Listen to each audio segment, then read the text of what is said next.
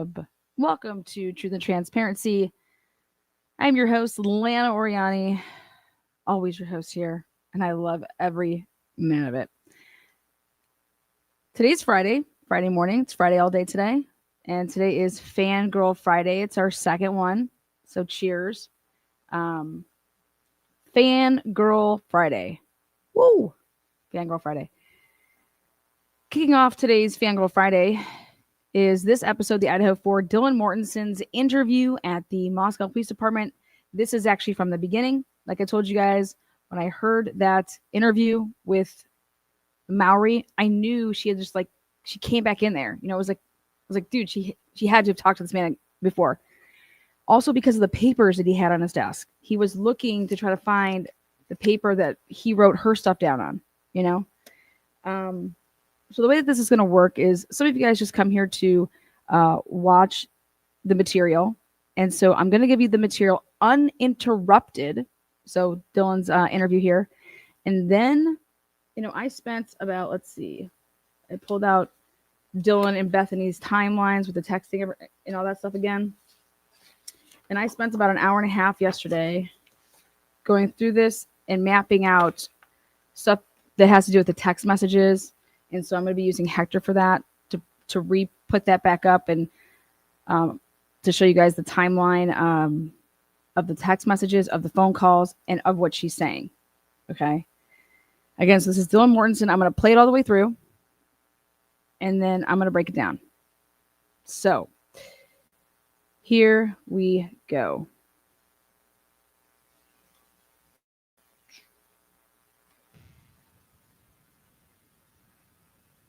We're going to give a shout out to our girl Plunder.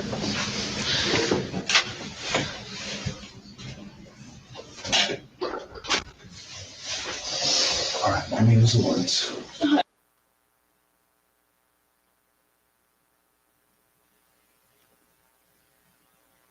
Have everybody you actually spoke to the common way? You can't see the dancing with you? What's your little initial? Okay, so here in the beginning, you're going to have their redactions. So social media posts? No. Okay. People are asking, when do I think this is going to not be the case anymore? Well, I'm going to get to that after this, and I'll tell you all about what I know about that. You've got your phone with you, no worries? Yeah. Do you have any pictures, any video, or anything like that? Any social media posts? No. Okay.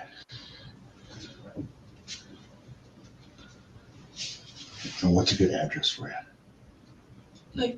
Just make somewhere. Where are you living right now? Are you here at the university?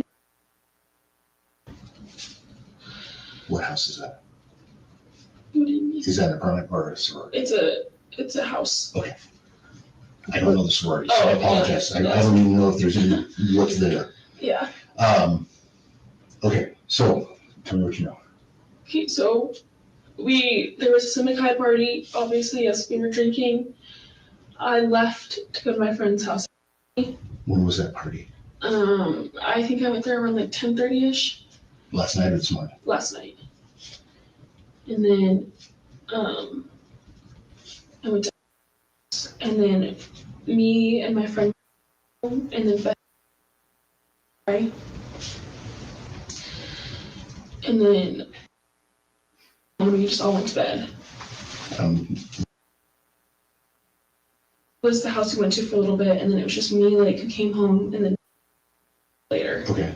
She's a girl. Okay. And are they all in the same place? She has. Okay.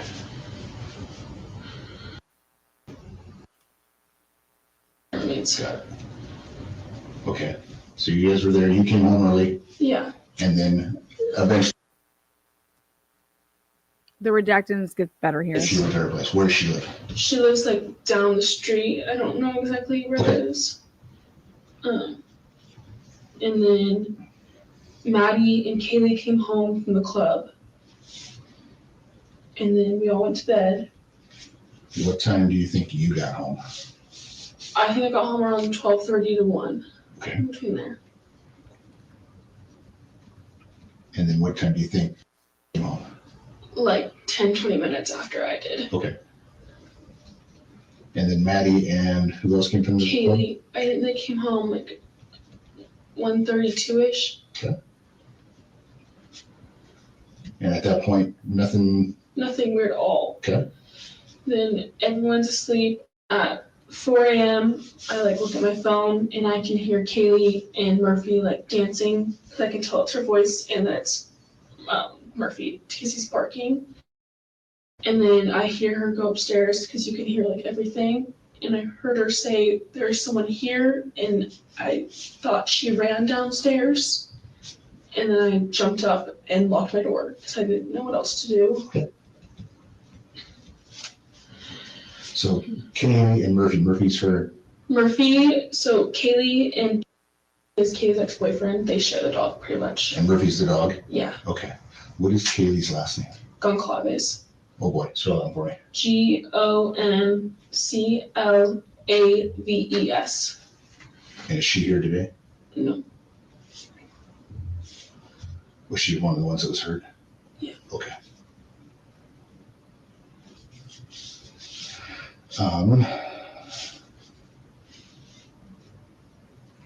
Okay, where is Kaylee's room compared to yours?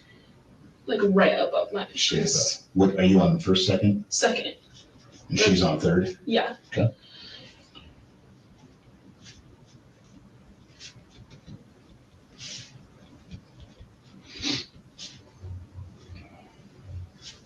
You said that Kaylee and share Murphy Yeah. This. and is Jeff Yeah. current? Yeah. He's ex right now.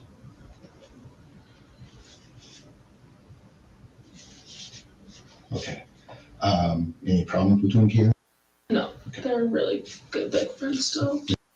You still play with the dog and stuff like that? Every now and then, yeah. Okay. So, you hear Kaylee upstairs, she's dancing, playing with the dog, normal Yeah. kind of thing, probably. Yeah.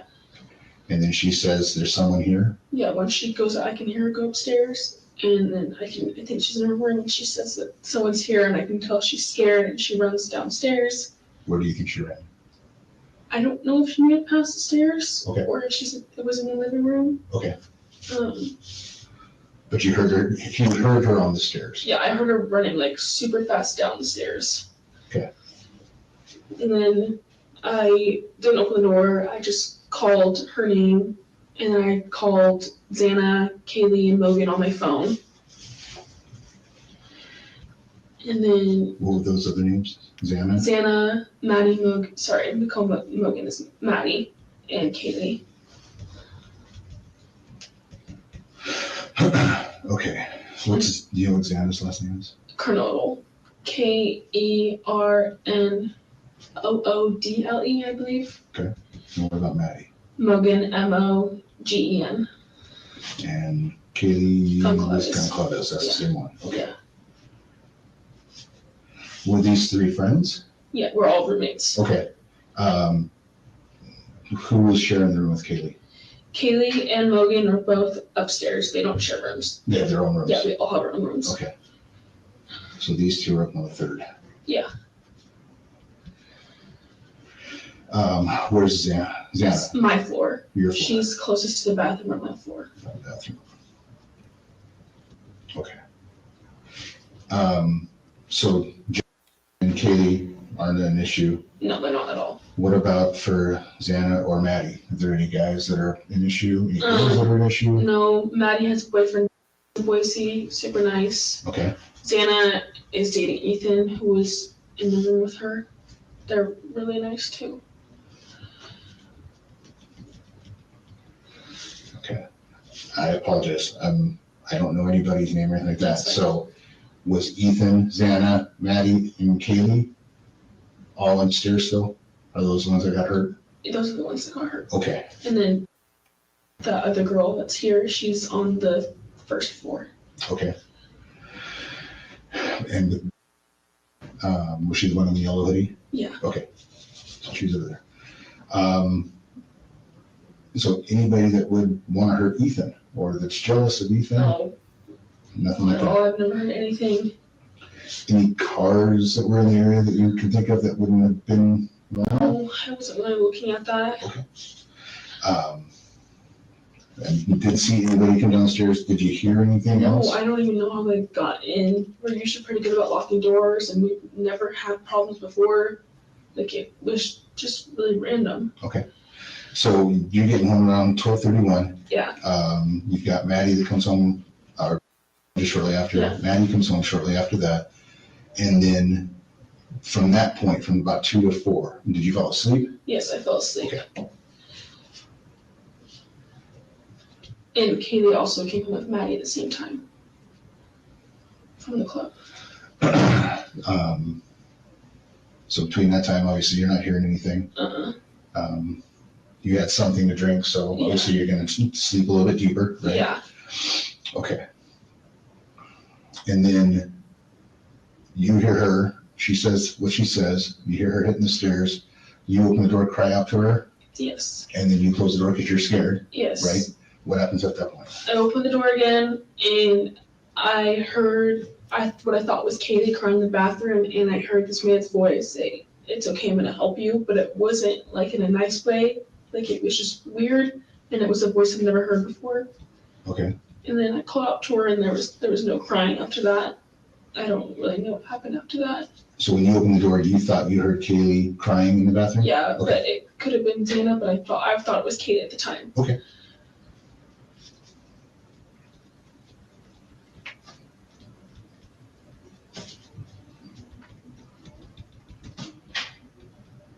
I don't know if these questions are really helping because I'm just right over the top of them. And you said you don't recognize the voice. No. And then I opened the door again, and the guy is right there. And he's maybe my height, a few inches taller, not like skinny, athletic built. He has all black. He's wearing some masks that covers just his forehead and here, and it goes like around. He was white. He saw me and I saw him, and he just left. And he was holding, it looked like it was this and this. It was black, and I didn't think that it was a gun, but now I'm thinking that it probably was.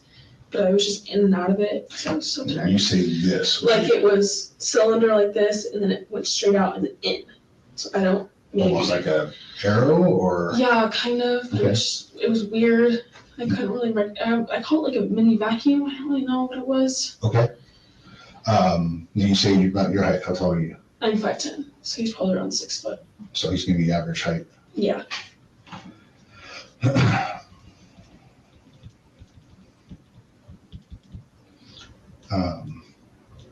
Any of the girls at all in the house get any kind of freak weirdness going on the last couple of weeks that they talked about? It's been all normal. Nothing weird at all. No weird calls, no texts? No, I mean, nothing really weird happens in Moscow usually. Right?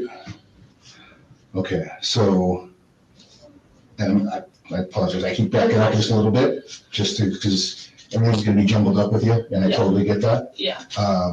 So you hear her dancing. Mm-hmm. You hear her say somebody's here. She goes, it sounds like she goes to the stairs. You open the door, call to her, close the door, and then you go to open the door because you hear her crying. Yeah. Or at least somebody, might not have been her. And then did you close the door and then reopen it before you saw him? Yeah, I closed it before I reopened it and saw him. From the time that you heard her say there's somebody here to the time that you saw him, how much time do you think? I don't know, I think it was like around 10, 20 minutes. Okay. I mean, I was really out of it. Everything was kind of blurry. Like, I don't fully remember it, I would say. Okay. So help me figure out where, like I said, I haven't been into the building. Where would if this is a basic layout of it, where would your apartment be? Okay, so. Or your room, I should say. I guess, like, to the doors right here. This is the apartment or that hall? It's like a house. Okay. It's a whole house. Then there's stairs that go up diagonally like this. Okay. Living room. Uh-huh. You're looking at the living room. To the right is the bathroom and Dana's room. Right in front of you is my room and the stairs. On the second floor, right? Yes. So you've got the stairs that are here on the second floor. You got the bathroom here? Bathroom and Xana's room around here. Okay. My rooms that are like right in front of it. Okay. And there's a kitchen. So this is the kitchen. Then there's stairs that go up to the second floor. Okay. So that's up.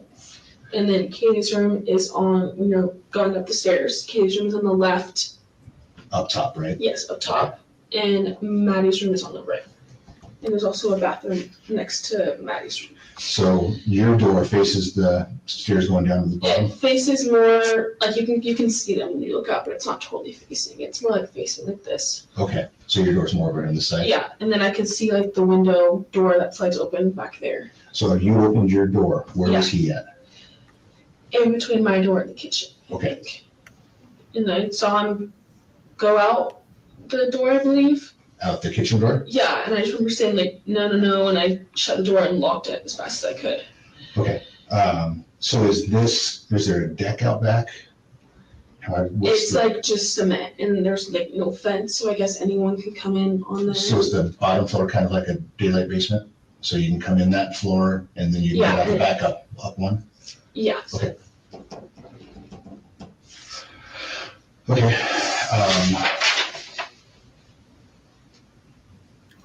So 5'10", all black. Could you see what color his eyebrows were or anything like that? No, Okay. I don't remember what his eyes look like either. Okay. He didn't say anything to you? I mean, I saw his eyes and he saw me, but he didn't walk towards me and didn't see anything. Okay. Which I found really weird. But didn't recognize eyes, definitely a white guy? Yeah, definitely a white guy. Okay. Any smells, anything like that that would be weird? Mm-mm. After he left, what happened? I called me and it was like I heard a sound like a firework and I didn't like put two and two together. And so I told her like I called everyone, they're not answering. And I'm in and out of it. I don't think anything of it. I just think everyone's asleep. And I go to her room, we lock the door, and just go to bed. Okay. And then this morning, it's like 11 or 12, and we're calling everyone, and no one's waking up. And we have like a really bad feeling. So I called Daniel's room, and he said he needed to call the cops right now. Okay. He wouldn't let us see what happened because he didn't want us to see pretty Totally. much. Yeah, Your house, co-ed? just Or girls. Okay. And, right? So Xana is on the same floor as me, first floor. Mogan and Keely are the third floor. Okay. That's what I'm messing up. Okay. Didn't hear a car start up, nothing like that after the fact? Great question. No, And then no one, has anybody seen anything on any social media posts? no, Anybody talking about anything? no. Okay. Okay. At the cigarette party, Mm-hmm. anything weird, strange, not normal? Anybody get angry with anybody? Anybody? No, it was just normal. Like everyone seemed fine. Xana and Ethan were with me, and it was totally normal. Like Okay. there was nothing weird or out of place or suspicious. Nobody hooked up that might have a boyfriend that wouldn't be Mm-mm. pissed off at him or something? No.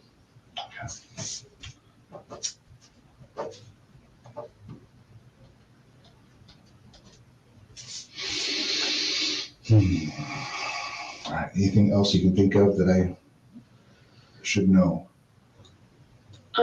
All that I really know was me saying that there was like a lot of boom, but I didn't hear it, Okay. and I don't really know how I didn't because I was on that floor. Because you were just right below it, right? Below me and Xana and me on the same floor. So like Xana and me same the same floor. And Oh, I then get you. down here and So Xana's in between the bathroom and the kitchen? yes, pretty much. There's like a wall and there's kitchen, Xana's room, bathroom. Okay.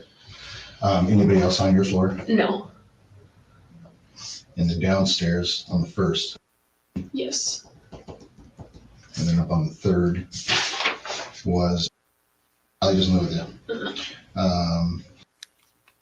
Kaylee and Maddie. Katie and Maddie, those are both on the third. Yeah. Similar layout where one bedroom over the other? Yeah, so Kaylee's room was here, bathroom in the corner, and then Logan's room. Okay. So Morgan would be over Xana's room? Yes. Ish? I would think so. Okay. And I guess Kay would be above my room, I'm thinking.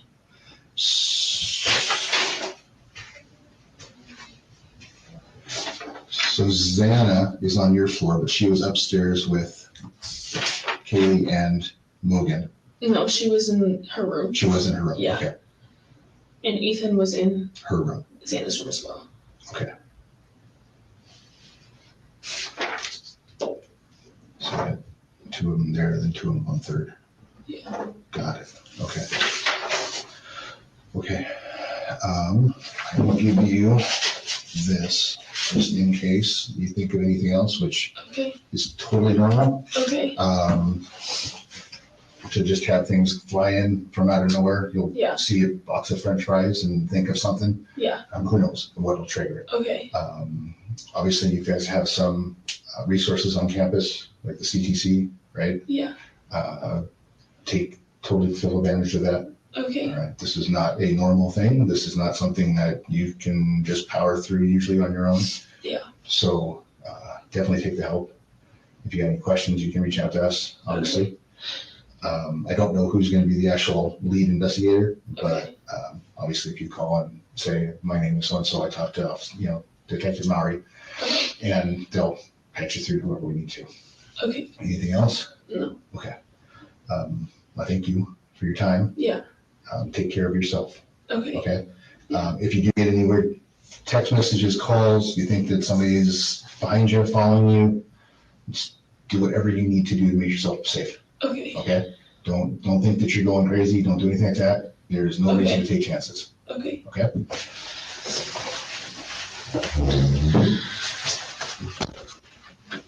Okay, now here it goes right into the second one.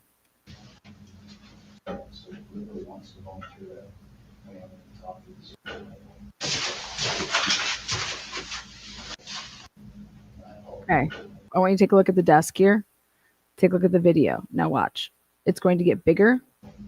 So watch. See that?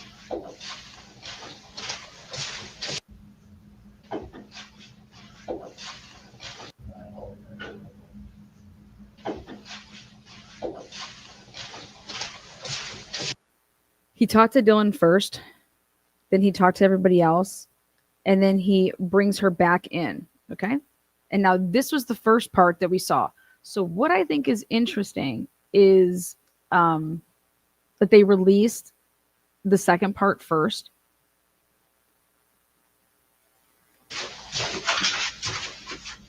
So I think that somebody might have said something that you said. I think what maybe it was. Did you have, or in the recent history, have anybody that you thought might have been stalking you, or that was just acting weird?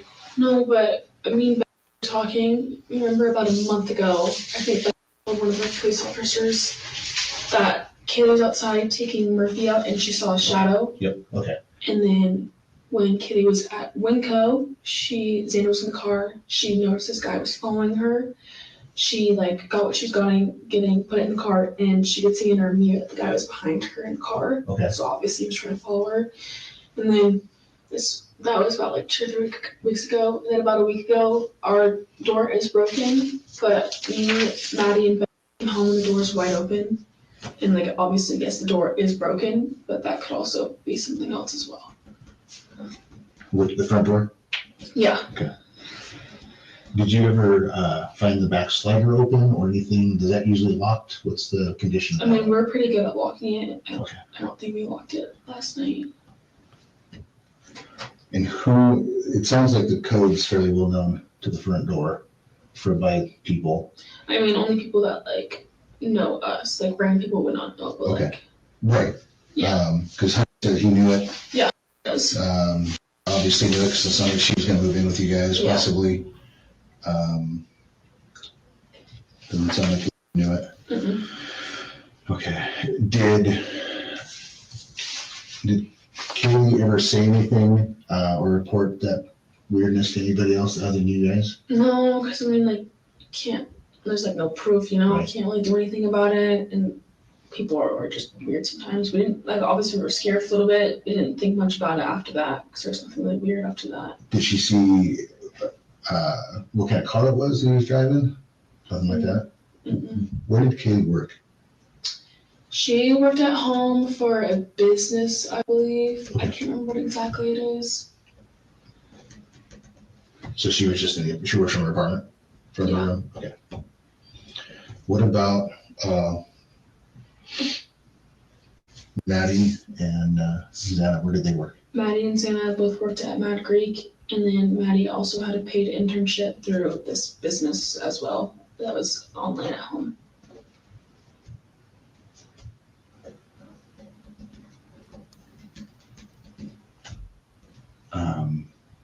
Who would know what that business is? How would I be able to figure that out? You might know. For Okay. parents. I can't remember what it's called. There's like, because they were business majors, and through their majors, they were able to get these jobs. Okay.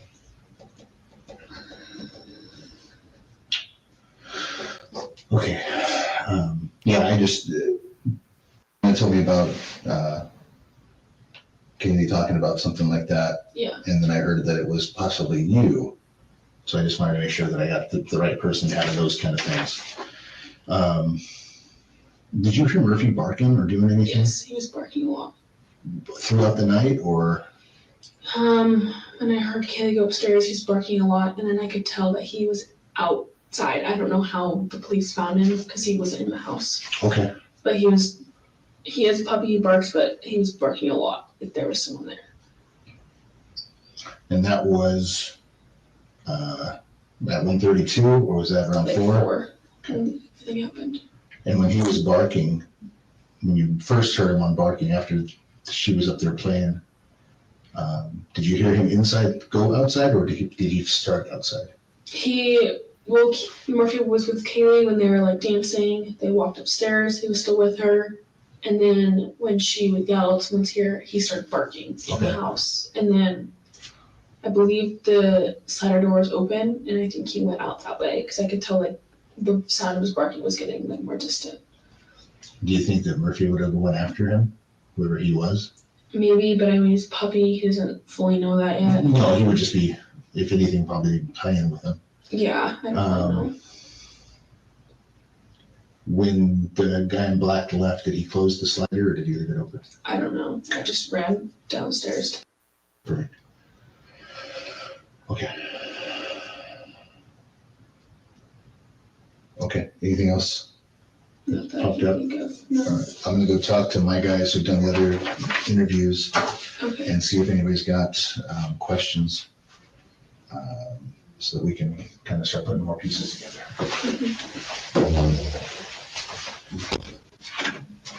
All right, welcome back. Truth and transparency. Okay, so first of all, what I went ahead and pulled out is I pulled out Ann Taylor's motion in limine for bushy eyebrows, the identification of bushy eyebrows. Now that we have this, okay, we can actually critique Miss Taylor. You can either jump and say, woo, she did a great job writing this part on November 13th, or you can say, wow. So first of all, this is the motion that you can find these words. DM is the only person alive who is known to have seen the intruder. So Molly McMichael, I challenge you. She only saw the intruder briefly. Her recollection or lack thereof is filled with uncertainty, fuzziness, the influence of alcohol, dreaming, and sleepiness. Now, remember, this is for the witness identification by bushy eyebrows, for just the term bushy eyebrows, not to be used at trial. Okay. Interview on November 13th, 2022. This is what Ann Taylor and her team take away from this, just as far as the bushy eyebrows go. On November 13th, 2022, DM was inside the house when the murders occurred and saw a figure dressed in black, herein intruder, when she peeked out her bedroom door around 4 a.m. Now, they use the word peeked out. I did not hear the word peeked out In this, I'm going to go back and re-listen to when she's with Noonans. The police department transcribed all of this, so like that's what she was using to like submit. So she peeked out her bedroom door around 4 a.m. Shortly after seeing the intruder, she went downstairs to Bethany's room. Well, that's where we have our first inconsistency. So she actually says the first time that she has Mowry in there, she says that she went back in her room, locked the door. The second time when she has Mowry in here and she's in there with this interview, when Mowry specifically asks about did you see him shut the door going out the slider?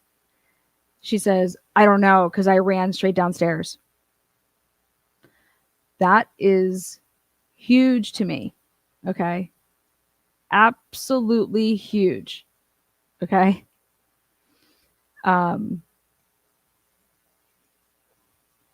So here she says, shortly after seeing the intruder, she went down to BF's room.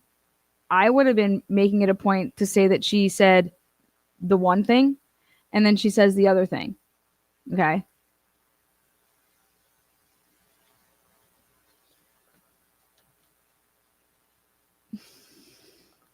The two girls fell asleep roughly 8 hours later. The two girls fell asleep, period. Roughly 8 hours later, a 911 call was made from BF's phone at 11:56. More than 8 hours after seeing the intruder, DM was interviewed by law enforcement at the scene and at the police department. It was confusing to DM that the intruder looked at her but did not come towards her or say anything. That is used. Okay. When describing the intruder to Officer Noon, at the scene, she described the height, build, and clothing of the intruder. Her description did not mention eyebrows. When she called Bethany before going downstairs to BF's room, DM said that she was kind of in and out of it. I was really tired, end quote. Later, when she was interviewed at the police department, Detective Mowry inquired about facial features and asked DM if she knew what color the intruder's eyebrows were. She did not know the color of the intruder's eyes or eyebrows. Everything was kind of blurry. Like, I don't fully remember it, end quote. During the Mowry interview, DM again mentioned that she was in and out of it because she was so tired. Okay, now. Keeping that in mind. I'm going to go back to the beginning here, and I'm going to blow this up. I'm literally going to have a field day here. Worries? Do you have any pictures, any video, anything like that? Any social media posts? No. Okay. Okay. You've got your phone with you, worries? Yeah. Do you have any pictures, any video, anything like that? Any social media posts? No. Okay. What was that question? When? Do you have any social media posts? When? For what?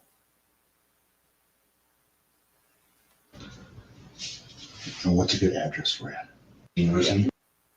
Is that an apartment or I don't even know if there's any, what's there. Yeah. Okay. Okay, so tell me what you know. Time what you know. Okay, so there was a Civic High party, obviously, yes, we were drinking. I left to go to my friend's house. Sigma Chi party. So she wants to start at the Sigma Chi party, and then she left to go to her friend's house. Okay. Yes, we were obviously drinking. Sigma Chi party. Left to go to my friend's house. When was that party? I think I went there around like 10:30ish. Last night? That would have put her at the Sigma Chi party for like no time. From like 9 to 10:30. That's mine. Last night. And then I went to and then me and my friend, She went to the Whites, is what I believe she's saying. and then And then, and then she's talking about the fact that she goes home and she brings that friend of hers with her. and then we just all went to bed. And then we got home and then we just all went to bed.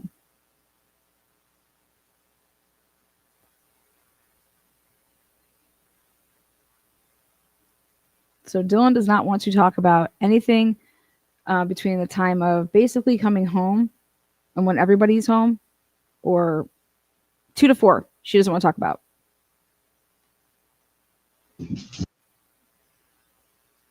Was the house we went to for a little bit, and then it was just me, like, who came home, and then later. Okay. She's a girl. Okay. And are they all in the same place? She has. Okay.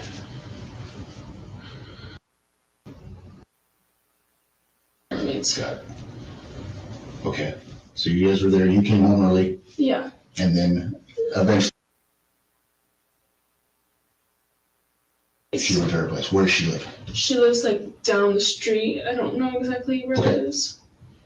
And then Maddie and Kayla. Okay. So this is a little weird to me right here. When he asks, where does the girl live that basically came over to her house, that watched the Vampire Diaries, but no mention of that. Where does she live? Well, she lives like down the road. I mean, I don't really know where she lives. That girl went to the dorms, or not the dorms, but the sorority house. Okay, like she doesn't know that her friend lives in the sorority house. When that girl left, he's asking like, where'd that girl, like, where does she live? I don't know. She lives like down the street.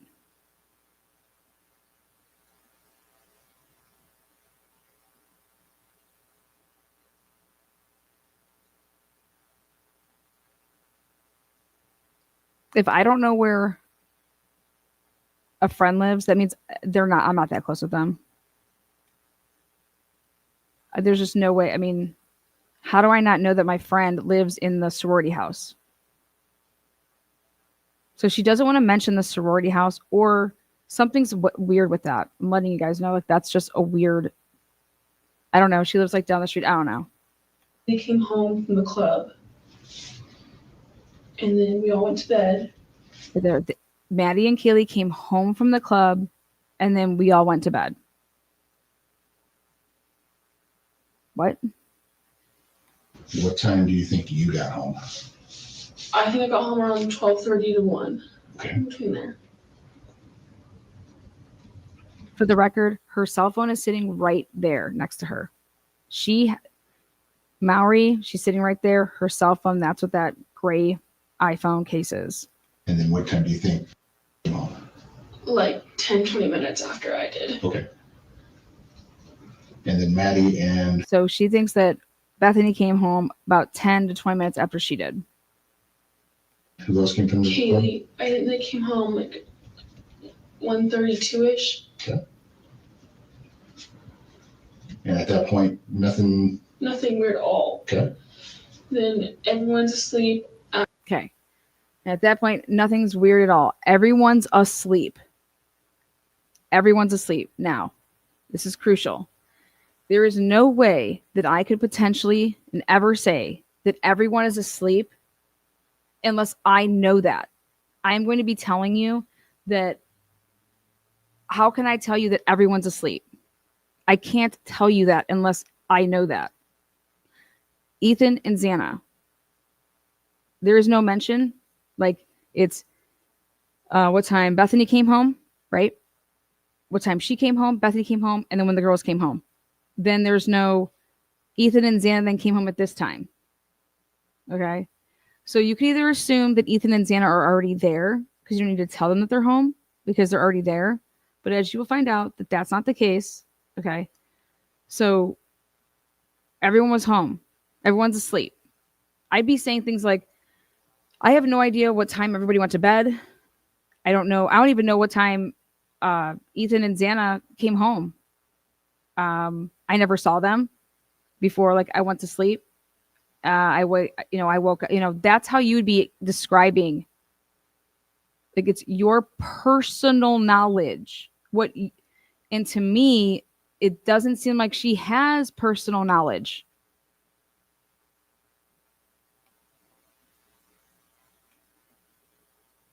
She wants to literally not talk about between 2 and 4 at all. She does not want to talk about that time. And it's not because she's just sleeping. And I have no idea what I'm by the time I went to sleep and then I woke up at like, no. She wants to just skip that really quick. She just wants to not talk at all about 2 and 4, okay? Between 2 and 4.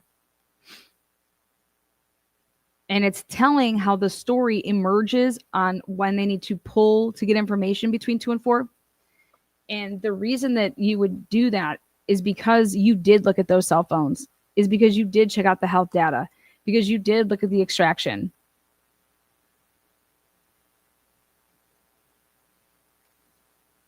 But listen, Maury is leading this whole thing. Maury's leading it. He is literally leading this. 4 a.m. I like look at my. Okay, right here. She doesn't say 4:22, 4:30, 4:20, 4:15, 4 a.m. And I mark down, it's really imperative that, and I state here, I'm going to put this in on Hector, but I say something on her phone. Why does she say 4 o'clock? Okay. Why is she saying 4?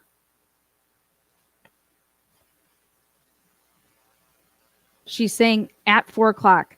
I'd be more saying 4:30 if it, 4 o'clock, at 4 o'clock. And then she says that she looked at her phone. Listen really closely. And at that point, nothing. Nothing weird at all. Okay. Then everyone's asleep at 4 a.m. So she doesn't say like everyone was asleep by 4. She just says everyone was asleep, period. At 4 a.m. I look at my phone and I can hear Kaylee. I looked at my phone. At 4 a.m., I looked at my phone.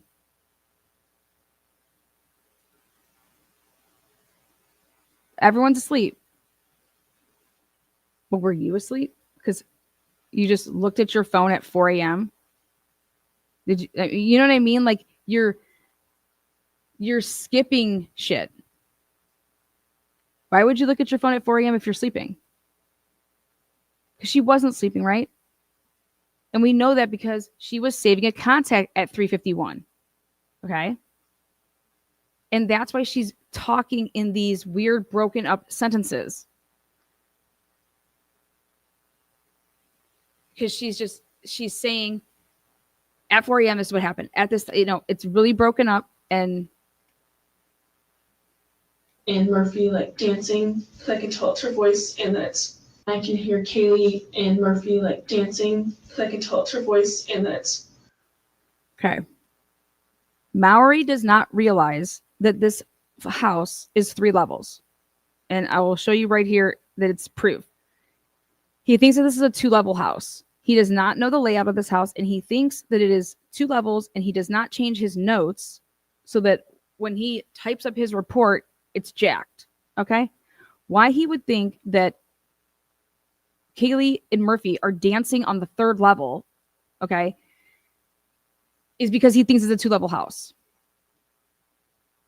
Dylan says it more than once that Kaylee and the dog, and what she means by dancing as far as my brain, is that she would dance with the dog when they would do like the TikTok videos and clap the paws and go like this, and how you dance with like your 2-year-old or your little baby, and you make them do crazy stuff like the lawnmower, and then you put like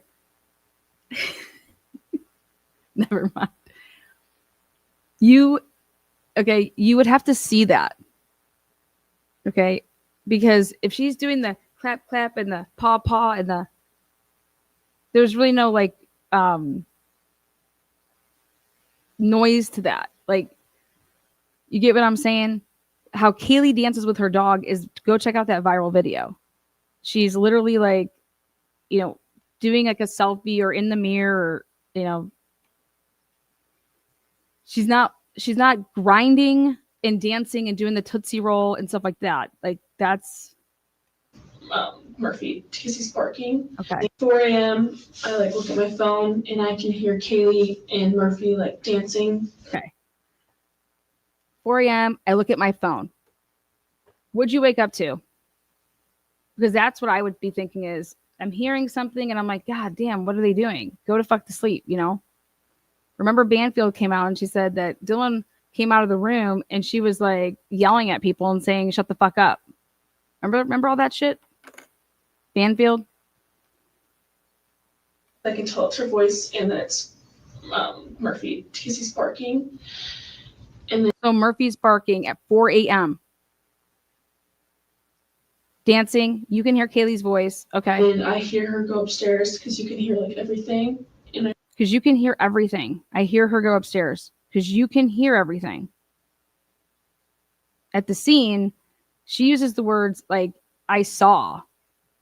Like, because she says, because Kaylee was going to get, Kaylee's like going, you know, getting ready to go to bed because it's like 4. So I then went ahead and went to bed. I heard her say, there's someone here, and I thought she ran downstairs. And then I jumped up and locked my door because I didn't know what else to do. Okay. So Kaylee and Murphy. Murphy's her. Murphy, so Kaylee and is Kaylee's ex-boyfriend. They share the dog pretty much. And Murphy's the dog? Yeah. Okay. What is Kaylee's last name? Gunclaw. Was she one of the ones that was hurt? Yeah. Okay.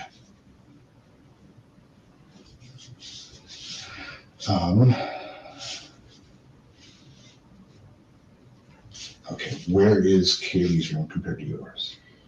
Like right above my Straight sheets. up. What are you on first, second? Second. And she's on third. See, Yeah. Okay. are you on the first, second? She's on the third.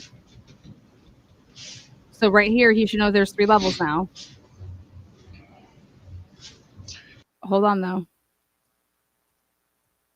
Are you on the first, second? Second. And she's on third? Yeah. Okay.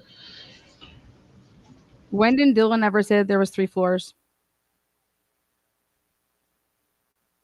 She doesn't do the layout of the home yet.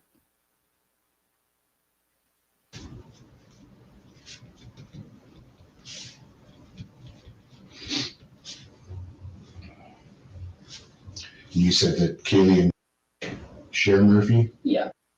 This. and is Jack's Yeah. current?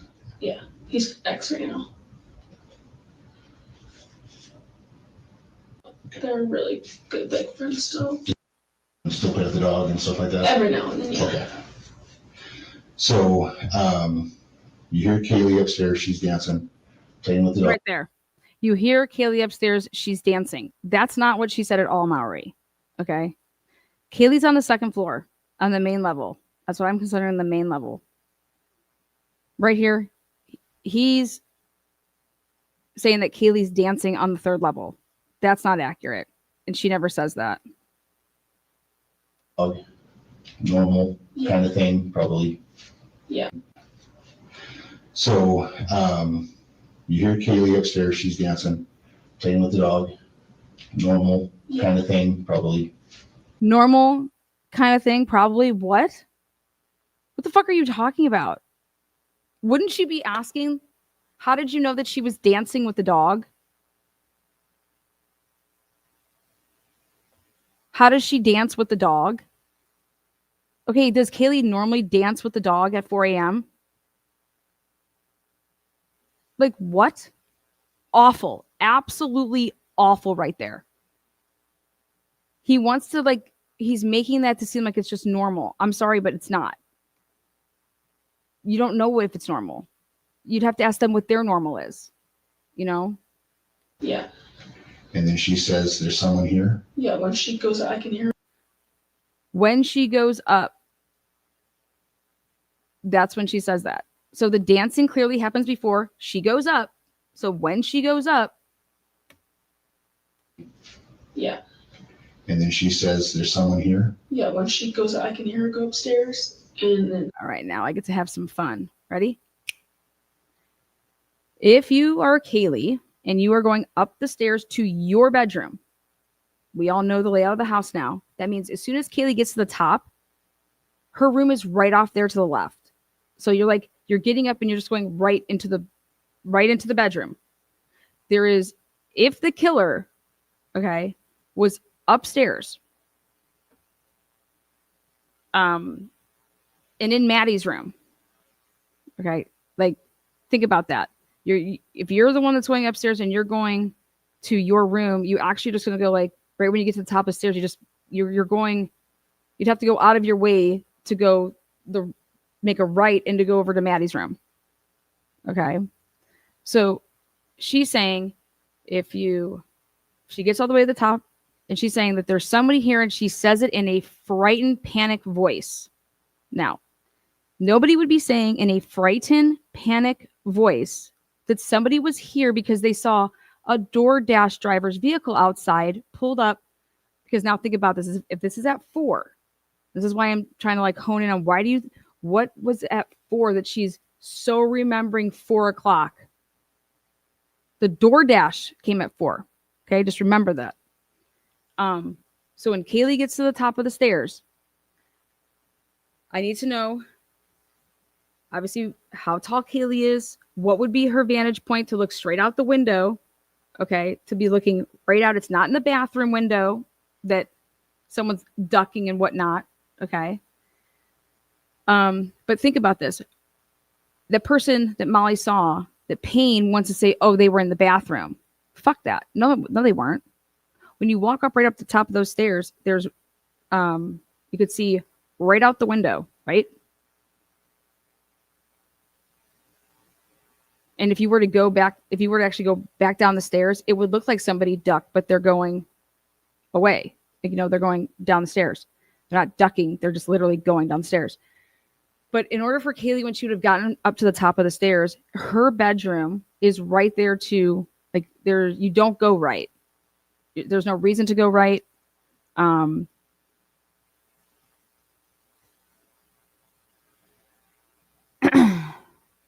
if she's saying right when she got to the top of the stairs, because what they make it seem like in the PCA, that it could have been Kaylee seeing that there was somebody here with the DoorDash. Until you hear this interview and she says that Kaylee is saying it with a scared voice. And I said, oh my God. I think she's in her room and she says that someone's here and I can tell she's scared and she runs downstairs. Where do you think she ran?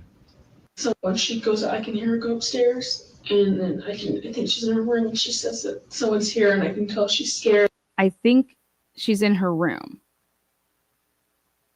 I think she goes and she gets into her room and then that's when she's like, I think someone's here and she's saying it like scared. And then I think she's in her room and she says that someone's here and I can tell she's scared and she runs downstairs. Where do you think she ran? I don't know if she made it past the stairs or if it was in the living room. Okay. Okay, now this is wild.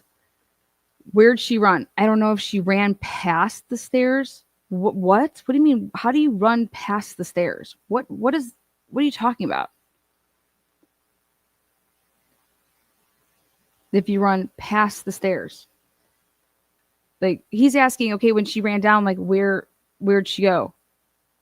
What does the term she ran past the stairs mean?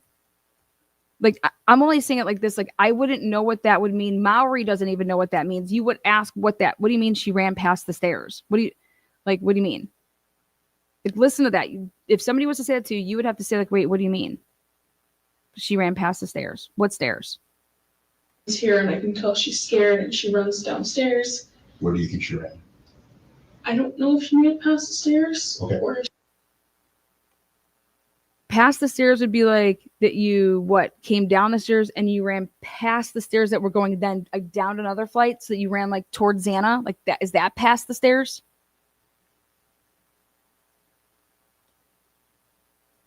it was in the living room. Okay.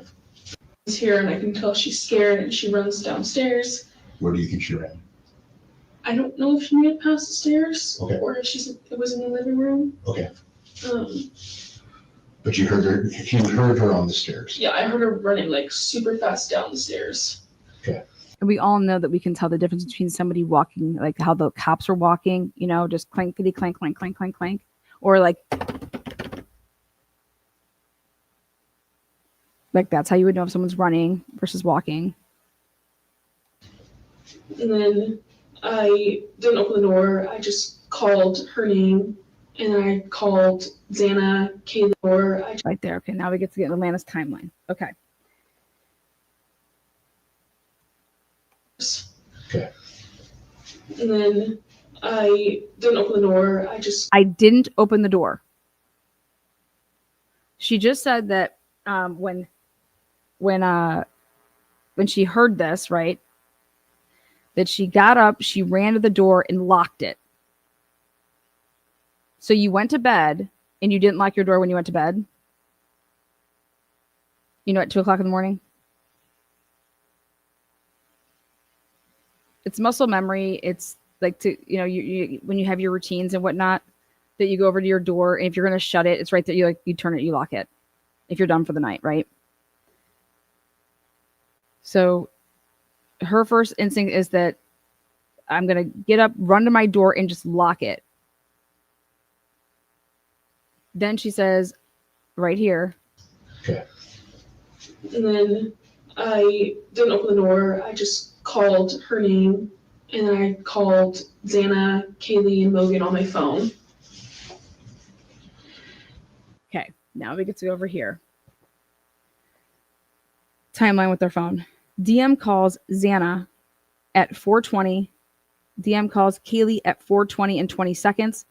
And then DM calls Maddie at 4:21 and 50 seconds.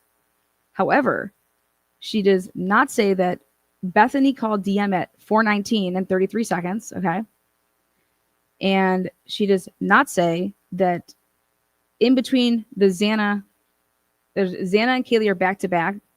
In between that, though, she calls, or I'm sorry, Dylan calls BF. Okay. So all these records show is that Dylan calls Xana, Kaylee, then Bethany, and has a 41-second conversation. Because before the two phone calls to those two girls, there's a 26-second conversation. Okay. She never says, she just says, I called Xana, Kaylee, Mogan. They just call Mogan by her last name. That's all, guys. It's nothing weird. We did that in college. Like, hey, Oriani, what are you doing? Get down here. Like, because guess why? There's a couple different Maddies. And so, hell yeah, you're going to call, Mogan. So when she says this, I circled the timeline to say, she calls out for her, and then she's saying that she called her, but she's saying that she called those three people. If you're recollecting it, you would know that I called everyone. I called Kaylee, Xana, Mogan, Bethany. I called them all. She does not say that. I didn't open the door. I just called her name, and then I called Xana, Kaylee, and Mogan on my phone.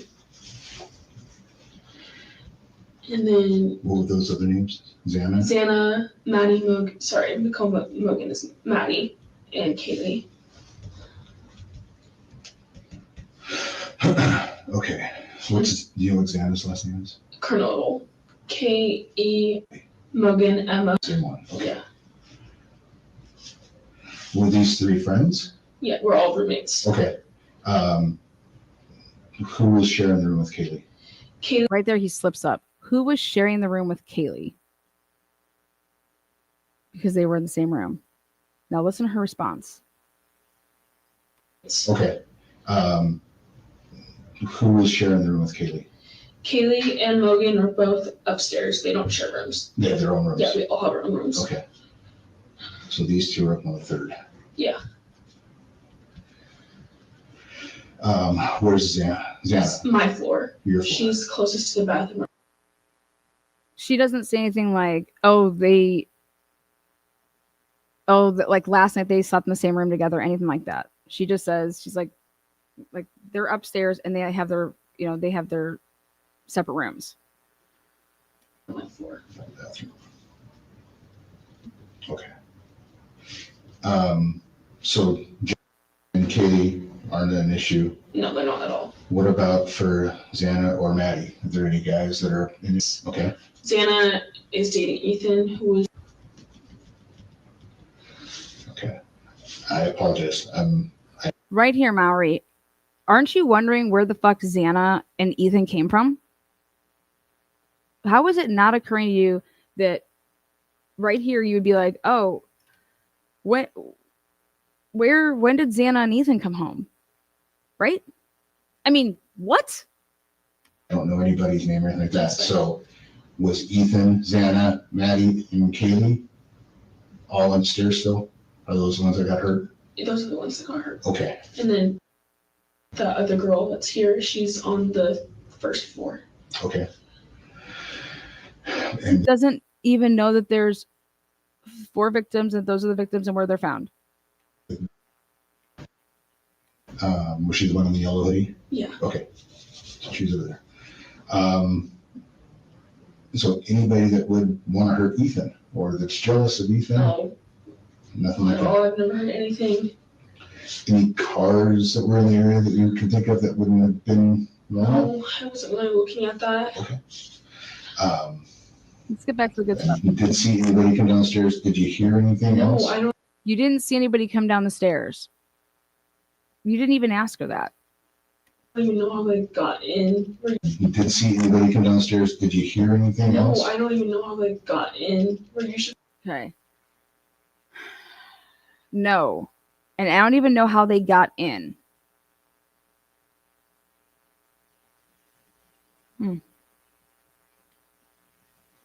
I'm pretty sure. Pretty good about locking doors, and we've never had problems before. Like it was just really random. Okay. So you're getting home around 12:31. Yeah. You've got Maddie that comes home just shortly after. Yeah. Maddie comes home shortly after that. And then from that point, from about 2 to 4, did you fall asleep? Yes, I fell asleep. Okay. From 2 to 4, did you fall asleep? Yes, I fell asleep. Do you? There's no mention in this interview about them going upstairs and hanging out in Kaylee's room. There's no mention about texting Eric, the grub truck or the private driver, about being hungry. There's no mention about Murphy being missing, Murphy running off, taking the dog out. I mean, when he's going back over to go like step by step by step, this is like when she should be like step by step by step. 2 to 4. Yep, I was sleeping.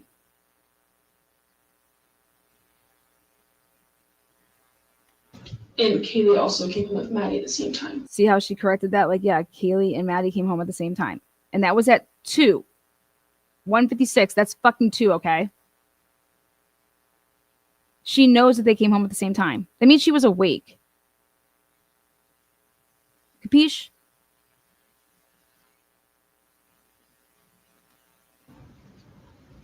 From the club. So between that time, obviously, you're not hearing anything. You're obviously not hearing anything. Between that time, 2 and 4, you're obviously not hearing anything. What? Are you insane to say that? Did you hear anything between 2 and 4? What woke you up then at 4 o'clock? So how did you wake up at 4 o'clock? Why did you look at your phone at 4? You had something to drink, so obviously you're going to sleep a little bit deeper. You had something to drink, so obviously you're going to like probably, like he's talking about alcohol. Right? Yeah. Okay.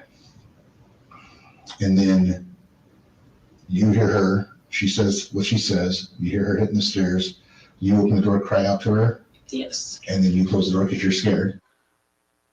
The first time, Maori, she runs to the door and locks it, does not open it. Then she calls out her name. Okay. Then this going over and opening it and then calling out is actually the second time.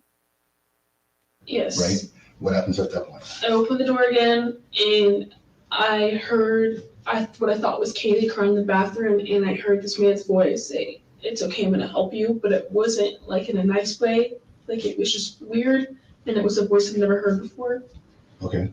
And then I called out to her, and there was no crying after that. Okay, perfect. Now, then you go back to this handy dandy phone shit, right?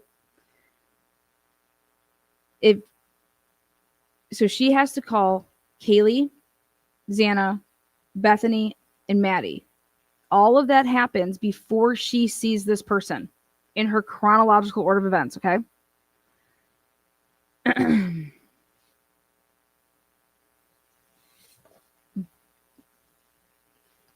If you go off of that, she couldn't have seen the person in a mask, okay, until after 4:21 and 50 seconds. If you go off of that, the car has drove away at 4:20 and 47 seconds. Okay? Meaning either the 1112 cameras off, but obviously like our iPhones aren't. So sorry. I don't really know what happened after that. So when you open, And there was no crying after that.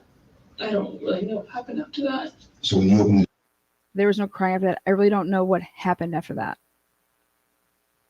door, you thought you heard Kaylee crying in the bathroom? Yeah, Okay. but it could have been Xana, but I thought it was Kate at the time. Okay.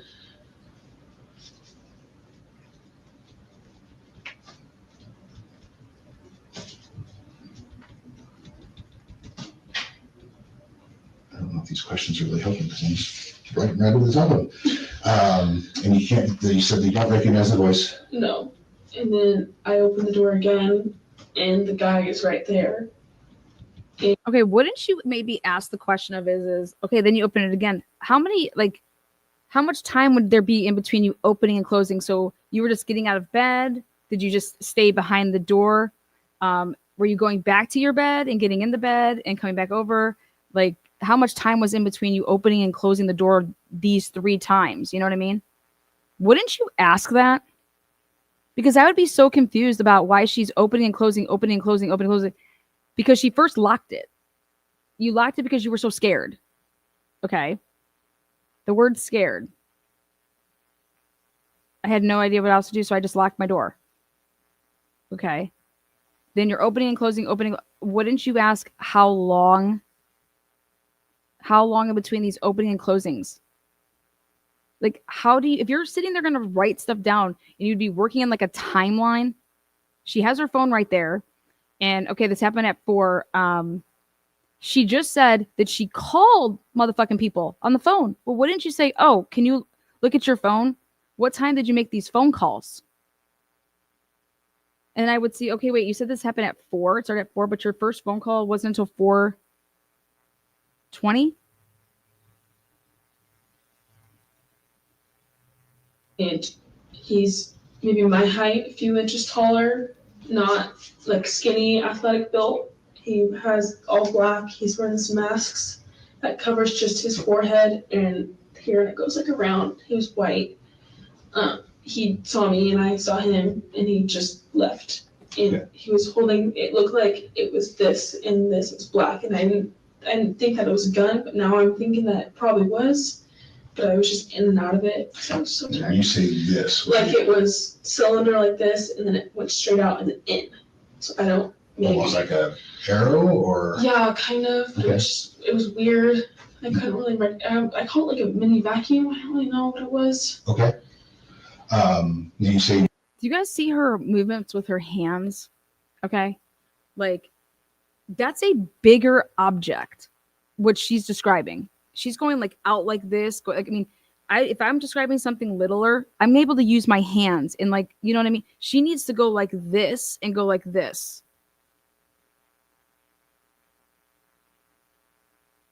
About your height, how tall are you? I'm 5'10", so he's probably around. Weird. I couldn't really. I called it like a mini vacuum. I don't really know what out of it because I was so tired. You say this. Like it was cylinder like this, and then it went straight out and then in. So I don't. Maybe. Almost like a arrow, or? Yeah, kind of. Okay. It was weird. I couldn't really. I called it like a mini vacuum. I don't really know what it was. Okay. You say about your height, how tall are you? I'm 5'10", so he's probably around 6 foot. So he's gonna be average height. Yeah.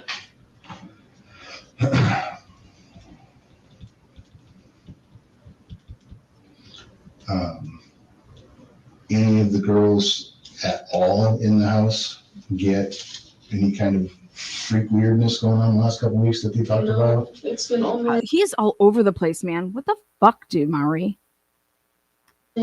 nothing weird at all. No weird calls, no texts. Like, how do you go from that when the guy's like you're explaining like the third door opening? Do you have ADD, buddy? Because I think you may need to take some medication. I'm not even playing. I'm trying to be kind because I don't know how you're like this is right. Oh, any of the girls? What the fuck? I mean, nothing really weird happens in Moscow usually. Right? Okay, so, and I apologize, I keep backing up just a little bit, just to, because everything's gonna be jumbled up with you, and I totally get that. Yeah. So you hear her dancing, Mm-hmm. you hear her say somebody's here, she goes, it sounds like she goes to the stairs. You open the door, call to her, close the door, and then you go to open the door because you hear her crying. Yeah. Or at least somebody, might not have been her. No words of screaming or anything, just no screaming. And then, did you close the door and then reopen it before you saw him? Yeah, I closed it before and opened it and saw him. Did you lock it? Each time you were closing it, you were locking it, right? From the time that you heard her say there's somebody here to the time that you saw him, how much? Oh my God, Maury, I thought you would never ask it. Oh my God, I thought you would never ask it. Here we go. Time. Heard her say there's somebody here to the time that you saw him. How much time do you think? I don't know. I think it was like around 10, 20 minutes. Okay. I mean, I was Not really long. out of it. I don't. Maury says not that long. Are you kidding me? What do you mean not that long? Holy shit. Think about this. They're over here talking about that this stabbing took place in 1:30 to 3:30 tops. Tops. That's what 10 to 20 minutes from the hearing. Listen, the question is from hearing her say that there's somebody here to then seeing the motherfucker. 10 to 20 minutes of a gap. Then you would have to work your way back to then start talking about, okay, so, and you heard her say it was right after like she went up the stairs. You know what I mean? Because now think about it like this.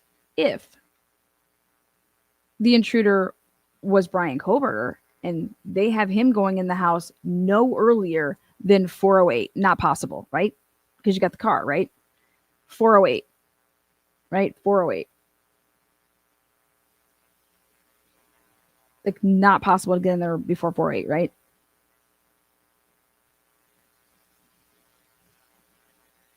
But if they're saying the thud at 4:17 was the killing of the last person, then that means let's back up 3 minutes from 4:17, 4:14. Do you know how quick 4:14 to 4:17 would be? 3 fucking minutes.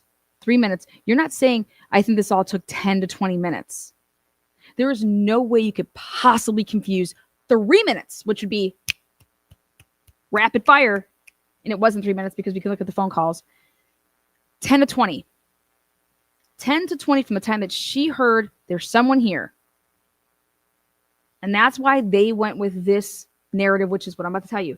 They were like, fuck, we have to account for there's someone here. It couldn't have been about the intruder. It has to be about the DoorDash. Okay.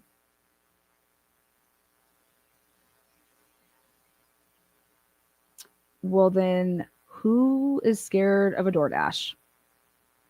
You cannot pick and choose. You cannot make that assumption after Dylan says what she says, which is, I heard her and she was frightened. She was frightened. I could hear it in her voice. Okay. And Murphy was barking, like, because there was somebody here, like there was somebody there, not here, there, like with her. Okay. So hear me out. So, it also wouldn't make sense that after you hear somebody is here, right? You hear like immediately the running down the stairs, right?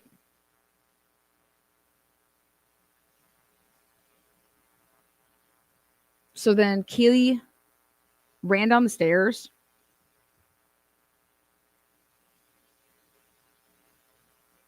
And she would have been, because she said, she's like, I closed the door, but then I called out to her. If there's no killer in there yet, Kaylee would have been saying things like, she would have responded to her, right? Because it's just for the DoorDash. So there's nothing. You get what I'm trying to say? Like, she would have gotten a response. The killer couldn't have been in the house yet, right? If you're saying it's Brian Koberger.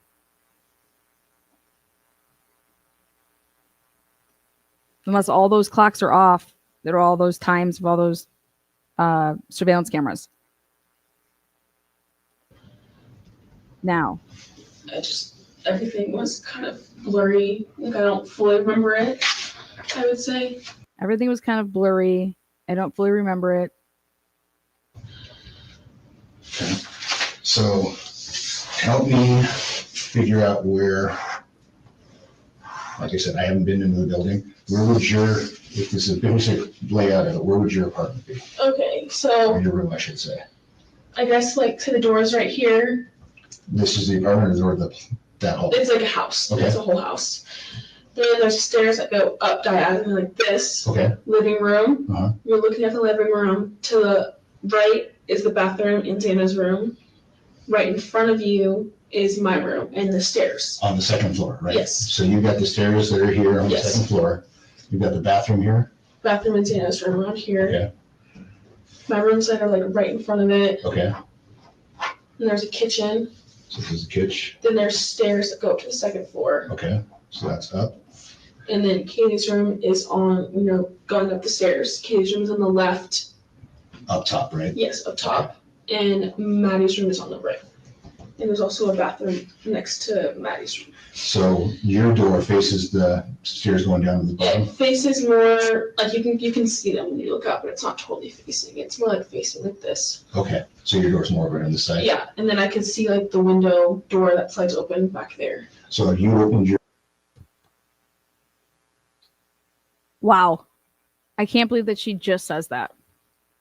You guys, you cannot, we've done this numerous times. Go look at the house. You cannot stand in the doorway and see that slider at the fuck all. We know that. We know that. You cannot see the sliding from standing in her room. If you're standing in a room in the doorway, you cannot see the slider. That is not true. There is no that is just simply not true. She has to walk out of her room and you guys, it's not true. Okay. Your door, where was he at? In between my doors. Okay. So your door's more over on the side? Yeah, and then I can see like the window door that slides open back there. So you can see the window. Okay. So she can see the window. So now let's think about something. She can see the window, not the slider though, from standing like right where her door is.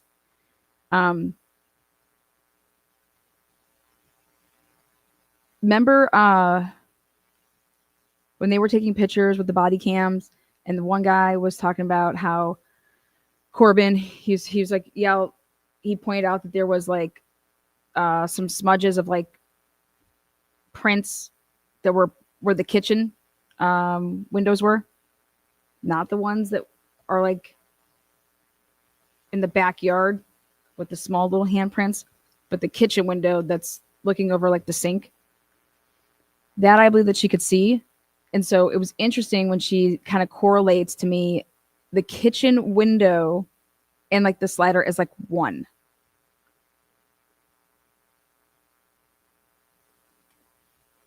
Which could potentially, did you see him over there? Not the slider? You know what I mean? you opened your door, where was he at? In between my door and the kitchen. Okay. Okay. Wait, again, here, two really good questions, and this is one of them. When you opened your door, where where was he? You know, where were you standing? Where was he? Can't believe that he didn't say any times that you opened up the door. Did you walk out? Did you go out at all? You just stayed in your room. I mean, what the fuck? What the fuck, Maury? Like, how are you even getting any information when you're not, when they say something to you, you don't know what they're saying. So you have to keep continuing to ask questions to understand what they are telling you. How are you not asking any follow-ups to actually understand what she's saying to you? I don't understand that. He's the kid in class that will sit there knowing that he has not a fucking clue what that teacher is teaching and will sit there and not ask a question to understand it. That's him. He's that fourth grader. So your door faces the stairs going down to the It bottom? faces more like you can see them when you look up, but it's not totally facing. It's more like facing like this. Okay, so your door's more over on the side? Yeah, and then I could see like the window door that slides open back there. So if you opened your door, where was he at? In between my door and the kitchen. Okay. In between my door and the kitchen. Well, the kitchen where the kitchen starts? Or like in the kitchen, like between the kitchen slider in your bedroom? Because where the kitchen starts and where her door is, I mean, you might as well kiss, right? It's just fuck shit, right? It's like, whoa. And if you open the door and he's already past you, right? Then that means that he would have had to turn around to look at you. Remember, I've always said this. I said, we need to know where he was when she first opened the door. Because if I've already walked past you and you open up your door, but I'm already facing that way and I don't really hear that, then how would I turn around? Why would I turn around? But with what she's saying, then that means that the killer, who she saw, literally had to turn around to see her. Which then, that's where Bill Thompson is saying, I know that they saw each other. Well, yeah, based off of this. Because she's basically saying that the killer would have had to turn around. You understand? If you're, which way was he facing? How about that? Like, so you saw him, was he facing towards you? Was he facing towards to leave? Was he just standing there like this?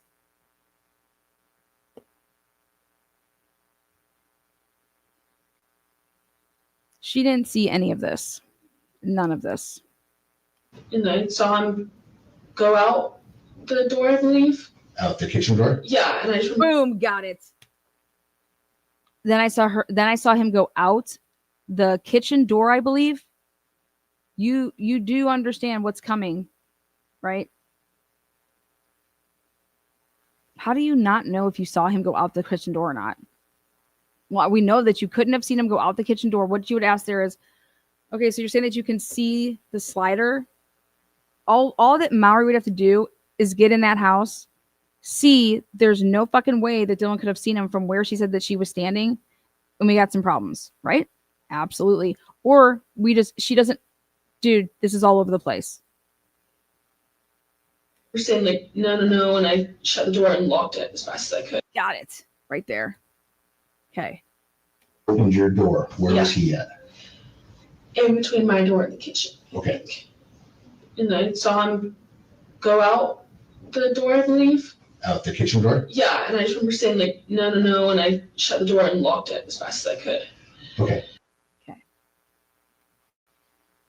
She remembers saying, no, like, I mean, it's nothing. Like, she's talking to herself when she's saying that. I remember saying to myself, no, like, there's really not an intruder here with a mask on.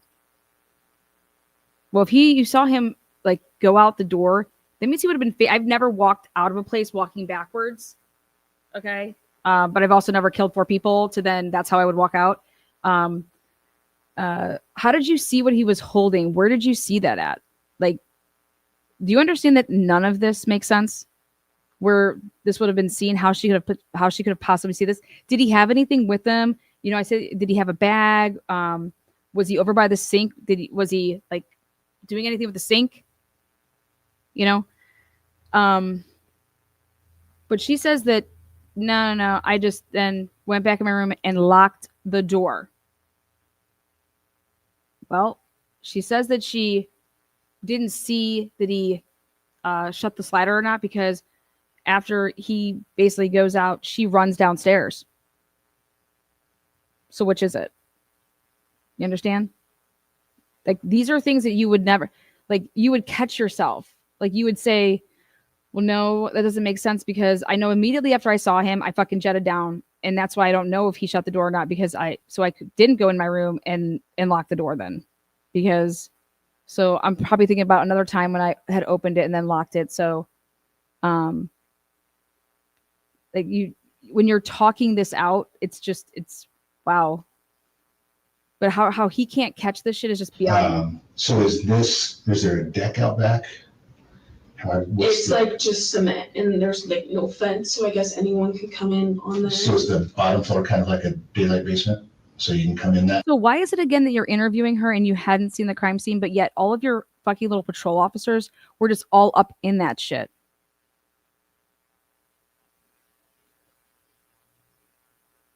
It would have behooved you to go out to that crime scene first, right? Floor, and then you get out the back up one? Yeah. Okay.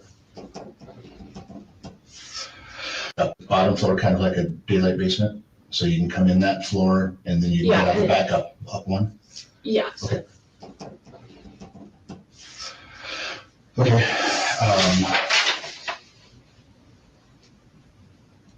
So 5'10", all black. Has she mentioned any text messages yet that she's made, that she's authored? No. She doesn't mention the text messages at all. Did you see what color his eyebrows were or anything like that? No, I don't remember what his eyes look like either. I'm sorry, but like, isn't everybody's eyebrows motherfucking brown?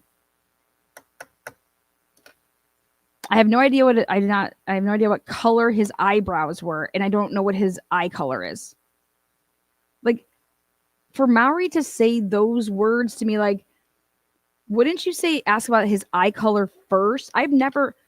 Did you see what color his eyebrows were?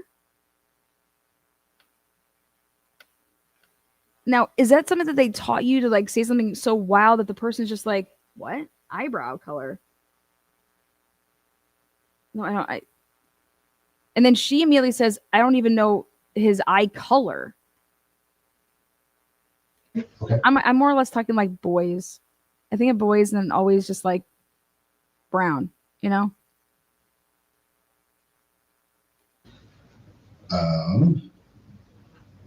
He didn't say anything to you?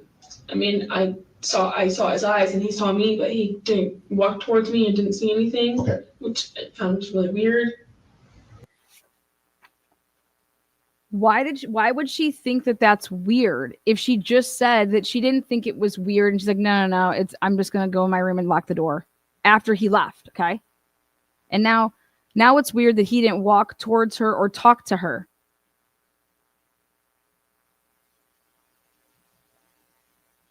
So that would tell me that we don't normally have people with masks on in our house at 4 o'clock in the morning after people are crying and dogs are barking. Okay, that doesn't happen in my house all the time. So it was all of it was weird. And then he saw me. I know he had to see me because I saw him, and we like our eyes made contact. Okay, well, how did that happen? Well, when I opened up my door, he turned around, and he was basically almost like in the kitchen. And then so he turns around. That's why I saw like this cylinder thing that he had, and he was still dressed in all black. So he didn't change his clothes there, right? Because this is what Scott Roeder said, which I thought was fucking brilliant. I said, what would be the reason that he wouldn't have killed Dylan? He's like, because he had already changed clothes and he couldn't get bloody. If he in that house was taking off clothes, and he had already put on different clothes, he cannot get those clothes bloody. So he wouldn't be able to kill Dylan. Like, that would fuck up his exit strategy. And I was like, wow, that's one of the most actually intelligent things that I've heard about it. Because why wouldn't you kill her? You would kill her just like you when you ran everybody else and you killed them. Okay? Like, he is shit. Sorry, Maury, you're not good at your job. If it wasn't for Othram, no arrest would be made if Othram doesn't give you the name Brian Kohlberger. Sorry, facts.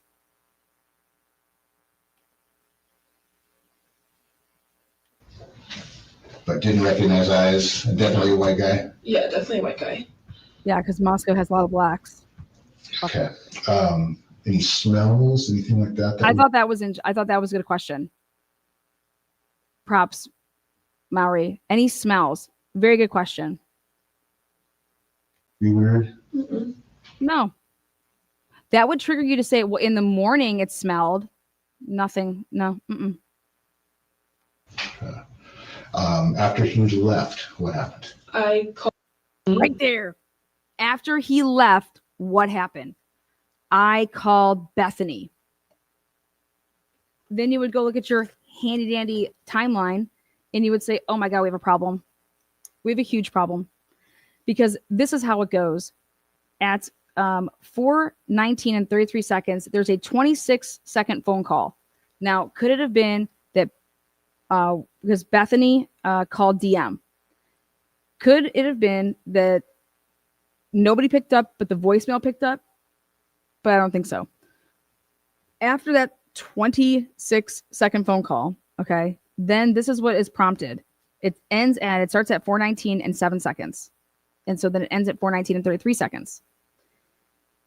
Then within 26 seconds, so 26 seconds is a long time if you're just like sitting there, right? All right. At 4:20. So she waits 26 seconds, Dylan does, after the call that happened by Bethany calling. She calls Xana at 4:20 on the dot, unanswered.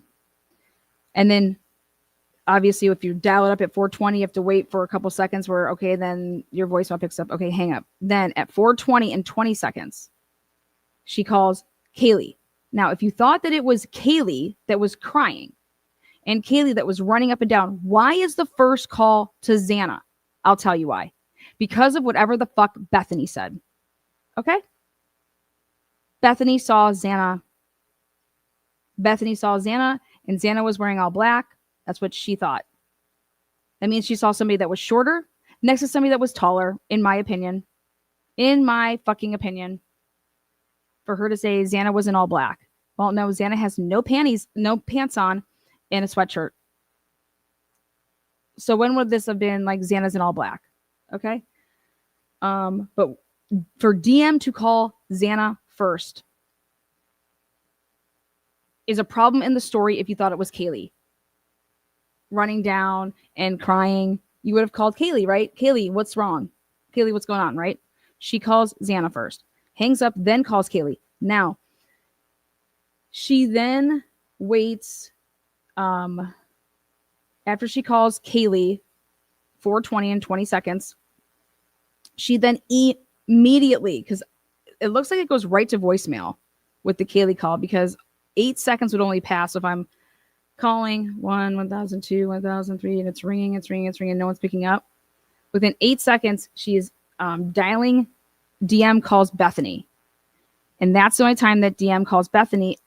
And if she's saying asking, what did you do? What happened after he left? I called Bethany.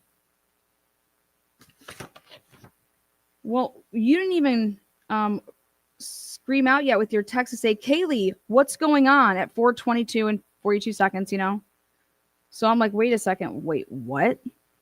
She's saying that right after he left, I called Bethany. That would be at 4:20 and 28 seconds.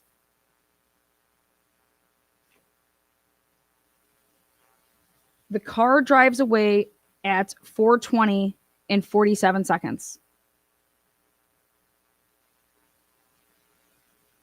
If this isn't completely in 100% stage in terms of whoever came there, okay, and like literally like, sped away or whatever,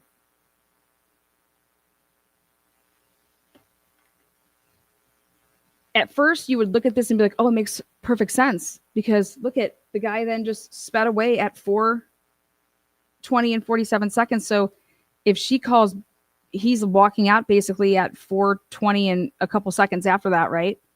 And then she calls Dylan. She calls Bethany. You would, if you were to first look at this, you'd be like, "Oh, this is perfect." But the problem is what she's saying about everything else, because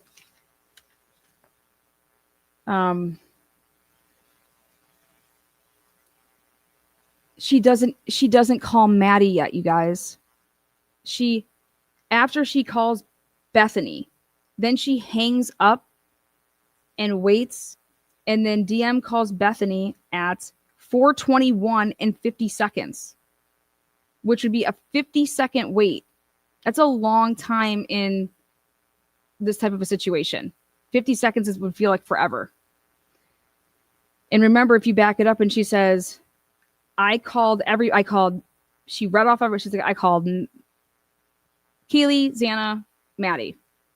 That's the order. She says that she called those 3 people first. Then I'm yelling out to these people. And then after I see him and after she walks out or he walks out, I then call Bethany. Sorry, that can't be your order, because you called Bethany before you ever called Maddie Mogan.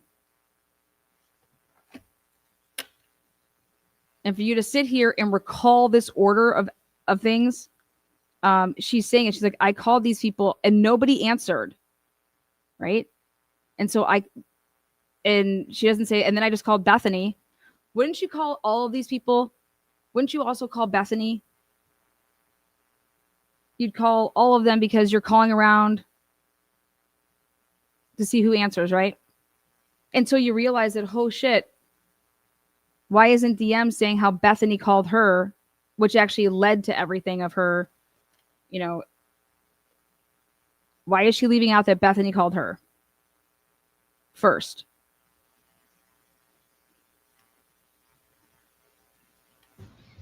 And it was like, I heard it sound like a firework and I didn't like put 2 and 2 together. And so I told her, like, I called everyone, they're not answering. Right there. I told her that I called everyone and they're not answering. On the phone call that she's saying that when she called her, Bethany saying that she heard like a firework, but she didn't put 2 and 2 together. What? And I'm in and out of it. I don't think anything of it. I just think everyone's asleep. And I go to her room, we lock the door, and just go to bed. Okay. So let me get this straight. At 4:00 in the morning, you hear Kaylee and Murphy dancing in the living room. Then earlier when you're talking to Noons, you talk about how, oh yeah, Kaylee was going to bed, so then I was going to go to bed because it was like 4:00. And then when Kaylee's going upstairs, then I hear her say that there's somebody here. We find out here that she's saying, and I know that she said it in like a scary type voice. She was scared and the dog starts barking. Well, the dog starts barking at 4:17 nonstop. So that would mean that everything started at 4:17.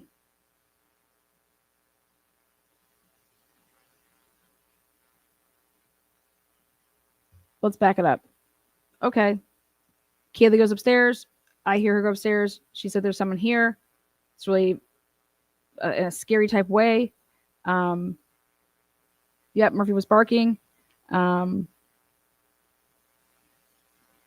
Then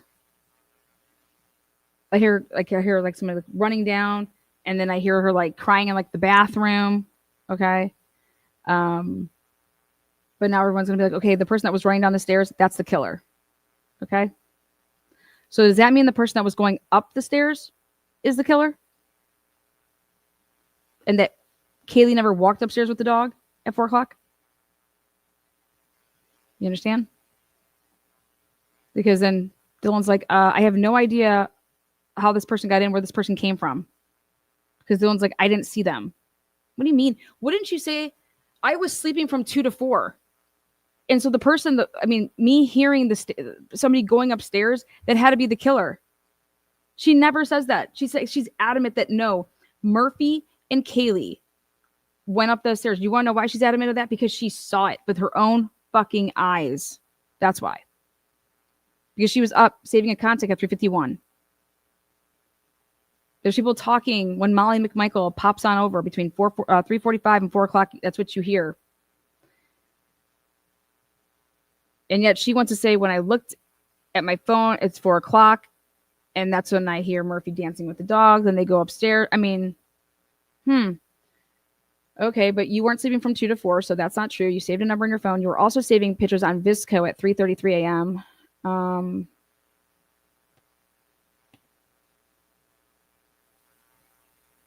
And then you don't tell him that Bethany called you first. You leave that out.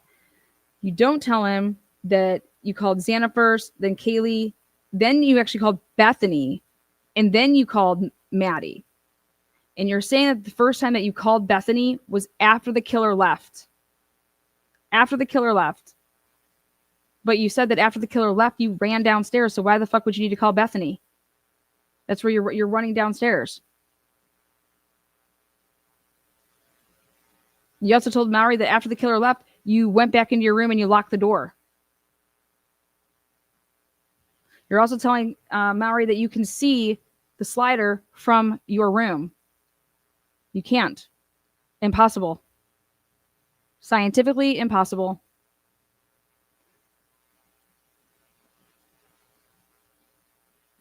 Maury asks you if you hear a car start up.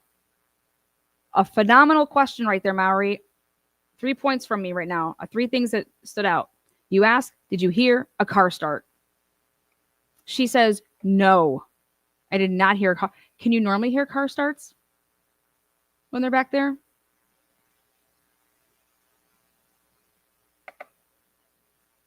Did not hear a car start. All of those leaves are down, y'all. Did you hear somebody walking through the fucking leaves? Are you kidding me?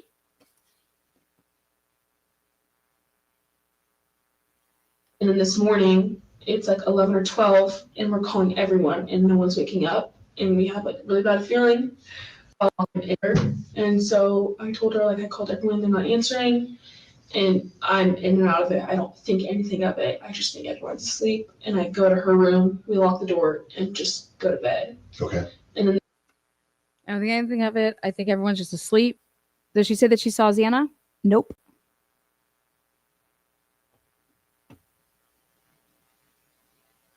She just decides, okay. She does not say, I was texting with her. Oh my God, we were texting when this was happening. She doesn't mention any of the text messages, which were, no one is answering. I'm really confused, says Dylan. Why are you really confused, Dylan? It's because of what Bethany fucking told you at the 4:19 and 7-second phone call. That's what's really confusing. Then DM text Kaylee at 4:22 and 42 seconds. Kaylee, what's going on? Now, in later interviews, in the interviews with Noonans, she says that I was yelling out to Kaylee and Xana, and they would have heard me. Not only would they have heard me, I also called them. He would have heard the call and me yelling out. So that means when you were doing that, the killer was still in the house when you were making phone calls. Okay? And you hadn't seen him yet. So explain this to me. If DM called Xana and DM called Kaylee, she calls DM, or DM calls BF at 4, right after that, 4:20 and 28 seconds, and they talk on the phone until 4:21 and 9 seconds. So during the time that they are on the phone, Bethany and Dylan, during the time that they were on the phone, is everybody understanding that the killer, if he's in that car that's speeding away, they're not on the phone saying, oh my God, did you hear that car speed away? You guys, that was loud. That they were on the phone during that time.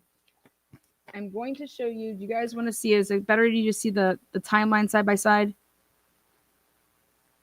From 4:20 and 28 seconds to 4:21 and 9 seconds. They're on the phone for 41 seconds. During that block of time, the car is speeding away and is seen on camera at 4:20 and 47 seconds.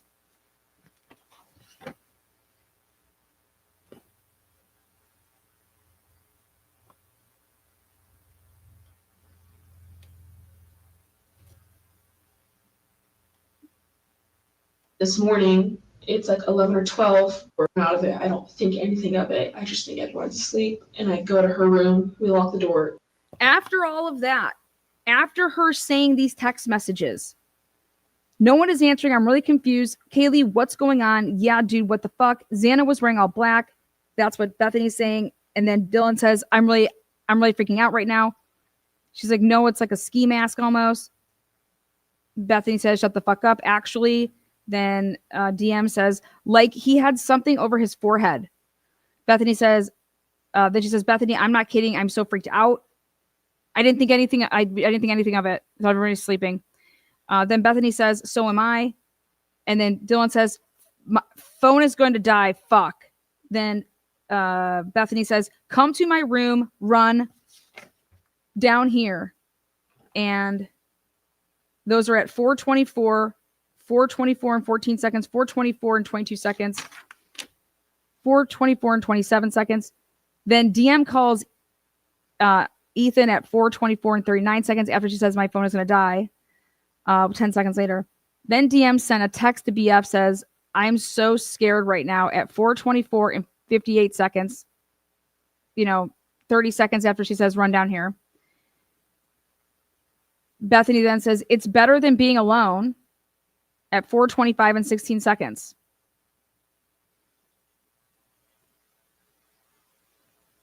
Now,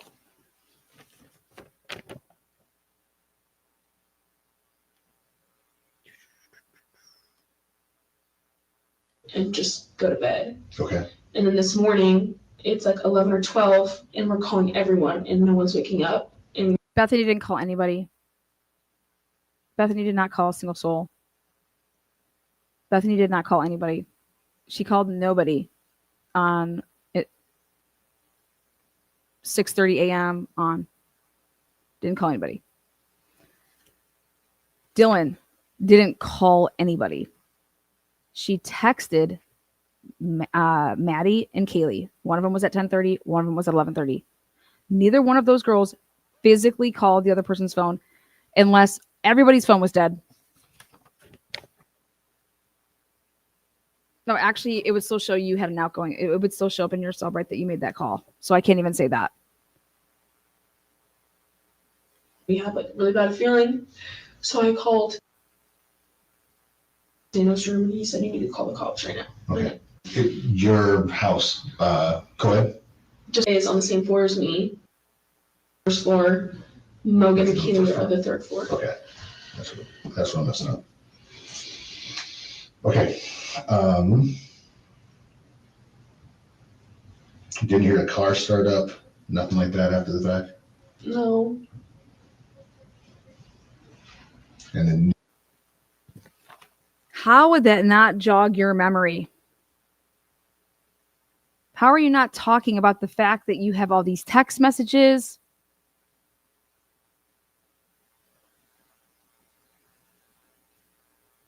They have to make it seem like that they were not scared.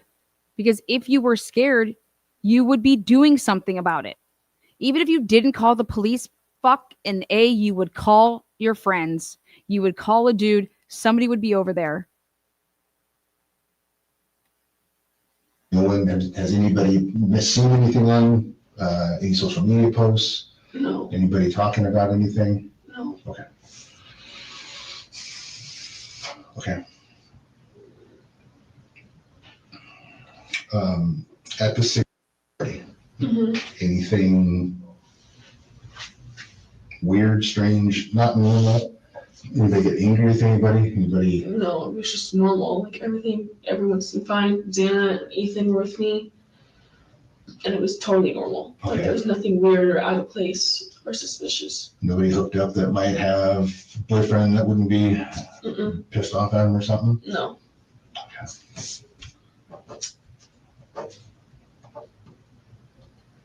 People. I mean, only people that like know us. Like random people would not know, but Okay. like Right. yeah, you can't. There's like no proof, you know. I Right. can't really do it. Apartment from the Yeah. room. Okay. What about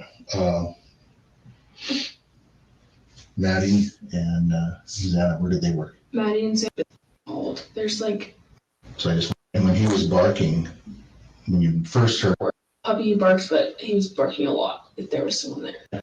about something like that, Yeah. and then I heard that it was possibly you. Okay, here we go. So I just wanted to make sure that I got the right person out of those kind of things.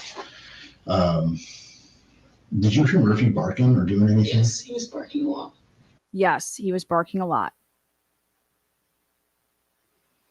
Well, we've all heard the tape. Murphy doesn't start barking a lot until 4:17. Unless they would have to do like get a dog in there, close everything up, have all the doors closed, and let a dog be barking and see if you could hear it on that camera. Okay. Because could Murphy have been barking earlier than that? But the reason that you started to hear Murphy barking is because at 4:17, when the person's like running out and they would then open the slider to then leave, is that then why you can start to hear Murphy? But they said that they did this test Throughout the night, or When I heard Kaylee go upstairs, he's barking a lot, and then I could tell that he was outside. I don't know how. Okay. Perfect. I heard Kaylee go upstairs, he's barking. did you hear Murphy barking or doing anything? Yes, he was barking a lot. Throughout the night, or Right there, great question. Barking throughout the night. And she's assimilating and she's saying the first time that she is putting Murphy barking is When I heard Kaylee go upstairs, he's barking a lot, and then I could tell that he was outside. I don't know how the police found him because he wasn't in the house. okay. But he was. I don't know how the police found him. I don't know how the police found him. He was in the house. It seems like you went looking for him in the house and you couldn't find him. That's what that tells me. I don't know how the police found him because like we couldn't find him, but the police found him in the house. Because we looked all through that motherfucker and we couldn't find him. When I heard Kaylee go upstairs, he's barking a lot, and then I could tell that he was outside. He was barking a lot when going upstairs. He was barking a lot when going upstairs. So he's trying to get your guys' attention, barking to like come up here, right? Right? I don't know how the police found him because he wasn't in the house. Okay. Because he wasn't in the house. You guys hear that? I don't know how the police found him because he wasn't in the house. Capiche? How would you know if Murphy was in the house or not? You would have to go looking for Murphy. And you didn't leave the bedroom. You understand? That's a fucking problem right there. That is an absolute problem. He wasn't in the house. Well, how do you know that he wasn't in the house? But he has puppy, he barks, but he was barking a lot if there was someone there. He was barking a lot like there was someone there. I personally believe that Murphy started barking a lot to try to get the attention, like, hey, come up here type of thing. And it's interesting to me that, but the way that she thinks that this is happening is that Murphy started barking when going upstairs with Kaylee, right? But if that really wasn't Kaylee, we're saying that the killer took Murphy upstairs. Murphy was basically being walked by the killer upstairs while barking. And that was at 1:32, or was that around Like 4? And everything happened. And when Boom. Mallory wants to know, okay, so Murphy barking a lot, was at 1:30 or 2, meaning like when they came home? And she's like, no, 4, when it happened. At 4, when it happened. Dylan Mortensen is convinced that this occurred at 4 o'clock. The killings, it occurred at 4. She's not saying like, yeah, like 4, 4:30, 4.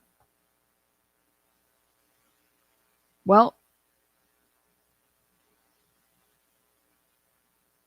That should be interesting to a lot of people out there. He was barking. Because that car doesn't come into that area, and that person that are saying that is in that car isn't going into that house till at least 10 minutes later. When you first heard him on barking, was at 1:32, or was that around Like 4? And everything happened. And when he was barking, when you first heard him on barking after she was up there playing. See right there, when she was up there playing, what the fuck are you talking about, Maury? She wasn't upstairs playing with Murphy. She was on the second level, right next to Dylan's room. Fuck, probably Dylan was in the goddamn living room. Dylan is awake. She's saving a contact at 3:51. She looks at her phone and sees that it's 4 when this is going on. 4. She's saving a contact at 3:51. When Molly's there. And whoever the fuck Molly was there with. Just saying. Did you hear him go outside, or did he start outside? Murphy was with Kaylee when they were like dancing. They walked upstairs. Got it. Murphy was with Kaylee while they were dancing. How do you know that? She knows this. She knows this. She knows that Kaylee and Murphy, they were together on that second level dancing because she's seeing this, right? Because you would say, well, I don't know. I mean, I heard, you wouldn't, she's adamant. She saw them dancing. I would never describe hearing somebody and saying that. I would just describe the noise that I heard. She's saying they were dancing. Barking. When you first heard him on barking after she was up there playing, did you hear him go outside, or did he start outside? Murphy was with Kaylee when they were like dancing. They walked upstairs. He was still with her. And then how does she know that? She would yell, someone's here, he started barking in the house. And then when she says there's someone here, he starts barking in the house at 4. She would not be looking outside and seeing somebody outside, and Murphy is a little dog that cannot see through the window, okay? There would have to be something right there. And she's making it seem like that it was Kaylee that was going up and down with Murphy, okay? How do you know that she's going up and down with Murphy? You would ask that, and she would be saying, well, because I can hear his collar, the little jingle and stuff, and you can hear, make her talk about it.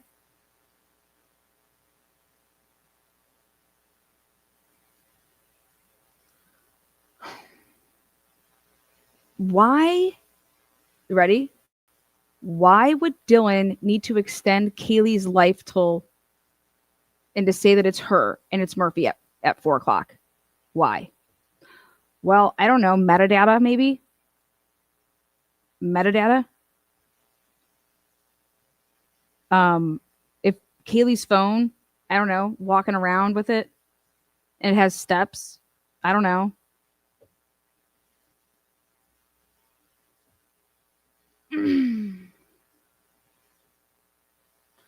Okay, ready? So, this is her recollection, and she's just, he asked the question, okay. I believe dancing, they walked upstairs, he was still with her, and then when she would yell, someone's here, he started barking. How long between that? And then when she yelled that there's someone here, he started barking.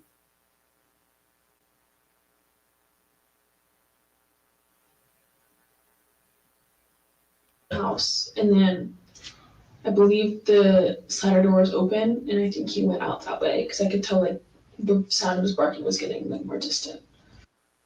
Amazing. You could hear that the sound of his bark was getting more distant. Was that when you were in your bedroom, or when you were in what's her tits room, Bethany's? How could you tell that? Where were you? Was that when you were in your room or in Bethany's room? Is that why you were on the phone with Bethany? So you're talking to her in one ear and you're listening. Is it because you were actually looking for Murphy that you knew that he went out the slider? in the house. And then Murphy was with Kaylee when they were like dancing. They walked upstairs. He was still with her. And then when she would yell, someone's here, he started barking in the house. And then I believe the slider door was open, and I think he went out that way because I could tell like the sound of his barking was. She just said, I believe the slider door was open. 2 seconds ago, she's saying that she has no idea if the slider door was closed, okay? Because she ran downstairs and didn't see if the killer shut the door or not. Okay, was this before or after you saw the man? Like, and every time that you were opening and closing your door, did you see Murphy? Were you hearing Murphy when you were opening and closing the door? Was anybody screaming? Were you calling these people on their phones? Getting like more distant. Do you think that Murphy would have went after him, whoever he was? Maybe, but I mean, he's a puppy. He doesn't fully know that yet. No, he would just be, if anything, probably playing with him. Yeah, I don't know. When you guys, this answer to me is by far the wildest answer. She's trying to think like a dog, like that a dog would know that that's an intruder, even if you're like that a puppy wouldn't. But once the dog gets older, that if Murphy would have been older, Murphy would have known that that was like a bad man. Do you think that Murphy would have went after him, whoever he was? Maybe, but I mean, he's a puppy. He doesn't fully know that yet. No, he would just be, if anything, probably playing with him. Yeah, I don't know. Are these and then Mallory's response back? I mean, if anything, he would have just been playing with him. Did you just miss everything that she just said a minute ago when she said that when Kaylee said that there's somebody here and the voice was like, it was a frightening voice. It was because that person's there, like not like here outside parked, but there, physically there.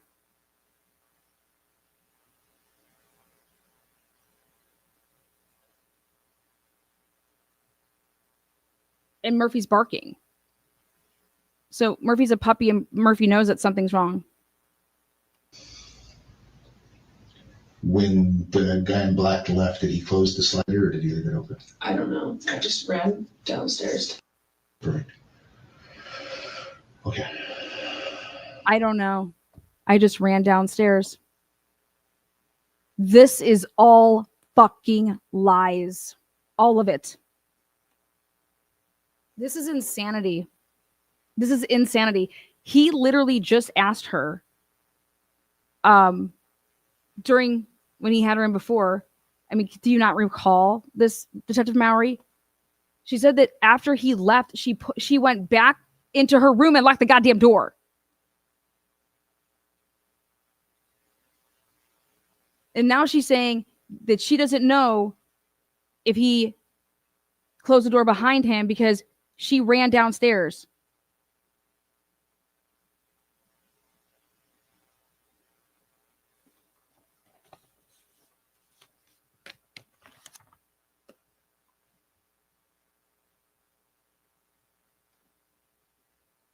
You would have to clear up all of this, especially once you see this.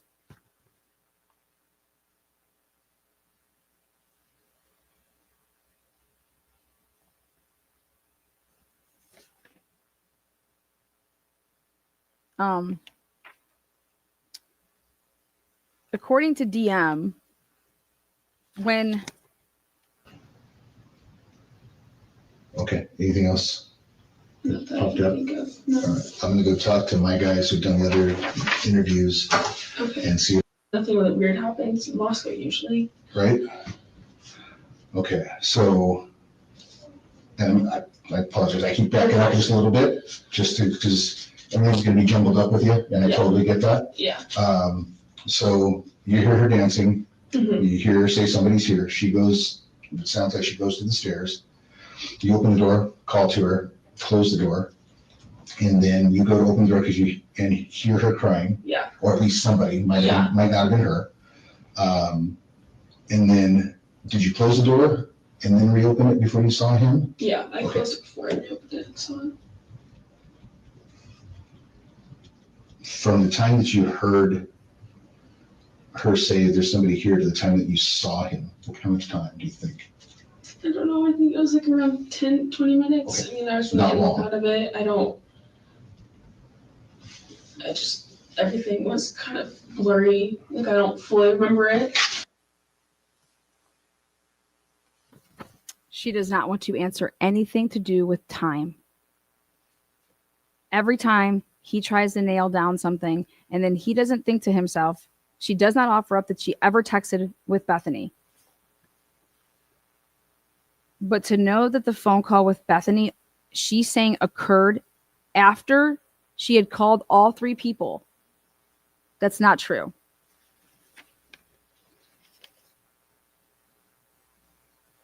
She also says that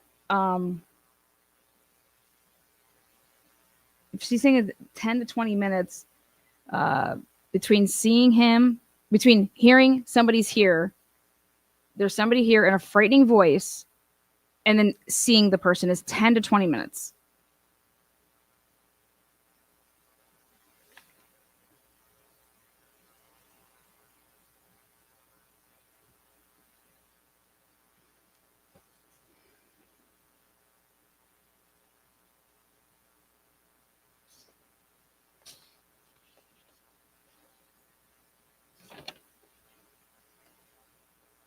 I just didn't think anything of it. I didn't put two and two together.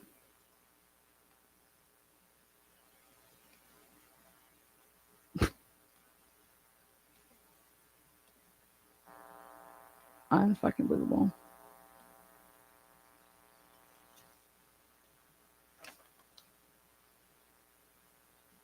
This shit boils my blood. All right.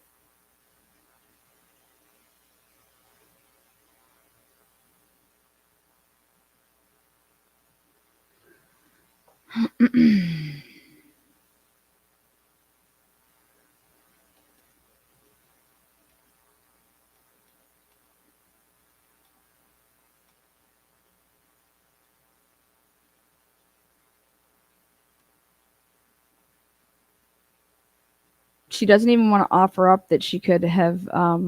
Okay, so here. Take a look at something that should really, really make you go. The things that make you go, Okay. There's no phone activity on either of their phones from 3:51. Actually, you know what? I'm going to pull up the Excel spreadsheet better. Hold on.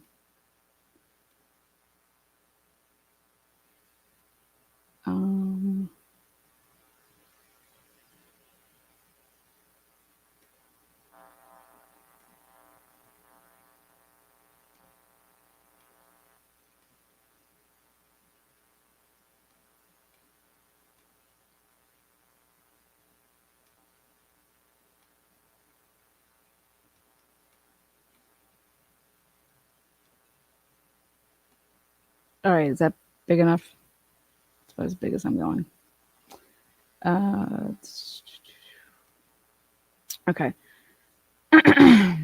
There's no phone activity from either one of them from 3:51 in 4 seconds to 4:19 in 7 seconds. Okay. And like nothing.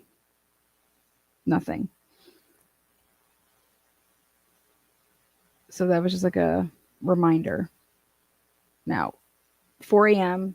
DoorDash delivery, but now we know more, so we can go ahead and say that right here.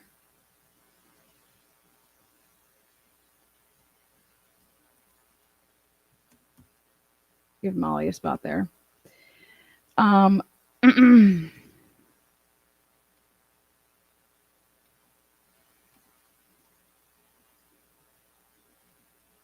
Dog starts barking at 4:17. Now, according to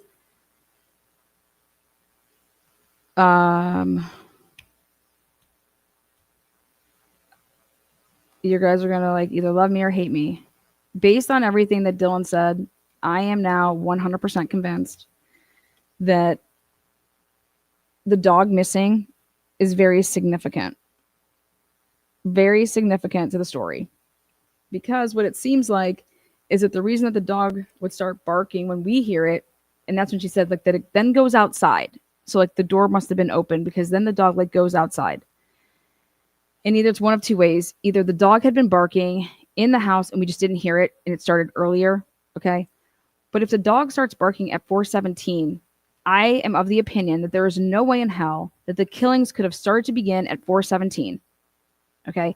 And that he could then be out in his car driving away at 4:20, and then you mix that with, there's someone here, her starting to come, saying that, then Dylan talking about 10 to 20 minutes. I'm like, well, that's weird because it would have been 3.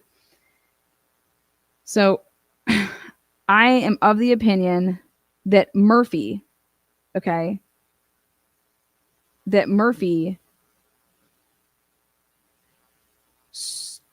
started barking because of Murphy finding upstairs at 4:17. Like that's when Murphy found the scene. Okay, and this whole thing of like, I'm here, and that's when the dog started barking. That can't be true. Unless you truly think that at 4:17, the killer's upstairs, he's able to kill both of the 2 girls. Murphy, who's just like right there in the mix, doesn't get any blood anyway. There's no then he's able to come down and kill Ethan and Xana. And then Dylan's opening and closing her door. She would have been like a machine.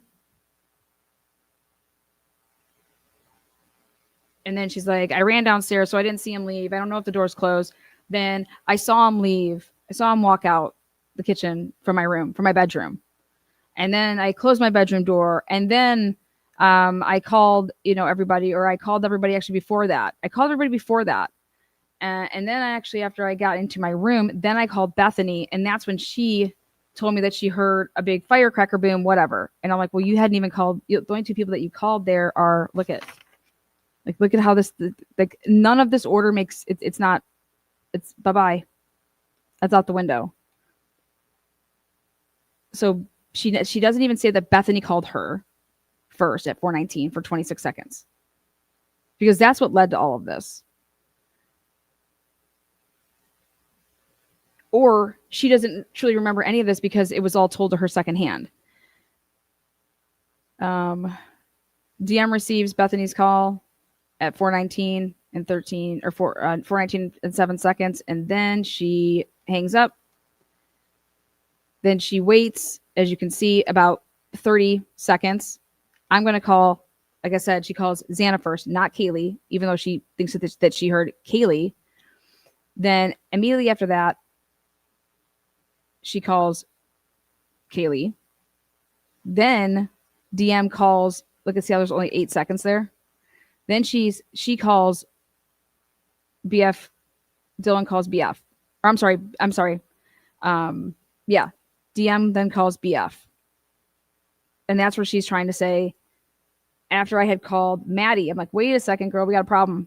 That first phone call to Maddie, that doesn't happen until after the car's already like drove away, because she's on the phone with Bethany while they're talking. The car is speeding away. See this? Their phone call starts at 4:20 and 28 seconds and it ends at 4:21 and 9 seconds because it's a 41-second phone call. During that period of time, that car is speeding away. When they get off the phone, Bethany calls Xana. And like I said, DM waits 41 seconds. And then she calls Maddie. And then she texts Bethany. Now, according to her first story is that she locks herself in the room. Then her second story is after she saw the guy. Then her second story is that, oh, I didn't see if he closed the door because I ran downstairs. Okay. But if you did that, that means that you would have saw him. You had to have seen him before he's speeding away here, which means that's on the phone call with Bethany. Okay. You have to see him before any of this. And then you would have then been making text messages with Bethany in her room. texting each other, sitting next to each other. Okay. You see that? No one is answering. I'm really confused. Remember, I told you guys that is interesting to me. Then an unanswered call because Bethany was like, okay, she calls Maddie, she calls Ethan. Then DM text Kaylee, what's going on? Now, according to her interview with Nunes, she's talking about how I was calling out their names. I was calling them. He would have heard me calling them. He would have heard me calling them their names, both. Like he would have heard the phone, me calling them, and then he also would have heard me like yelling out to them, right? And so I'm like, okay, Kaylee, what's going on? You know? Then Bethany's over here in Snap World. And then everything that's in blue is because it's between Bethany and Dylan. Then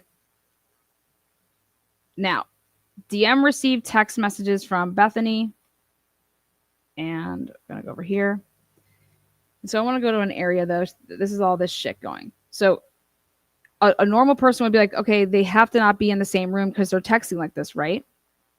So then let's go over here. And now there's 2 times that Dylan could have made the run for it, okay?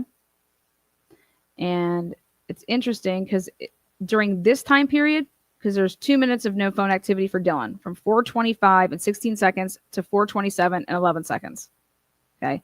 The state and Ann think that DM is now in Bethany's room. And that's from one of the motions.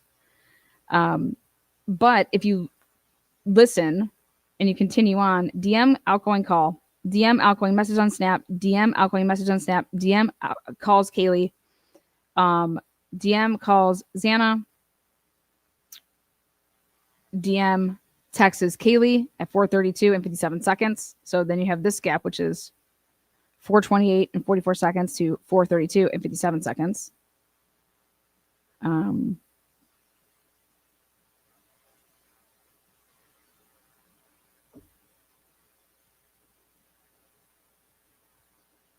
So let's go back up here.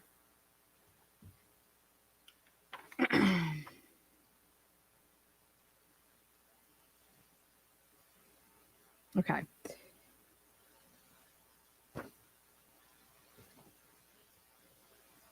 If she can hear the dog, that means she's still in the room. And she said the dog is then going further away.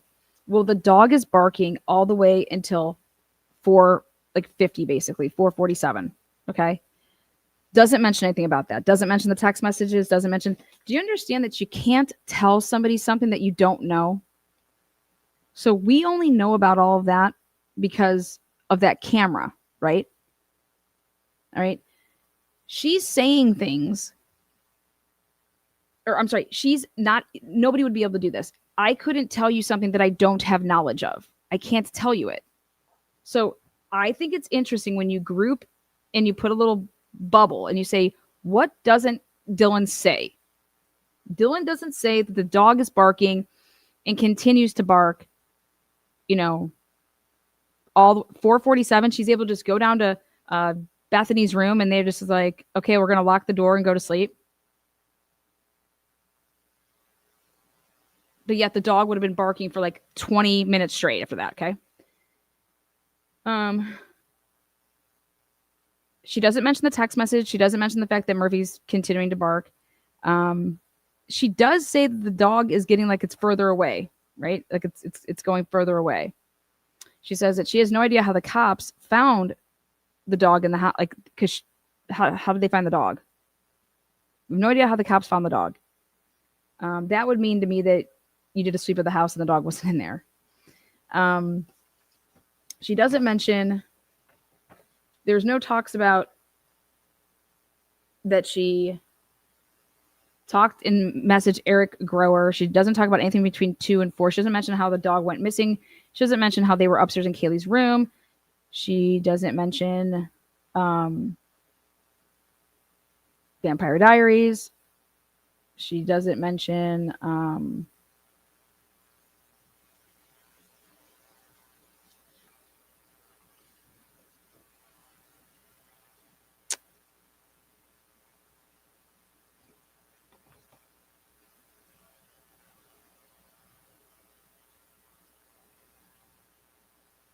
DoorDash. She doesn't mention DoorDash.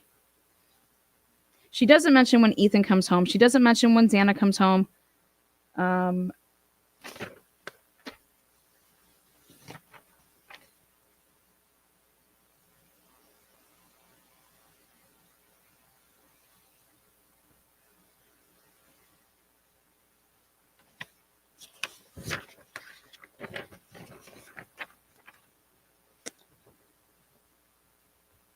She can answer right away and say that nobody was hooking up. No. Nothing happened at the Sigma Chi party. No. Loud boom, but she didn't hear it. And when she explains it, I'm going to go back and play this part. Based on her reaction, she's saying that Bethany thought it was coming from Xana's room. And it had something to do with Xana. Bethany basically thought that the second floor was responsible for it. And so that's when I said, holy shit, that's what makes sense on why Xana was called first, right? Because of what Bethany says. Nothing to do with Kaylee. So think about this. If this started at 4 o'clock in the morning, if it started at 4 o'clock in the morning, you're not doing anything from 4 with your phone till 4:19. 19 minutes, you do nothing.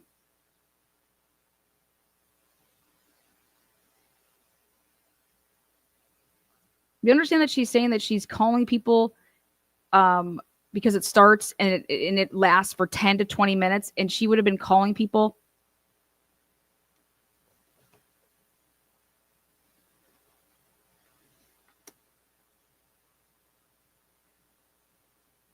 How does she know that Xana and Ethan were actually in that bedroom at night if she didn't see them come home? How does she know that? She does not say that she saw Xana laying on the floor and it looked like she was passed out when she ran downstairs.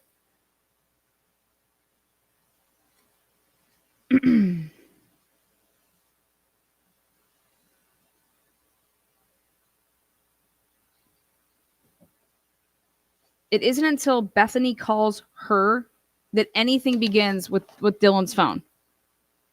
That means that when she's saying that she heard Kaylee doing this, and then she went over, locked her door, and then she kind of, screamed out her name, and then she called her and stuff like that.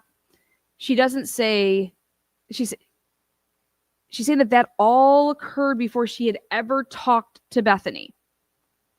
And that's just not true. It's not true at all. Lana, how do you know that? Well, because the fucking data doesn't lie. Look at this. And if we had their actual steps, it's even more obvious. Nothing's going on here. The gray area, nothing. No phone activity between either one of them between 3:51. The reason I say 3:51 is because DM saved a contact. She was also then on Visco uploading pictures. But no activity between 3:51 and 4:19. Nothing.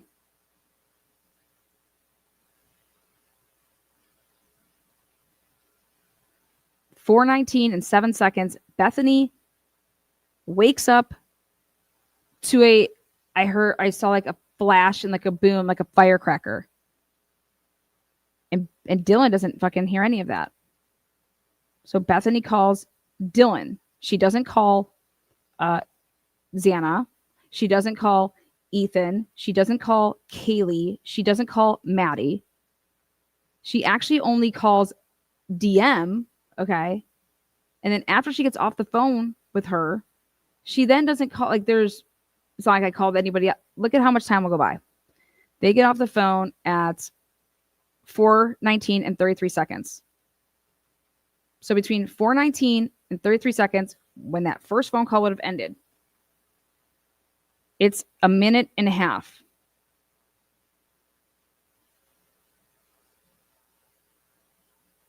Then DM after a minute and a half. After a minute and a half.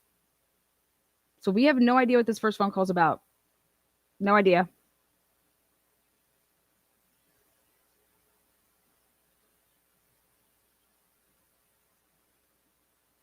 Well, based on the cameras, and if they're right, this BF calling DM,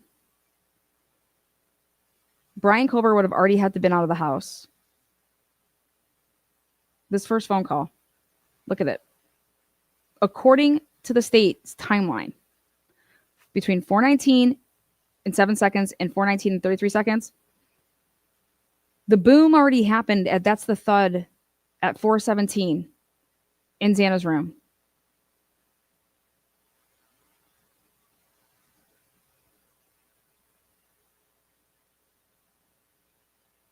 So was the killer just hanging out in Xana's room? Think about this. 4:17 all the way from 4:17 just hanging out, chilling for 3 minutes until 4:20ish, where then I'm gonna walk out, and right before I walk out to then get in my vehicle to then like speed away, that's when Dylan sees me because I just hung out for 3 minutes in Xana's room. Because Dylan has to see me. If I leave before these phone calls here, right? Like they're trying to say, then she would have never been able to see him because she's saying that it was after I called Dylan. Dylan calls Kaylee, Maddie, and Mogan. That then I called Bethany.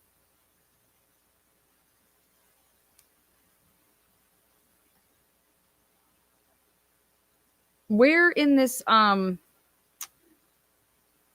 interview does Dylan tell Detective Mowry that she told Bethany that she saw a masked man in the house?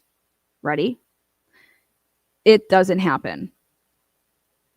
She never tells Detective Mowry that when she was on the phone with Bethany that I saw a masked man.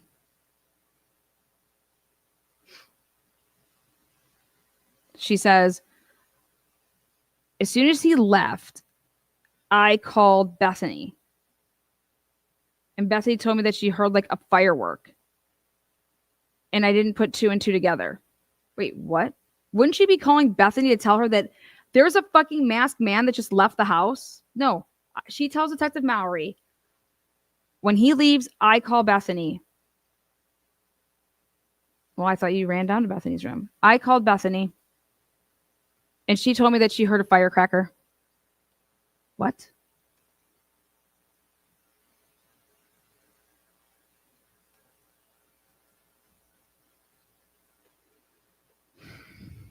What?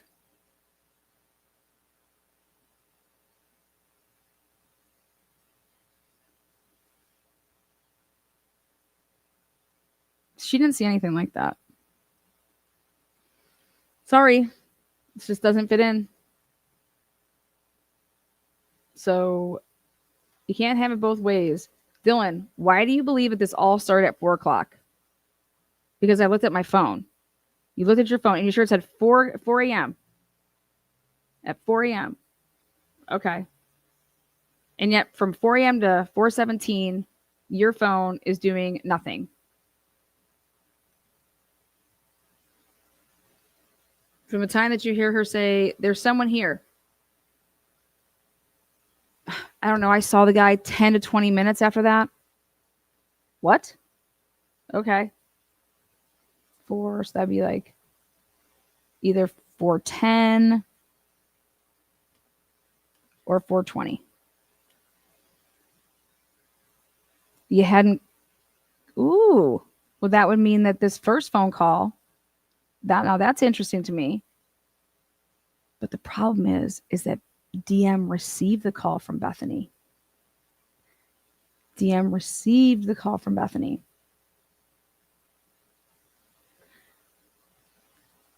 I thought you said that you called Bethany to tell her what?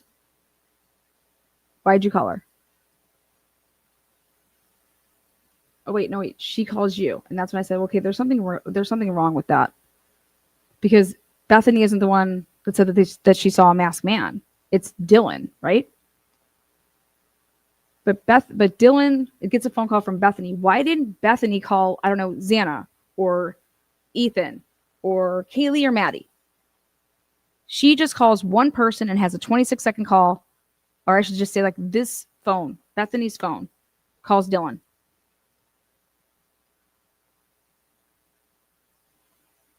And then why would you ever say, okay, well, no one is answering? Wouldn't you say anything like, look at these text messages, like no one is answering, but I hear Kaylee crying or Xana's crying, or no one is answering. I'm really confused. What are you confused about? What are you confused about? What are you really confused about at 4:22 and 11 seconds, which would be 30 seconds? Oh, I'm sorry, more than that. A minute and 40 some seconds after the car already sped away. You said that you ran down to Bethany's room, but then you said, no, wait, I actually went into my room and I just locked the door. And so, but I didn't see him leave. I don't know if the door was shut. But you just heard Murphy barking over and over. Where is there any text message about Murphy barking over and over and over? Like, why is Murphy barking? Murphy won't stop barking. Kaylee, what's going on? Kaylee, what's going on? So you were doing all these text messages when it was dead silent in there? No one is answering. I'm really confused. Unanswered calls by Bethany. Kaylee, what's going on? Then DM receives yeah, dude, what the fuck? Bethany says that Xana was wearing all black. Nope, but you sure did see somebody that was wearing all black, and that means that they were short. Xana is super, super short. DM, I'm freaking out right now. To Maori. I mean, there was nothing, I didn't see anything. There was nothing to freak out about. Like, what? So you just sat in your room and texted, right? I'm freaking out right now. No, it's like ski mask almost. 10 seconds later. Then 6 seconds. DM receives a text message from Bethany. Shut the fuck up. Then DM receives another text message from Bethany. Actually. And then Bethany received a text message from Dylan, and Dylan says, like, he had something over his forehead.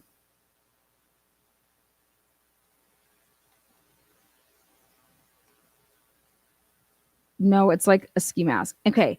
And then now listen, if you go and you listen to Noonan's shit, Dylan says, I mean, I don't remember this, but but this is what the evidence is that this took place. She doesn't remember any of this, but this is the evidence that it did take place. And that's when I said, holy shit. You can't talk about text messages when you don't fucking know that there's all these text messages. You can't talk about something that you have no personal knowledge of. And even if somebody jaws, like something that you would say would jog your memory, there's no memory to jog because I did not do this.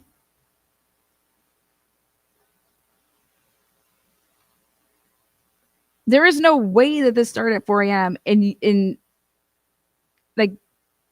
is, but it couldn't be the killer in that car. You get what I'm saying? Unless he's the fucking driver and there's somebody that was dropped off, okay? And that they're circling around because they're waiting to pick up a motherfucker, okay? Because it's really interesting that everything starts immediately after the person would have been like leaving, like done. But Dylan says that she started doing everything while it was taking place, calling people while, I'm making these calls, I'm screaming out, closing the door. And then I see him, which it would mean after you did all of that, which puts it way, that's impossible. Look at when that puts you. He's supposed to leave in the 4:20 and 47-second car. According to Dylan, that's impossible. According to Dylan, she sees him It's because it's when she calls Bethany. 4:20 and 28 seconds. I call Bethany right after I see him. Okay. 4:20 and 28 seconds. And then I'm on the phone from 4:20 and 28 seconds. But wait a second. You still didn't, you never called Maddie Mogan yet. You didn't call Ethan yet. So you didn't call everybody and like no one is answering.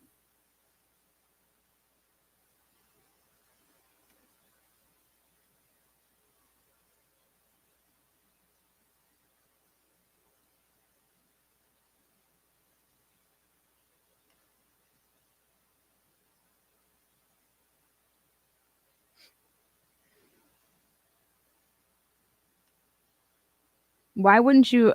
There has to be a question where it would be like, once you see these text messages and know about these text messages, go back to what Noonan said. Go back to actually what Bethany says.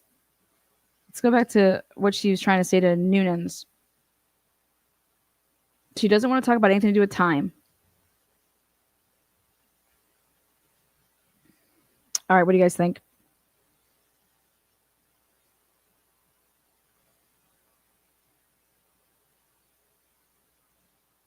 I sense these texts weren't urgent during the time they were placed. Well, that's what Ann Taylor says.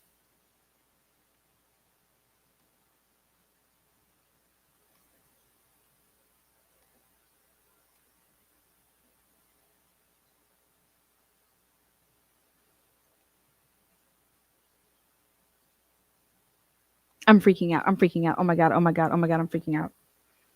Then we're not freaked out. We're just going to go to bed.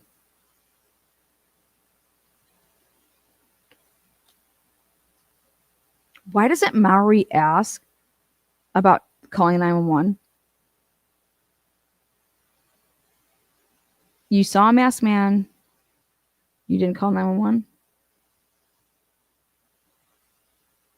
I'm really confused that he didn't come. Why didn't he come towards me? Why didn't he come for me?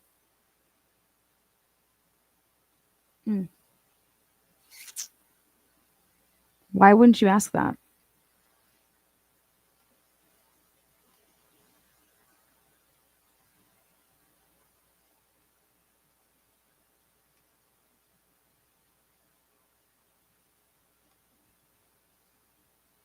Oh, and Hunter Johnson says that the door was a little bit closed, and so he had to open it, and then that's when he didn't even realize what he was looking at first. He thought it was like a mess that they didn't clean up from like the night before, but he had to open up the door. And then Hunter Johnson tells Warner that they couldn't wake up the person on the second floor.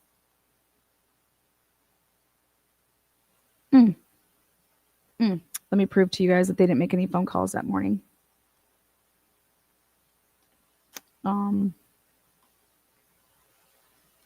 So here's Bethany does an outgoing snap message at 4:23.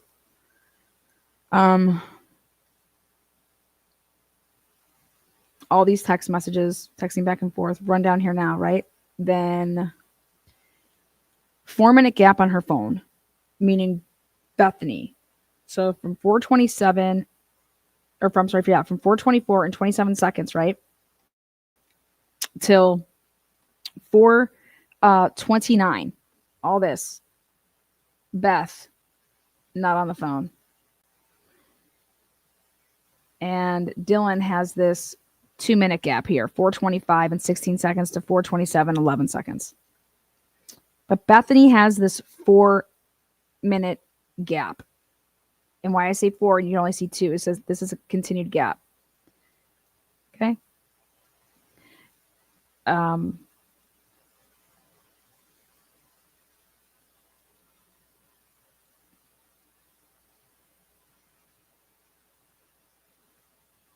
So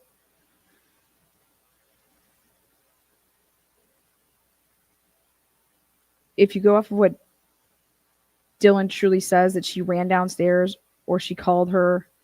So she calls her. She doesn't run downstairs yet, but in the other version that she did because she couldn't see if he closed the door or whatnot. That puts that happening here.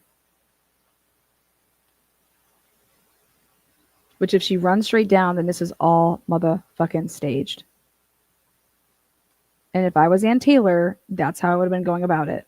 Is that, well, didn't you tell Detective Mowry that you couldn't tell if he ran out the door and if he closed it behind him, because after he ran out, you said that you ran downstairs. But then you also talked to Detective Mowry just a couple minutes before that, and you said that after that you could see that he walked out the kitchen door because you can see that from your room by standing right there, correct? Can you show the jury? We're going to show you a couple pictures where you were standing so that you could see that out that door. That's what you would do. And then you would say, okay, so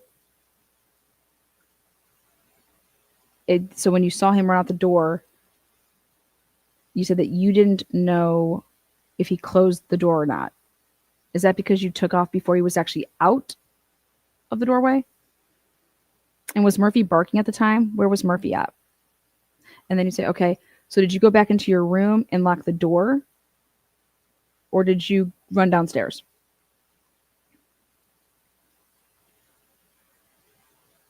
I don't know. It's been so long. I don't know. Well, you would say that your memory's best probably right after the incident. So let's look back at this again. When you said that you heard Murphy and Kaylee dancing, how did you determine that it was that they were dancing? Did you see them? Do you recall telling Detective Mowry that between 2 and 4 you were sleeping? But that's not correct, is it? Were you provided any type of phone data to did you look at your phone? Did you go through your phone the next time you had an interview and realize that, okay, we have some times messed up, because I noticed that you didn't use your phone for the Detective Mowry interview. So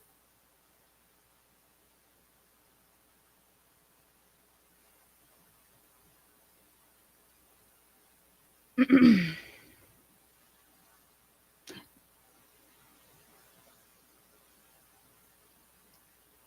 mean, it would be a nightmare. Her eyes are getting confused. It'd be a nightmare. Like I think for Dylan's sake, I personally believe that Mowry was just like saying stuff to her and she's just saying, yeah. Like, so from 2 to 4, you were sleeping. And you couldn't have possibly heard anything, right? What? Come on, man.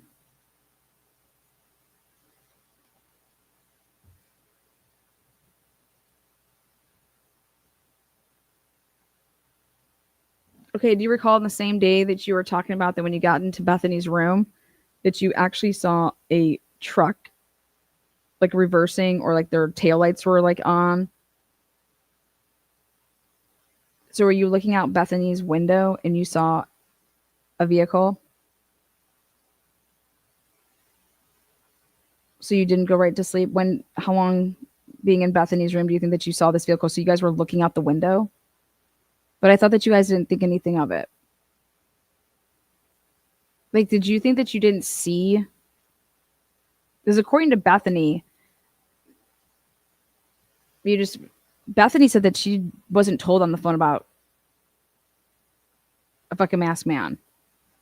And I'm like, wait, what?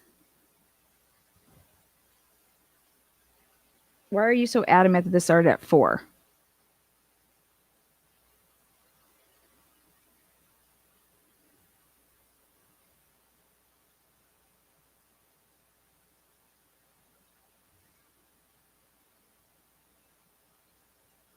I think these.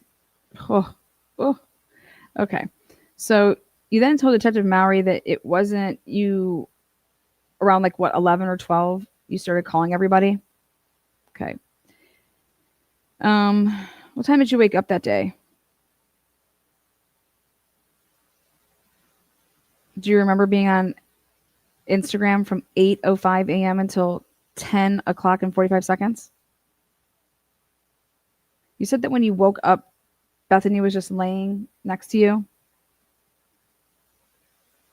Were you guys in pajamas?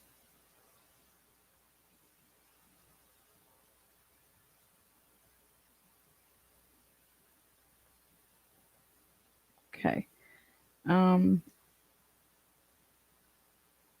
8:05 to 10 o'clock, DM is on Instagram. When you were on Instagram, what was Bethany doing? Do you recall that she was on the phone with her family? Did she make those phone calls laying in bed? She's talking to her parents and you're on Instagram? Did she tell her parents about anything that happened last night? The loud boom or the masked man? Okay, so then do you realize that you were on social media from 8:05 a.m. until 10:23 a.m.? And then at 10:23 a.m. and 23 seconds, you text Maddie. And then an hour would go by, and at 11:29, you text Kaylee. How did you make phone calls to them that day? Did you use your personal device?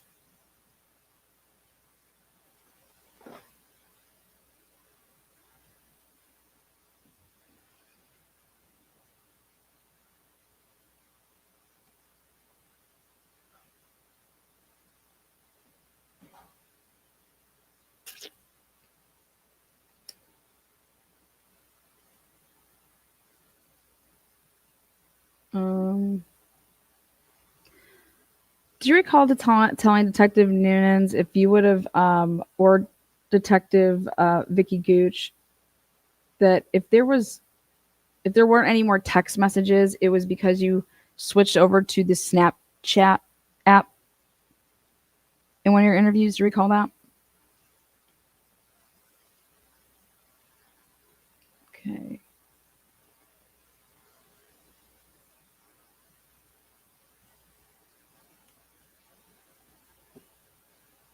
The first time that Dylan starts to use Snapchat that night is at 4:27 and 30 seconds.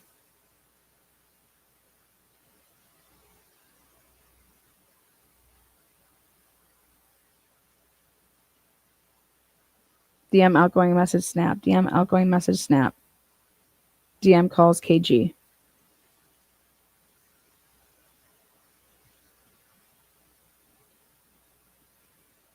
DM calls Xana. 4 minutes will go by. Then DM calls or texts KG. Then no phone activity for 27 minutes. Then DMs on social media during 5 and 6:30 a.m.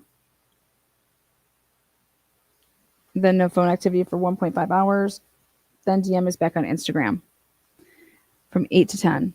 Then she's literally so active on using the social media platforms beginning at 10. Now, isn't it true that you told one of the detectives in your interview that Emily Allant told you that you called her at 10:50 and you told her that that has to be a mistake?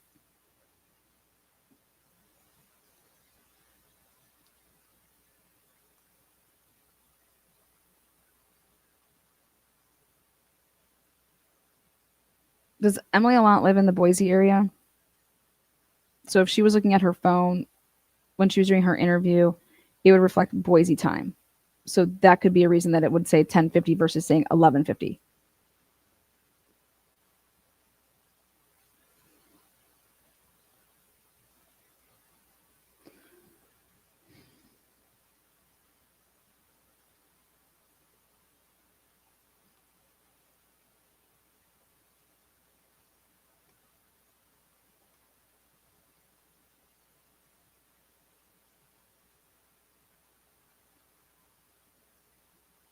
Bethany, you said that you were calling your roommates all morning. I want to give you your phone records.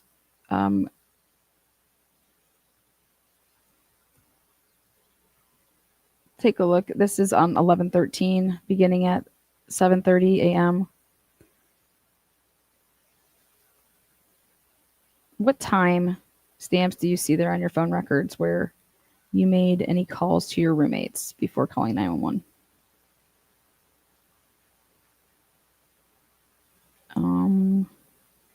There are no calls to any of them.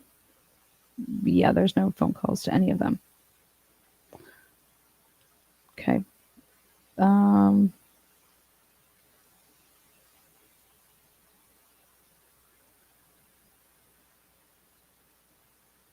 So were you just mistaken that when you said that you were calling them all morning, both of you guys? That's not.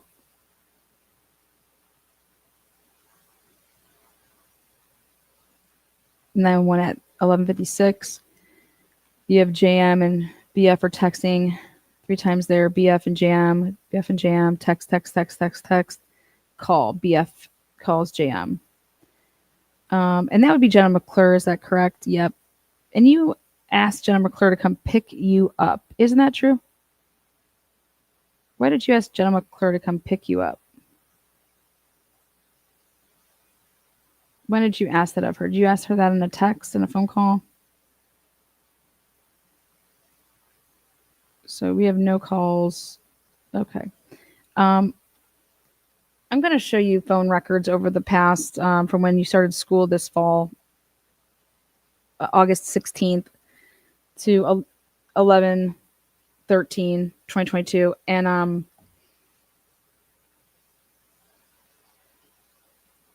want you to go through some of those exhibits there, some of those pages, and look at the morning hours, Monday through Sunday. If you could just look through those for a second. Okay. How many times did you call your parents between 7:30 a.m. and 8:09 a.m. between August and November of 2022?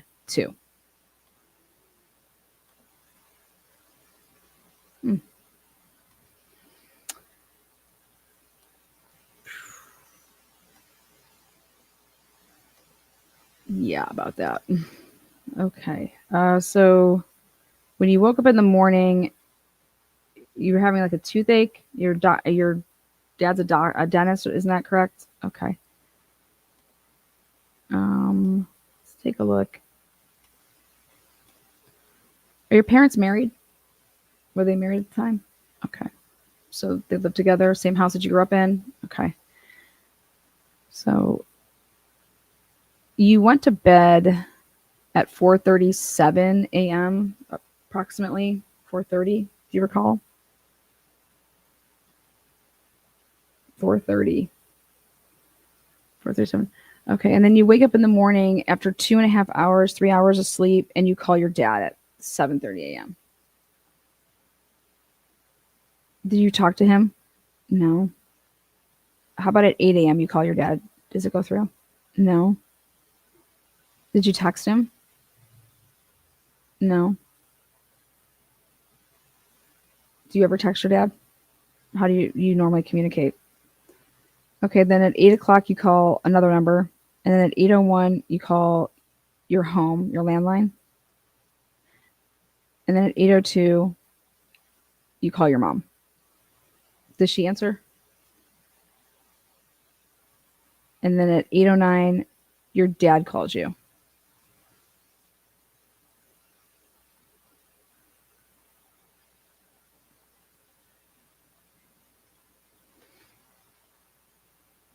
Did you make any phone calls between 7:30 and 9 a.m. to your roommates?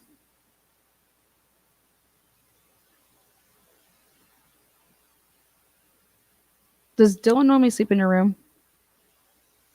So when you woke up that morning and you saw that Dylan was in your bed, did you know why she was in your bed when you woke up? So when you woke up at 7:30 in the morning and you saw that she was there, you you knew she was in your room because of what transpired in the morning or late last night, rather. Okay. And when you were calling your parents, was Dylan awake?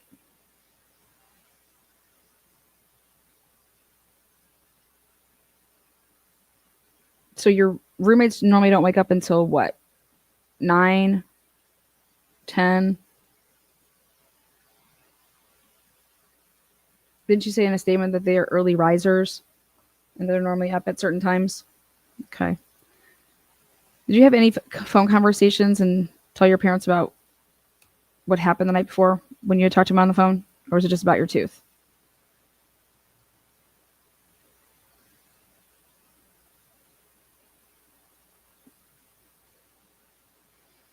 And your dad told you just to take, what, Tylenol?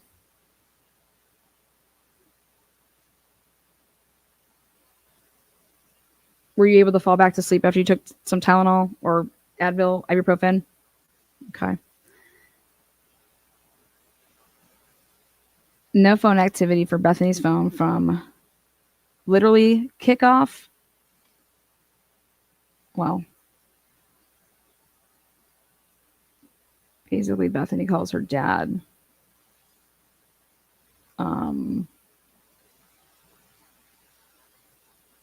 An hour and a half after kickoff when she was wearing that Tom Brady shirt jersey.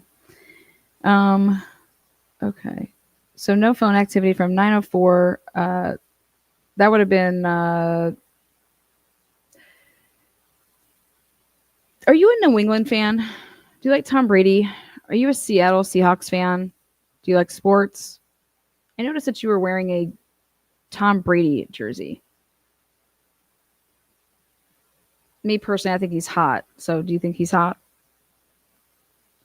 You just happen to be wearing that. Were you aware that the Tom Brady was playing at the 6 o'clock game in the morning, 6 a.m. game overseas in Germany?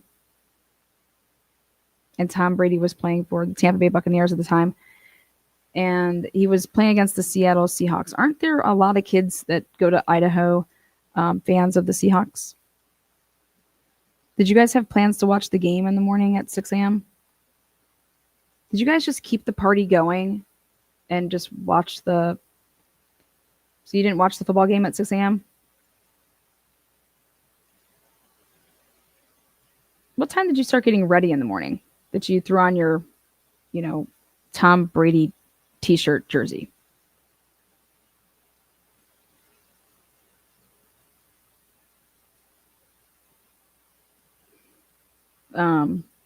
So you didn't watch the game from 6 to 9 a.m. and then take a nap afterwards from 9 to 11:30?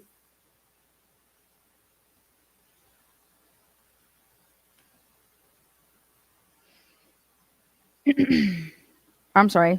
You didn't take a nap from 9 after the game until 11:49, so 2 hours and almost 3 hours.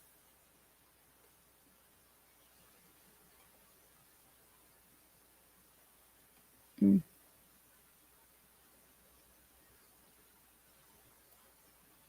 So I have a question. When you said that you were worried, or it wasn't making any sense to you that you were calling everybody and nobody was picking up and nobody was answering, and so then you called your friends to come over, where were you making those phone calls from? Do you have a different cell phone? Oh, Dylan was making the calls? Oh. No, she wasn't. Okay. Are you aware that you didn't make any phone calls to any of your roommates after 4:31 a.m. on 11/13? You didn't make from your cellular device. There was no outgoing calls to any of your roommates after 4:31 a.m. No text messages, nothing. Nada, nothing.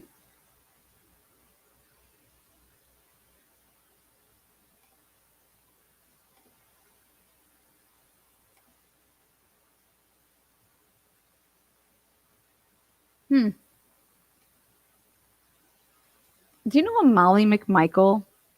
Have you ever heard that name? Have you ever been approached by the Moscow Police Department um, to do any controlled buys for the police? What? You know what a controlled buy is? Have you ever bought drugs before on campus? Have you ever had any interaction with the police? Wouldn't the police come over to your house for like noise complaints?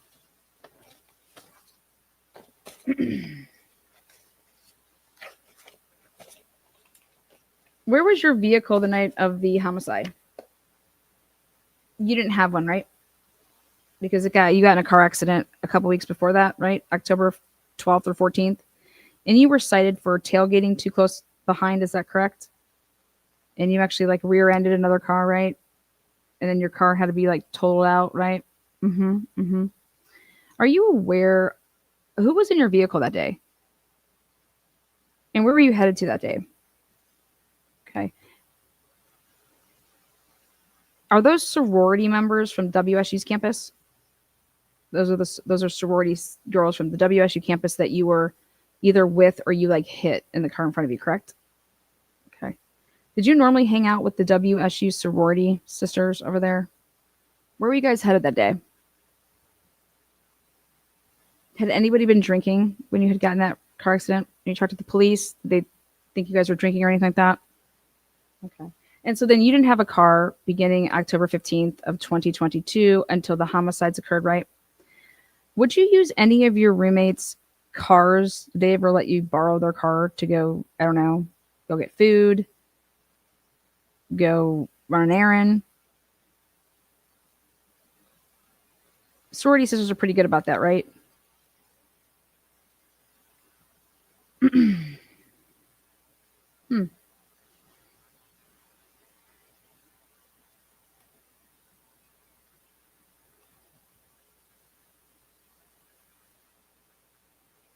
What vehicle of your roommates would you drive?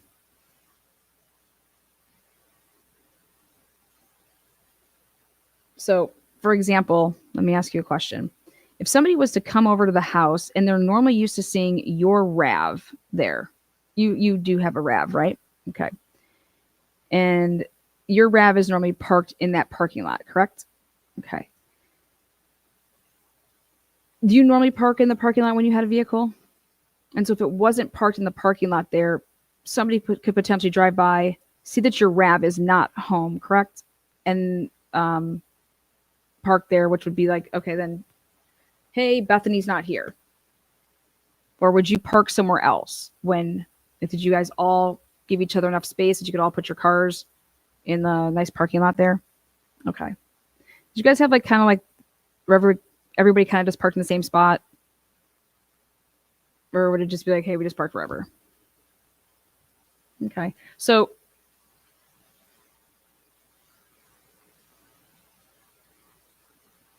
that night when you came home on 11/12 going to 11/13, when you walked home, what vehicles were in the driveway? Was the Ford Explorer there? And whose vehicle is that? Do you have any personal knowledge of when that vehicle was put there? Whose vehicle is the Jeep? Red Jeep. Okay. When's the last time that car had been moved? Okay. How about this car? Who's that? That's Maddie's, the white car. Have you ever driven that before? Did you drive that morning?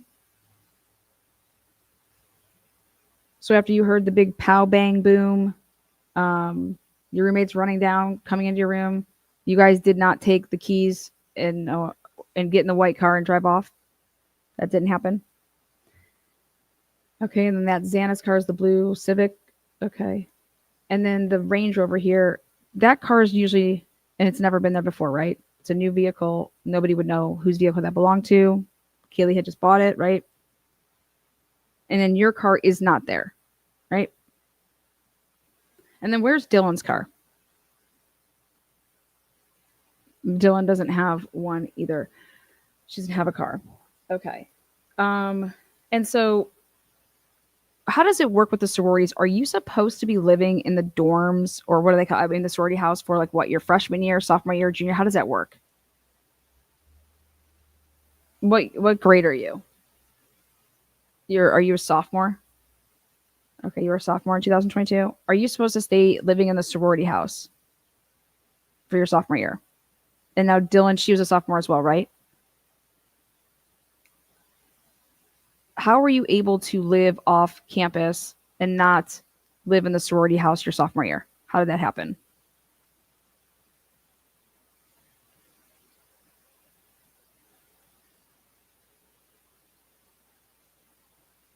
Did you like pay dues at both places? Were you paying dues to live in the house and at the sorority house?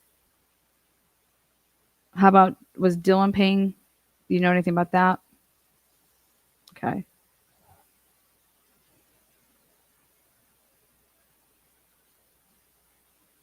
Hmm.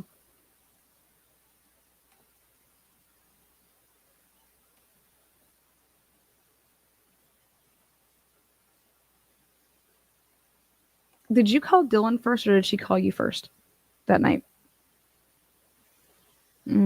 I can't remember. I think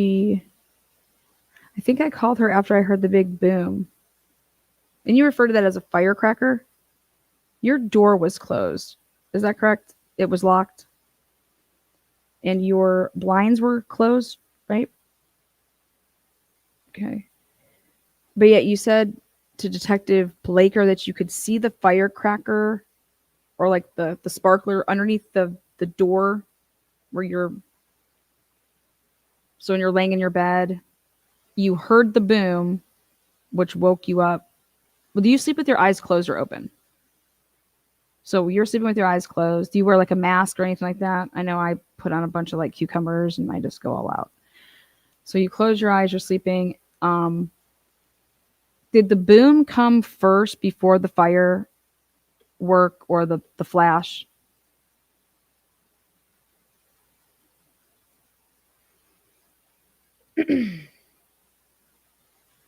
You had texted Dylan that Xana was in all black. Do you recall that?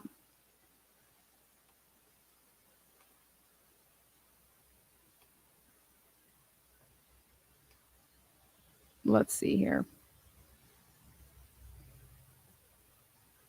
So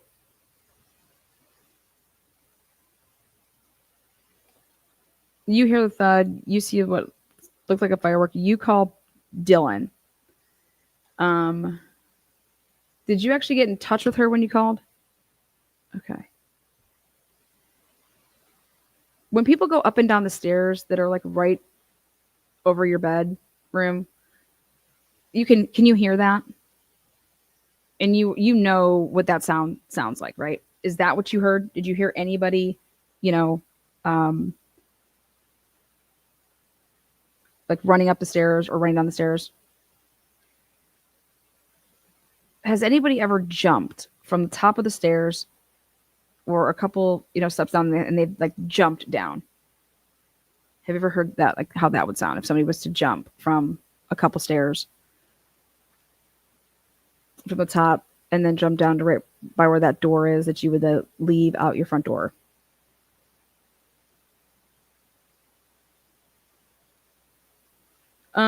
You also said that you heard like the beer pong table move. So the beer pong table was up. When's the last time that somebody had a game played on that table? You would know if there was like blood on the table if you were playing.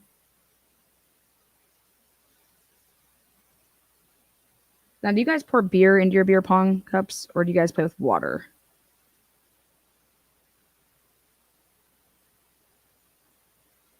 When you guys play, are your house rules that if you bounce the ball, are you allowed to swat it?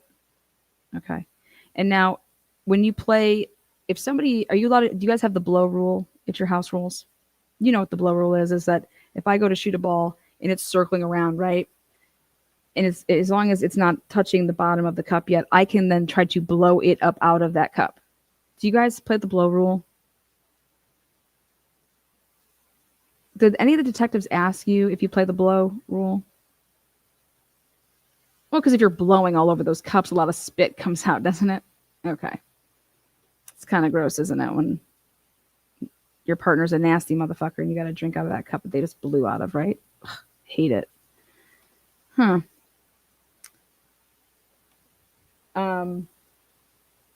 Okay.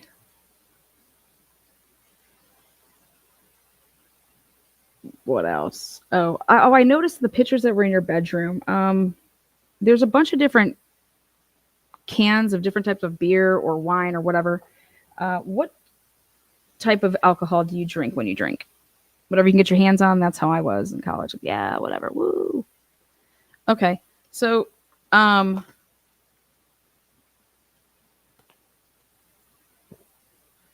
is it normal to have like a Keystone Light, a Truly, a Claw, Fireball, shots laying around? Like, were those all from you, or do you know specifically who would have had each one of those drinks?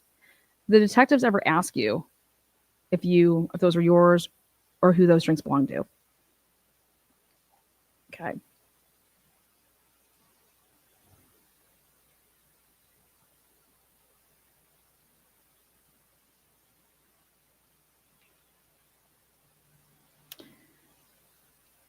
Is your bedroom or your bathroom?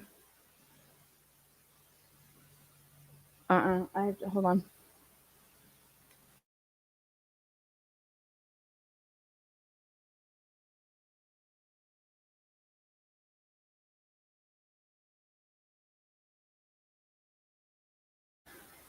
Um, I'm sorry. The question was when you take showers, is your downstairs bathroom, is that your bathroom? Where do you take your showers? Where do you usually use the bathroom? Specifically, where you take your showers? Okay. So downstairs? Okay. Did you take a shower that morning? Did you take a shower that night when you got home?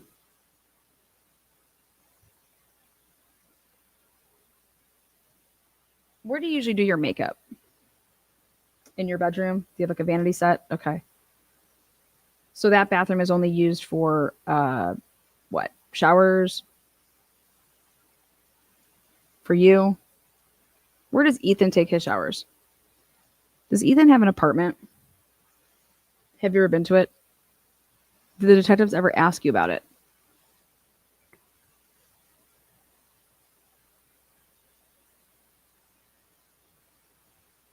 When when you moved into the house, how did you pick the downstairs bedroom? Is it like louder? Can you hear everything? Like cars starting, cars leaving, people walking on the gravel. Can you hear all stuff like that?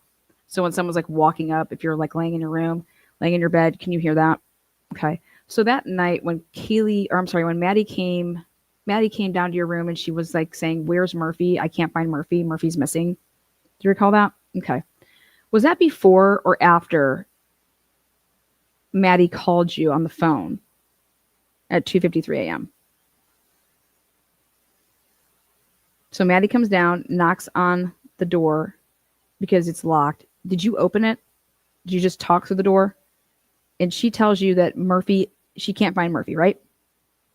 Why did she come down and talk to you and ask you if you had Murphy? Now, when she told you that she could not find Murphy, did you leave your room and go help her find Murphy?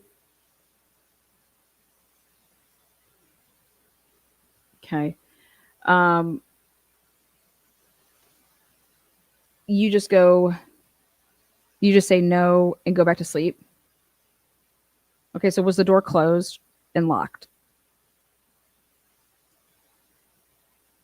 And you don't recall if she called you before or after? You don't recall what that phone call was about, why she called you? When the girls had come home from being out and about at the corner club, you were awake and it was 2 a.m. Is that correct? Okay. So when they got home, where was Murphy?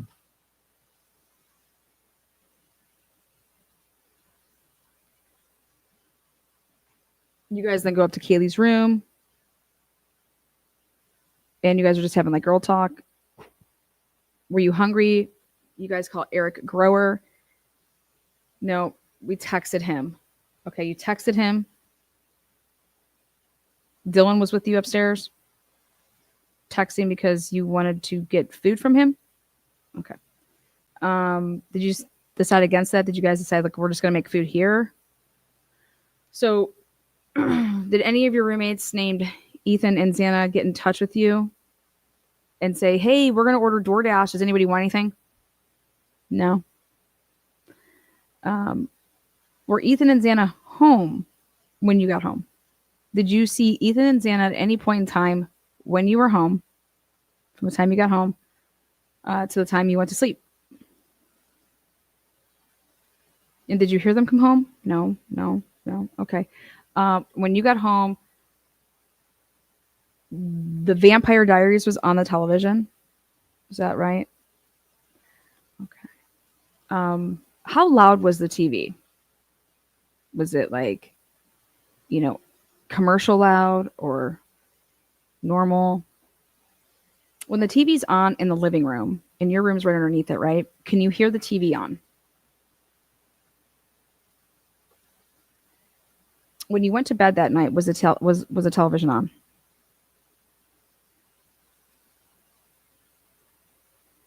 Was there any music playing when you went to bed?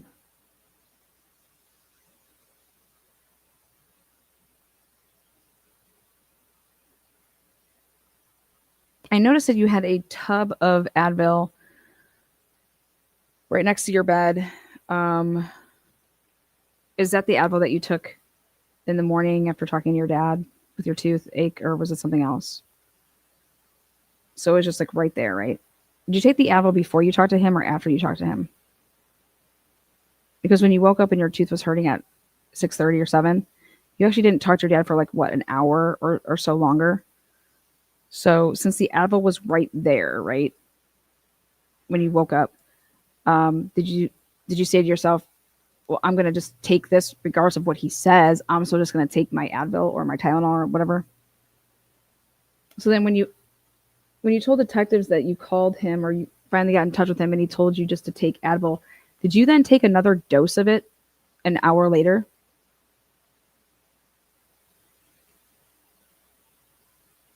When you woke up then at 11:50 or whatever time you woke up, did you take some more Advil? Was your tooth hurting you at 11:30 a.m.? Did you notice it? Did you feel it?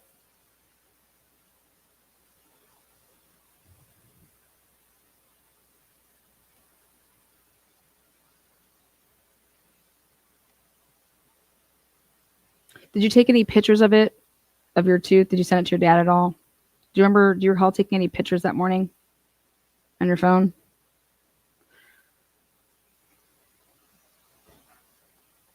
Okay, so you're in your bed, you're sleeping, you hear this big boom. Do you hear a car screech away?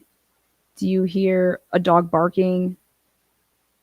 Do you hear anybody crinkling their, into the gravel or the leaves? When you hear the big flash boom bang, you feel like that happened like right up above you on this from the second floor, right? What made you call Dylan versus Ethan, Xana, Maddie, or Kaylee? Why did you call Dylan? Isn't it true that you called Dylan because you knew that she was awake?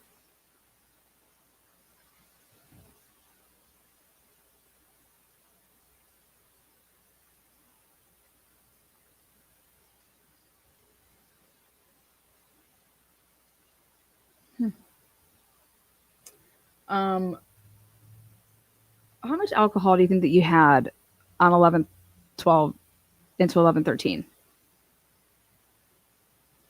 Did you use the restroom at all? You didn't have to go to the bathroom that night? You didn't have to go to the bathroom that morning?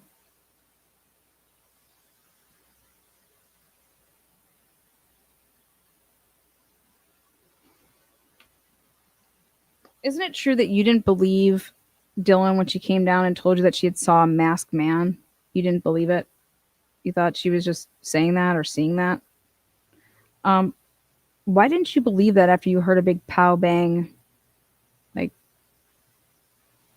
you didn't maybe put two and two together. Wow, yeah, I heard that. And then she's telling me that she saw a masked man.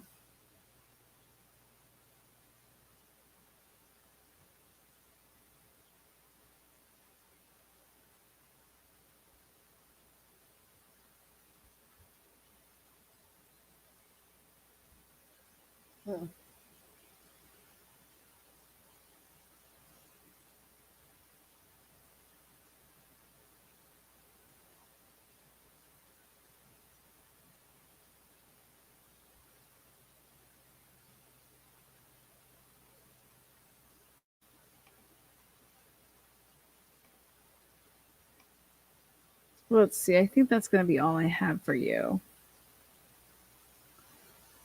Oh wait, just a couple last ones here. I think I asked you earlier.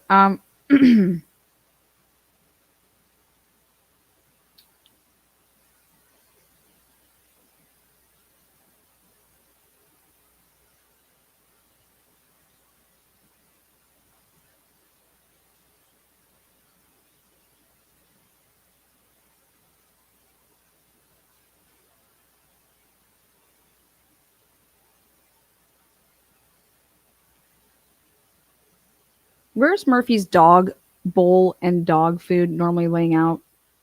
And where's the food normally at? And then where is Murphy's leash? If you want to take Murphy for a walk, where's his leash normally? Is it usually by like one of the doors, like the front door or like the back door? Where is what color was Murphy's like leash? And then did you guys have a hook to put Murphy outside, and that you would like hook Murphy to an outdoor type of leash where the dog can then go so only so far?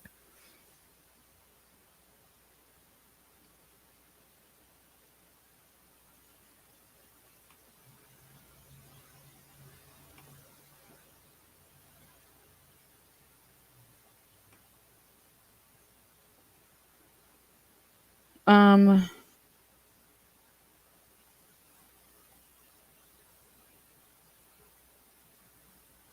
Oh, last. Sorry about that.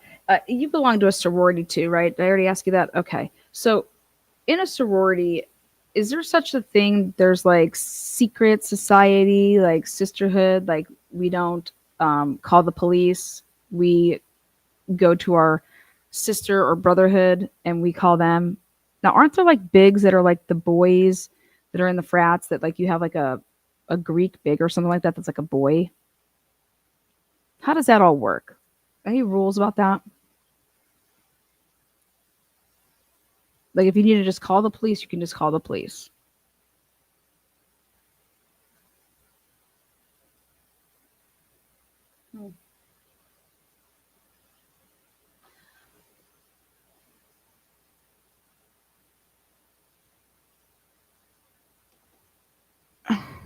Geez, Lana's killing it with these questions. I don't know. I'm just, just shooting the shit over here with myself. Are they called oath codes? Is that right? Okay. Um, so I just want to do one last time check here, just to make sure we have this. When you were interviewed, when you went back to, what was it? Well, let me back up. They didn't let you stay in the house on the 11/13, right? You guys didn't go back to the house. Did you guys ever go back to the house? And they put you actually up in a hotel on 11/13 night, right? Who was your roommate at the hotel?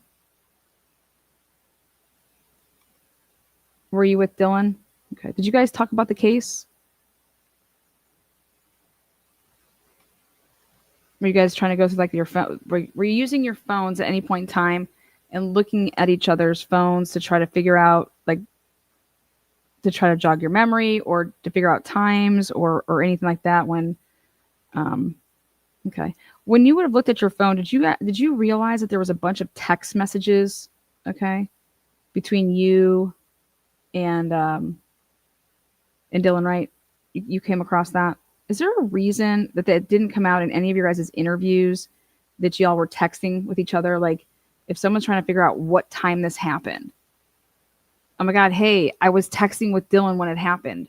We're going back and forth. I called her. Hold on, let me look at my phone. Like, I can give you all this time. You know? I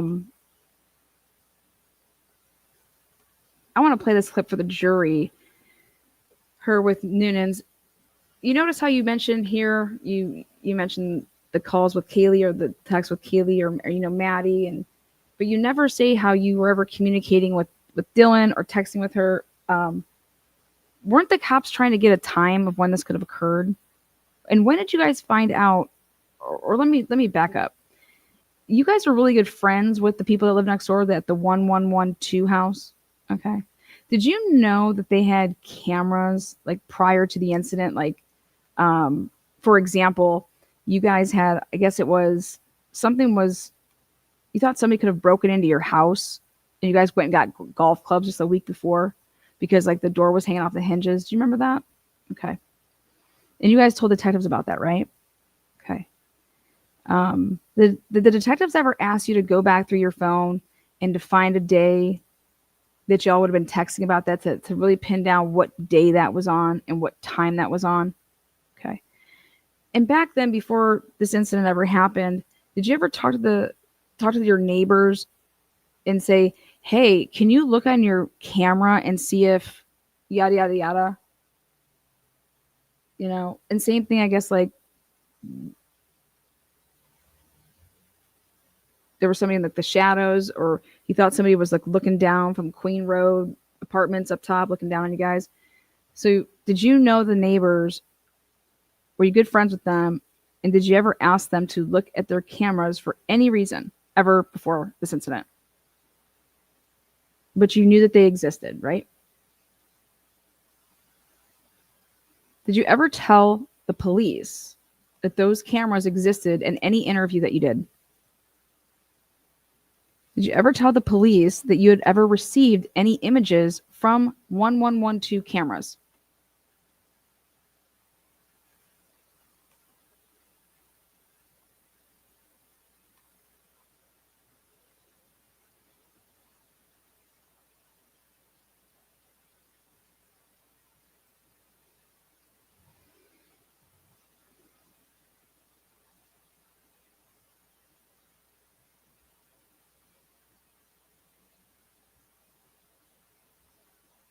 When you normally are in your home and you were to go from downstairs to upstairs, would you take your phone with you?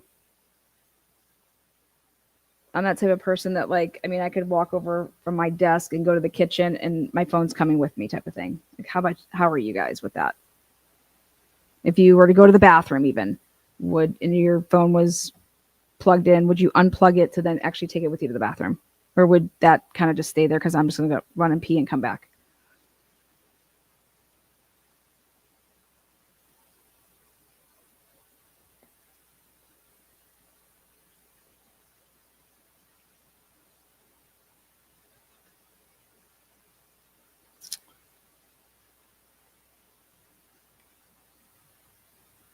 Did you hear anybody screaming that night? No. And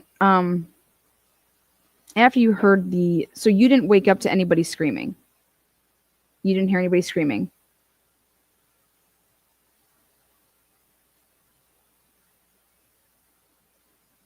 But you heard the dog barking.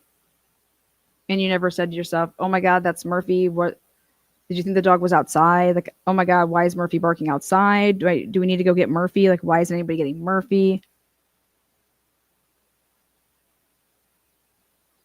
Does Murphy normally bark at from 4 to 4:45 in the morning?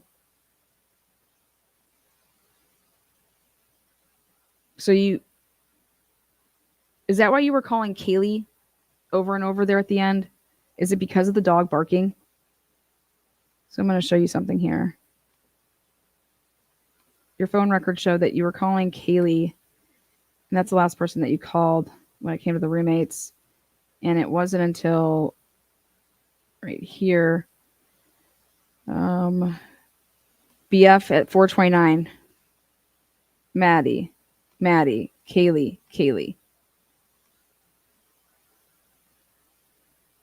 You didn't call Xana. You didn't call Ethan.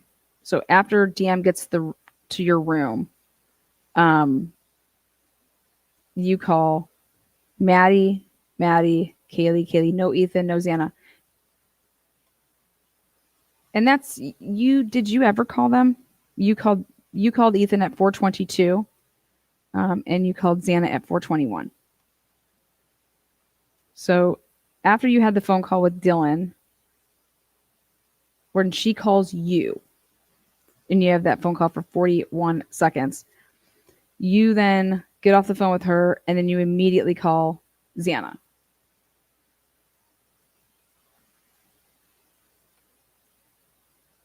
And then DM calls Maddie.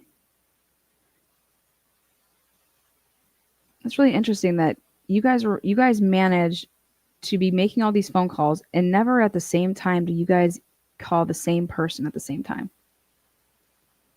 What are the odds of people just continuing to call different people that you never try to call the same person at the same type of time? It's really interesting, isn't it?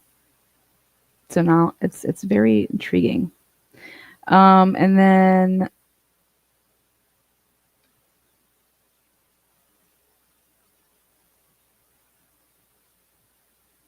after Dylan gets to your room, so I'm going to point something out here. So there's actually a period of time, and it's the same period of time for both devices. 2-minute phone, no phone activity for both of you guys at the same exact time.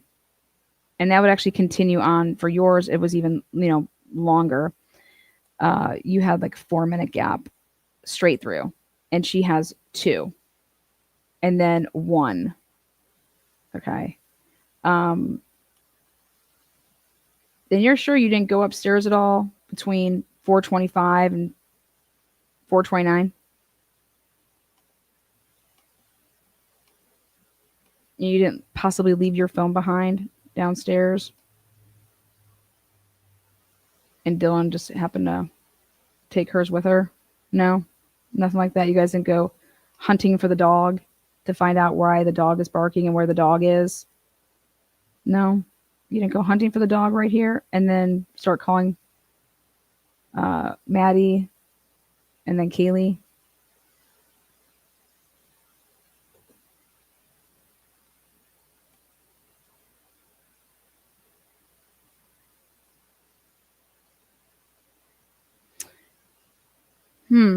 Interesting.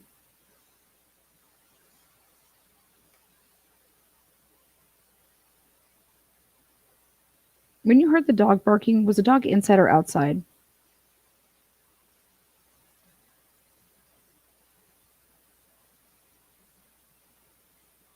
Would Murphy ever come down the stairs to the first level from inside, like on his own, just like come down there? Let's say that nobody else is home because they're like out of class or they're out or whatever. Would Murphy ever just like venture off to come down to your room because you're in there and want to hang out with you versus being upstairs? How would that work?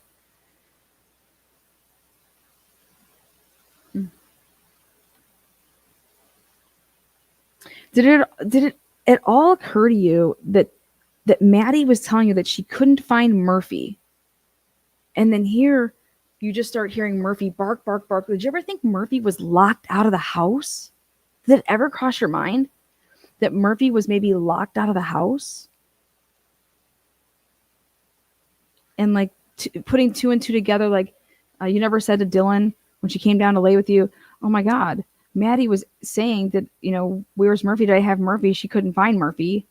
I wonder if, that hey, Murphy's back now and Murphy is barking because Murphy's locked out. Murphy can't get in the house. That never crossed your mind? Even though your roommate just told you an hour and a half ago that she couldn't find Murphy. Bethany, no disrespect. How fucked up were you last night? How fucked up were you?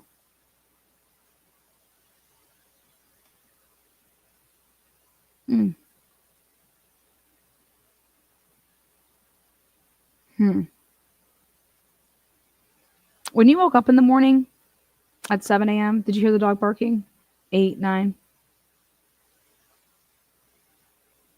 10, 11. So when you were like calling around and you were texting, you said you were calling your roommates, but we don't see any phone records here that you did that.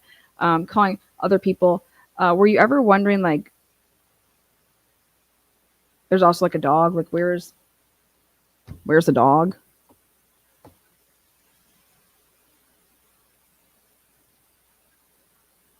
Okay.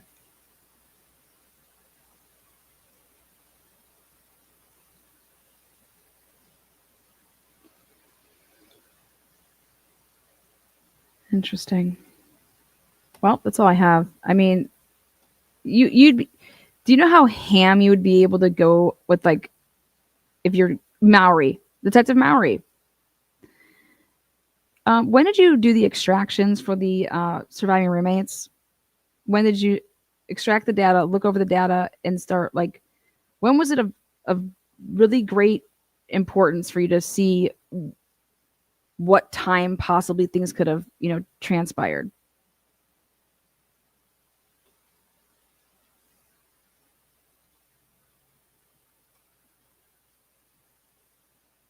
Okay. So are you aware in your interview with, I don't know, Dylan, she tells you that she ran downstairs immediately after seeing the guy walk off, right? And then she tells you almost in the same breath that she didn't run straight downstairs and that she actually went to her room, locked the door, and then made phone calls that she made a phone call to Bethany. So you would have done the extraction, right? And you would have looked to see when Dylan made a phone call to Bethany. Did you ask if she called in an app? Did you say, hey, how did you make that phone call ever? All right, so she said she made a phone call. So that would be the only thing that's possible if you're looking at her phone records. Detective Mowry would be what? 4:21 and 9 seconds, right?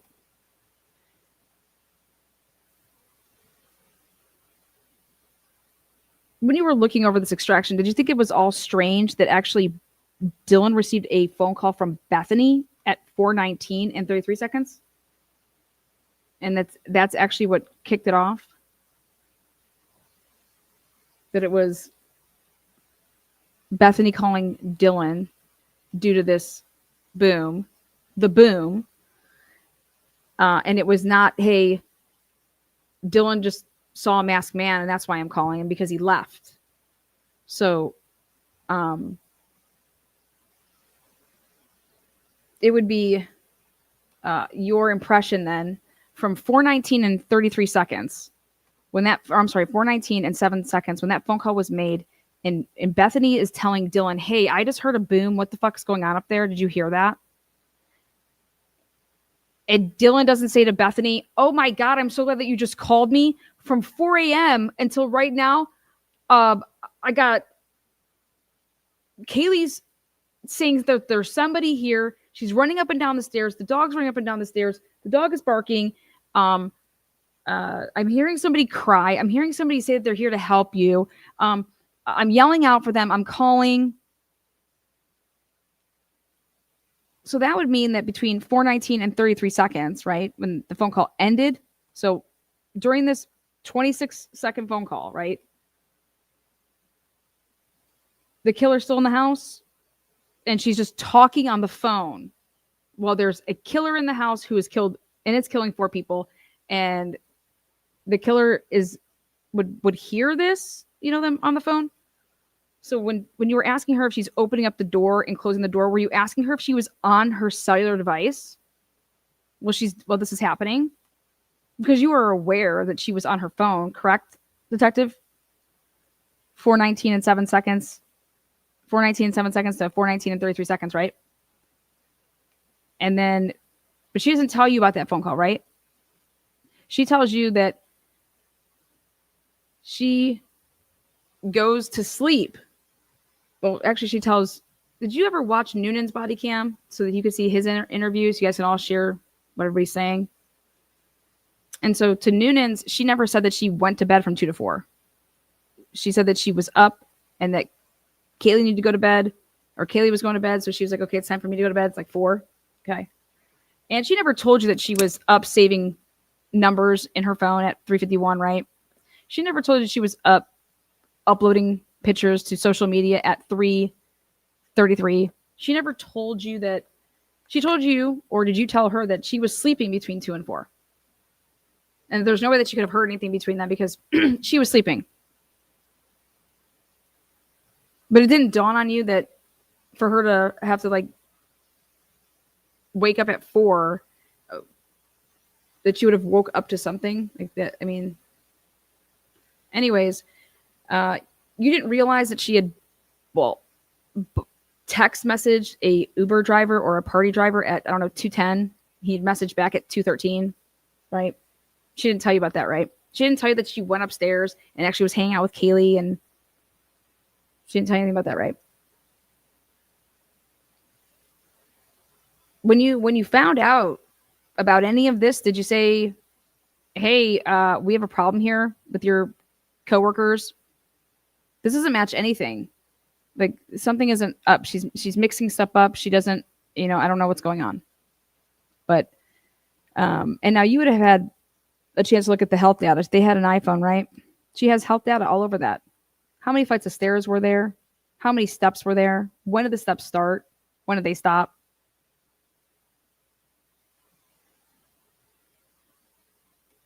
You are aware she told you that she called Kaylee, Xana, and Maddie before she called Bethany, because she said she called everybody and nobody was answering. I'm opening the door, I'm closing the door, I'm yelling out, I'm hearing things. Then on the third one,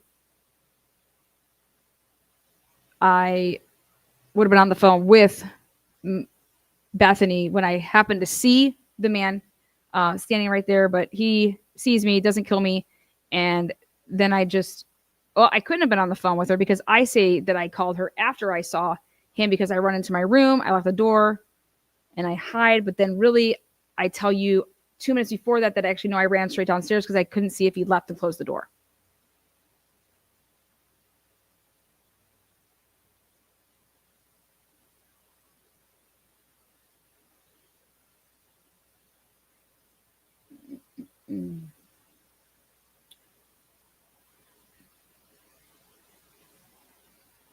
Did you ever ask her how did she know that it was safe to actually leave the room and go downstairs?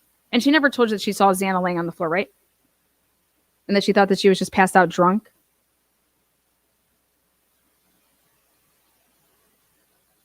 And you never asked her what time Xana and Ethan come home. We have no idea who brought them home, right? We have no idea what they were doing before they got to the house, right? Who they could have potentially brought over, right?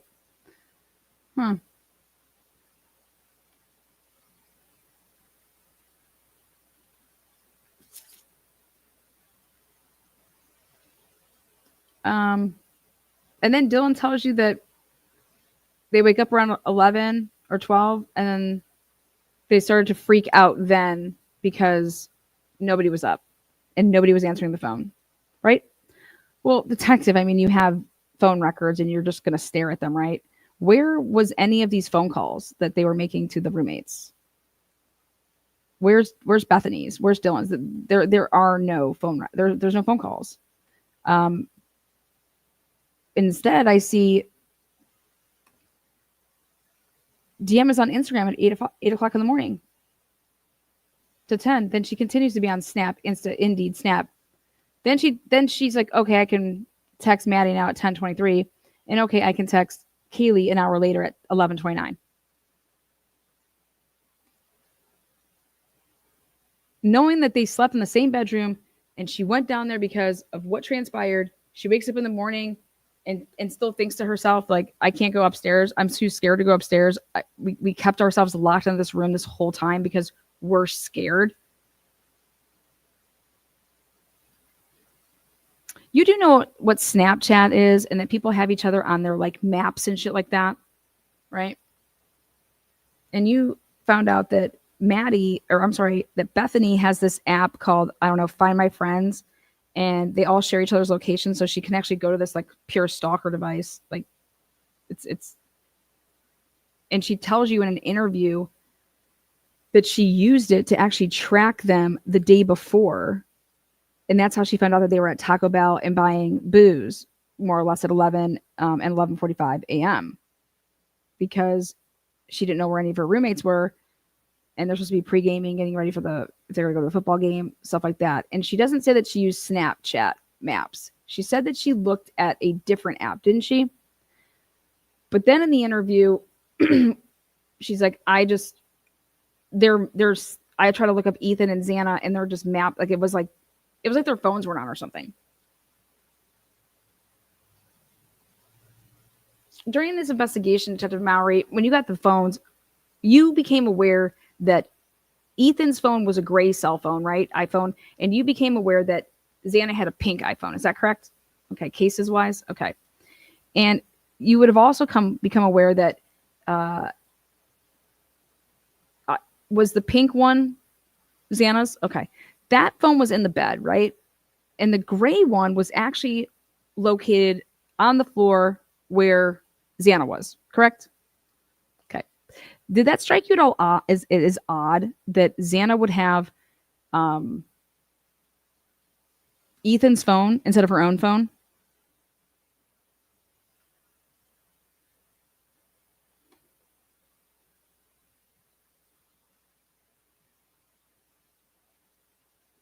When you when did you first become aware, Detective Mowry, that DoorDash was ordered? None of the roommates told you that DoorDash was ordered. Is that correct? Okay.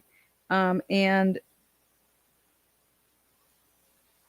when did you first become aware of that? And after you found out that there was a DoorDash order, you and your little cohorts said that, oh, groupthink, hey, you know what? Dylan said, oh, Kaylee's saying, oh, there's someone here. And she said it such in a frightening way. And Murphy was barking like there was somebody like right there. That's what she tells you. But you go ahead and you say, you know what? We are going to not listen to what Dylan is fully saying. And we're just going to take the words of Dylan with that there's somebody here and it's at 4. But she's so freaked out. She's so scared and she has that voice that's so scared. We're not going to go with that one. So I want to ask you why. Why didn't you put, or why was it like, we think that what Dylan heard is Kaylee saying there's someone here, and that had to do with the DoorDash driver at 4:00, right? And the DoorDash driver was outside, correct? And Kaylee's on the 3rd floor, correct? And how tall off the ground do you think Murphy is? How tall? So it isn't your opinion that Murphy was somehow being held in Kaylee's arms, right? And Kaylee had Murphy over like a baby over her shoulder, and that Murphy was able to see out the window with Kaylee, right? That's not what you think, right? So how would Murphy begin to bark because they saw the DoorDash driver? How would that happen? Do you think that Murphy was in Kaylee's room, and because Molly McMichael actually came around to the back and Murphy was out on the patio and started barking because he saw Molly strolling up from behind?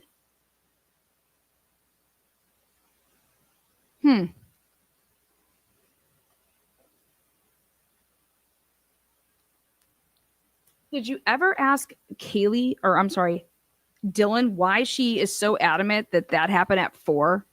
Like, hey, I looked at my phone and it was 4.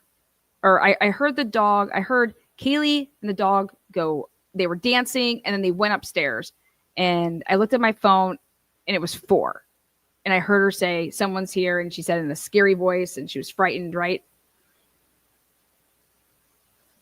And during your interview with Dylan, you were under the impression that she believed the killer was in the house and upstairs already, and she had no idea how the killer had already accomplished that, right? So much so that in other interviews, they asked Dylan, well, when you went out to let the dog out and get her out of Kaylee's room earlier, right? Get the dog out of Kaylee's room and let the dog out. When because she was the first one back, she said she went and got the dog out. Okay. We truly have no idea if, in fact, have you seen any photographs that put Murphy inside that home with Kaylee or Maddie that evening after 2 a.m. when they would have gotten back? Are there any pictures of the dog after 2 a.m. with Kaylee or Maddie in a frame? Have you ever seen that? So,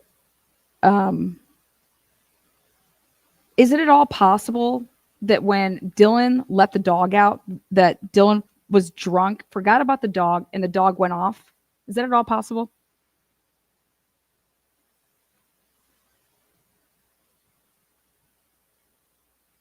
Did you ever ask her about it? Well, because then Maddie's talking about the fact. Oh, let me back up. Bethany then tells you a story that, hey, we're all upstairs, and all of a sudden it's just Maddie and what is it? Maddie and Bethany decide they're going to take the dog out. But it's Kaylee's dog. She stays upstairs, and Bethany and Maddie, they go downstairs, and she's like, I was only out there for a second. I was only out there for like 10 seconds, and then I came in, I went to bed. And then Maddie comes down and asks me where the dog is. Asked me if I had the dog.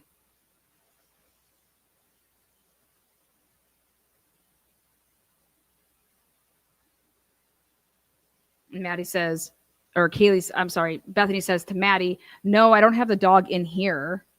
And just doesn't, she goes to bed.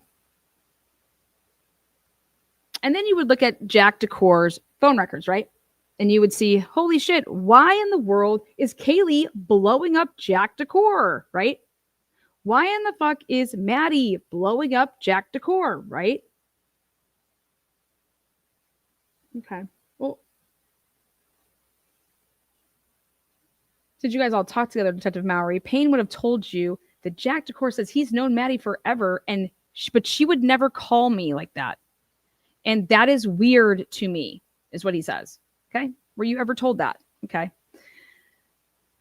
You found out that Jack Decor is the half owner of the dog. Isn't that correct? So, two people, remember, now, mind blowing that this would be said.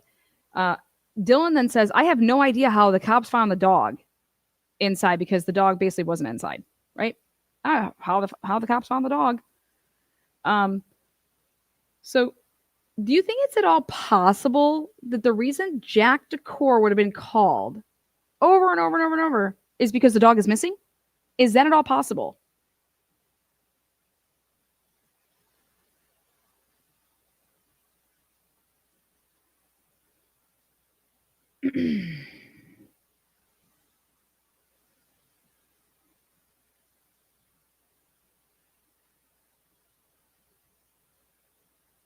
So let's get this straight.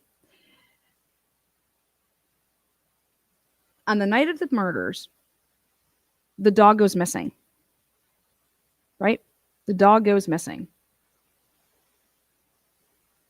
Did you ever ask any of these girls if the dog normally runs off? Again, where the leash was. Where was the dog's leash? Did you guys ever come across the dog's leash when you were taking pictures? Usually people keep all that shit by the door. So it's just it's so easy. You grab it, go. Like, I mean, and that way other people could take the dog out, right? And then you have this phone call right here. Did you ever ask Bethany, hey, Bethany, why you told me that that Maddie came down to your room and asked you about the dog. Why is Maddie calling you at 2:53 a.m. right after she's calling Jack Decor back to back to back 3 times? Why is she calling Maddie? I mean, why is she calling Bethany? Well, I got something to say about that. Ready? Bethany says that Maddie came physically to her room. Maddie's just drunk off her ass though too, right? Let's be honest, people. If you're upstairs and it's a 3rd floor, like you're just gonna call somebody, okay? You're gonna call them. But I said, well, why would she ever lie about that? Why does she want to say that like Maddie came to her room? Well, because if she's trying to act like she is at the house, but she's really not, then that's why. So she goes and walks to her bedroom, but calls her as well and has a 2.5 minute conversation.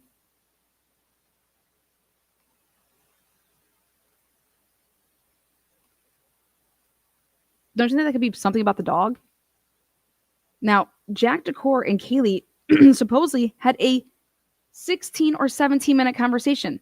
16 or 17-minute conversation. Yet, that's a long time. Did you ever ask any of the surviving roommates? Did you see Kaylee on the phone that night when she came home? Did you hear her talking to anybody when she got home? You guys were up and having girl time talk and doing everything. And remember, the text message to hey, we want some food was at 2:11, 2:10, and then he texts back at 2:13. Okay. And the phone conversation that lasted 17 minutes begins at 2:26. Does anybody hear Kaylee on the phone with Jack Decor? Oh, God, why would we ever ask that? Well, because when Jack was questioned, he's like, I can't explain that phone call. I don't even remember having that phone call.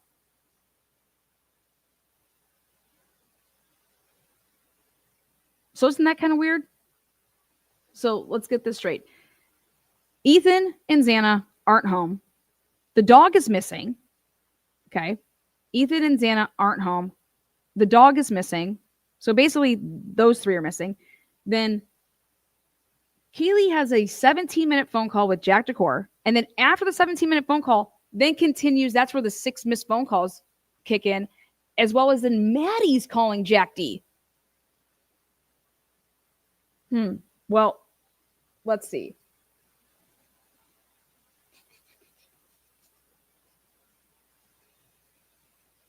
All of this is transpiring. Then Dylan's lying, and she's actually awake, saving pictures to Visco, and then saving a contact in her phone at 3:51. Okay. Doesn't hear anybody come into her house to go upstairs to, commit slaying. She's adamant that she's like, that was Kaylee and the dog. Well, what it sounds to me like is that it wasn't Kaylee and the dog, but it definitely was the dog and someone else. And so somebody else is bringing the dog and going upstairs, according to Dylan. Because the police do abandon the fact that they and Taylor was saying it can't be Kaylee, going up the stairs and then going down the stairs. And Taylor went about this the wrong motherfucking way. You need to hang out with Lana and let Lana explain this shit to you. There is no way that was a 17-minute butt dial. I will tell you that right now.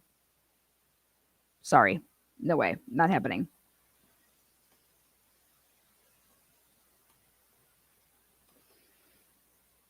Kaylee also texts Jack that she has his vape, okay? But then to even get things more, whoa, the DoorDash driver and her crew are the fucking drug CIs of Pullman, Washington, and Moscow, Idaho. Are you got to be kidding me? And then they would be killed by a fucking serial wannabe killer, all while all of this shit's happening.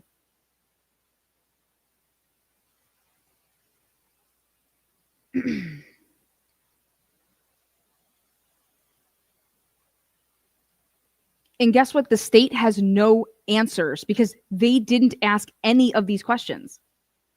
And so you're going to sit here and tell me that I can't convince a jury here to say, well, guys, wow, you didn't ask any of these questions. You're looking at all of this stuff. It looks like they're lying, but there could actually be a reason that maybe they're not lying. And there's a reason for all of this, but you didn't ask any questions. No questions.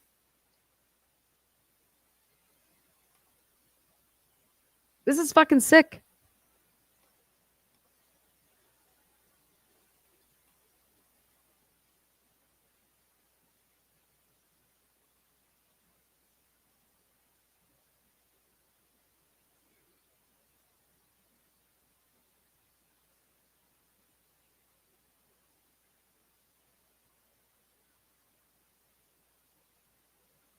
DNA says Jimmy said he was the boogeyman on Instagram. Yeah, they're all whack over there. So going back to just all of this, okay, can you imagine if we actually added in health data to this?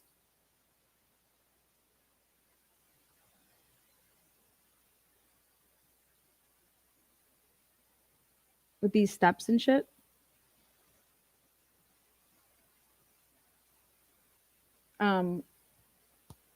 Then let's go to this. So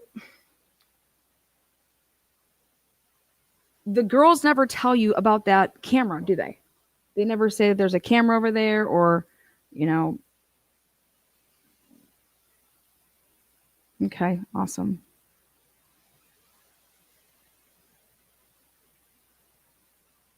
And nobody asks why 911 wasn't called. I haven't seen one interview yet where 911 is said, hey, so you didn't call 911, so you weren't scared.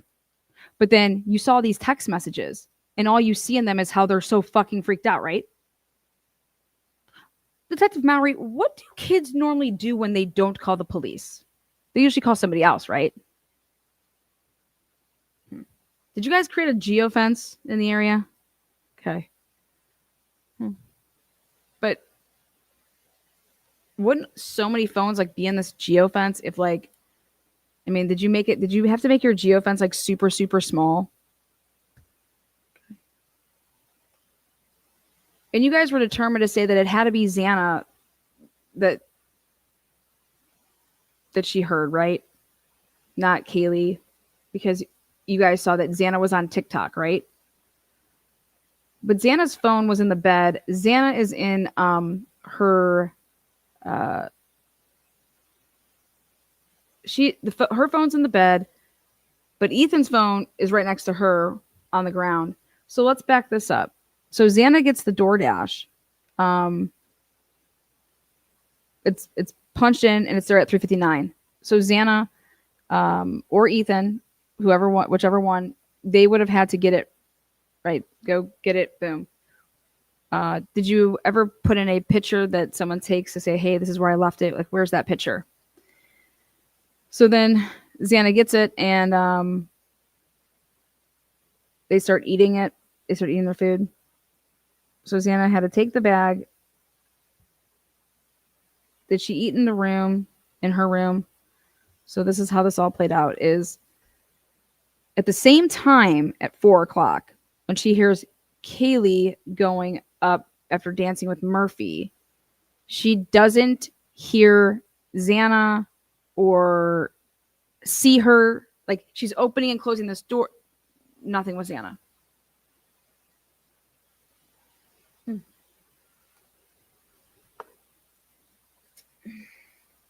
Xana never says the words, don't worry, guys, it's me. I got a DoorDash. I'm fucking drunk as shit. Woo! Fuck yeah. I told you bitches we were getting Jack in the Box. Nobody wanted any. Fuck you. Okay, sounds good.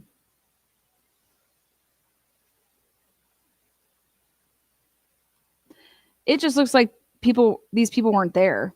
And that they have no specifics whatsoever. Like, it's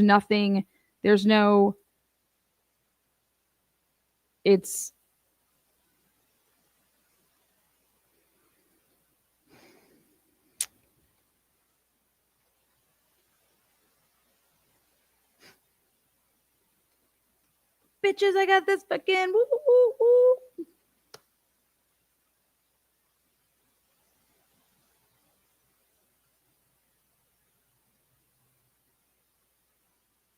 And then how about this? Ready? Nobody wants to talk about this. Ready? And I'm gonna drop a bomb. I'm gonna drop a bomb. Ready?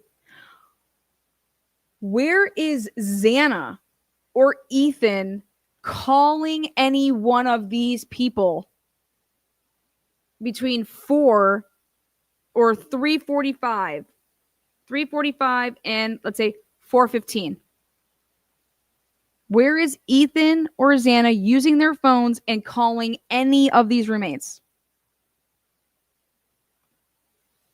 Texting them.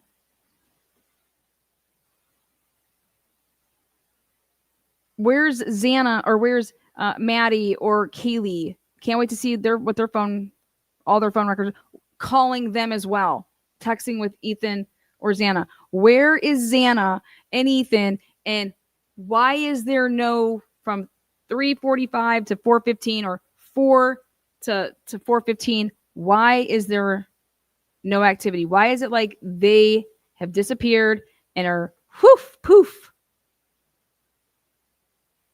from 2 a.m. on? Well, what it's looking more and more like, because of what that bomb I just told you, like right there, is that it looks like they're dead. The DoorDash would do what? Stretch the what? The time. Ordering a DoorDash stretches what?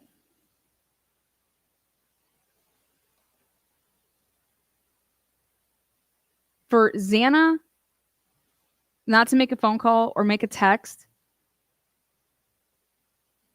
like fuck being on a rolling thread on TikTok that just goes over and over and over if you have the app open.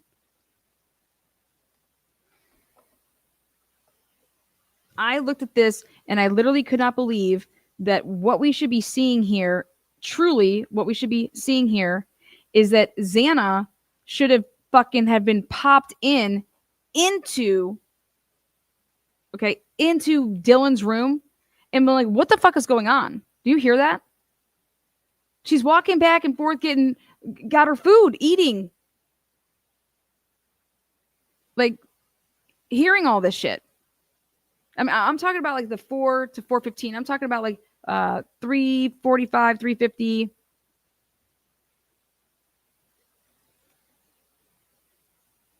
And remember I told you guys in the beginning,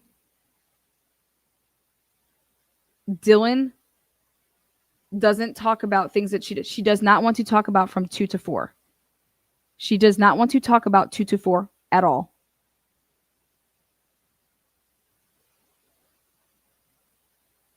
She does not talk about, not only does not talk about 2 to 4, she does not talk about Ethan or Xana at all. She does not talk about everything that girl does not talk about. Boom. All over this, what I should be seeing is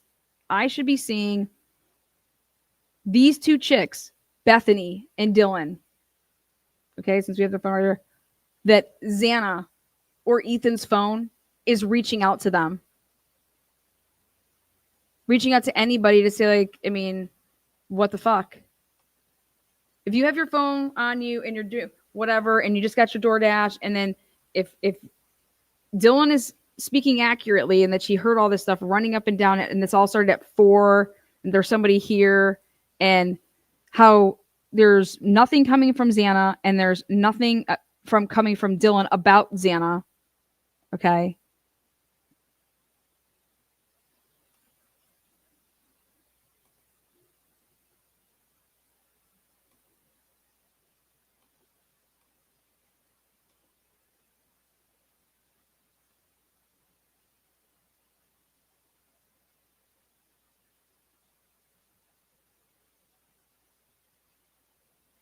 The way that these people also operate is that, hey, when people pass out at parties and you get so drunk and you're just whatever, oh, hey, let's get in their phone and let's order DoorDash and we'll send ourselves DoorDash. And so really who ate DoorDash was fucking Bethany and Dylan. They had, they ordered and they ate the Jack in the Box. Hey, this is what happens when you get drunk and you pass out. We make fucking penises on your face and, oh, wait, now? Oh my God, let's get in there. Come on, let's order DoorDash.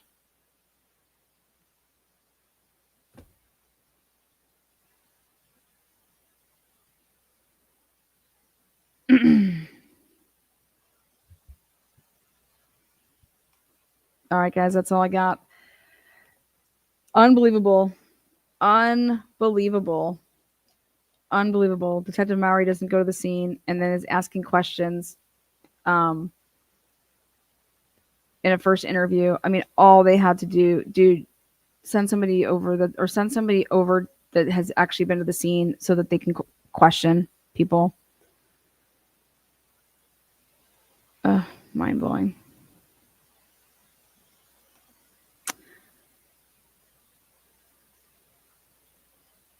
This couldn't go to trial, and I hope people start realizing that the best thing if Brian Colbert did it is that plea deal, because it would have been disaster. I don't want no fucking killer out in the loose. Okay. But this jury would have been like, whoa, what?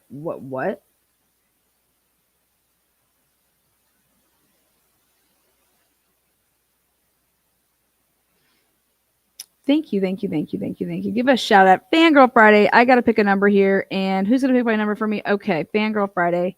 Who's in here? I'm going to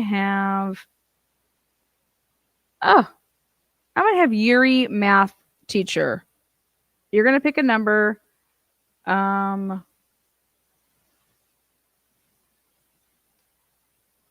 through 20. Pick a number. Fangirl Friday. Woo, woo. Fangirl Friday.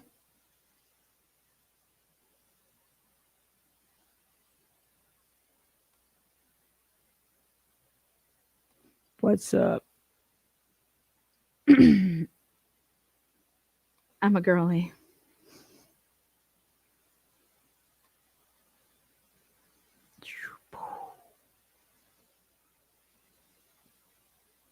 Maybe next year for the tribe. Horse shit, right? Why did he plead guilty? Because I think is he guilty? Sounds like he's guilty. I just know that there's more there's more DNA at the scene. There is more DNA at the scene. What did 12 at you? What number did Yuri pick? Yuri says 17. Okay. So 1, 2, 3, 4, 5, 6, 7, 8, 9, 10, 11, 12, 13, 14, 15,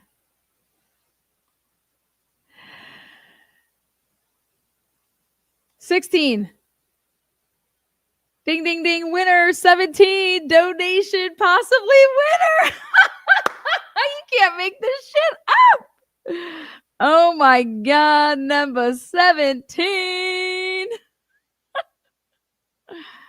Oh my goodness. 17. Hoppy Master. You win. Fangirl Friday. You win Fangirl Friday. Okay.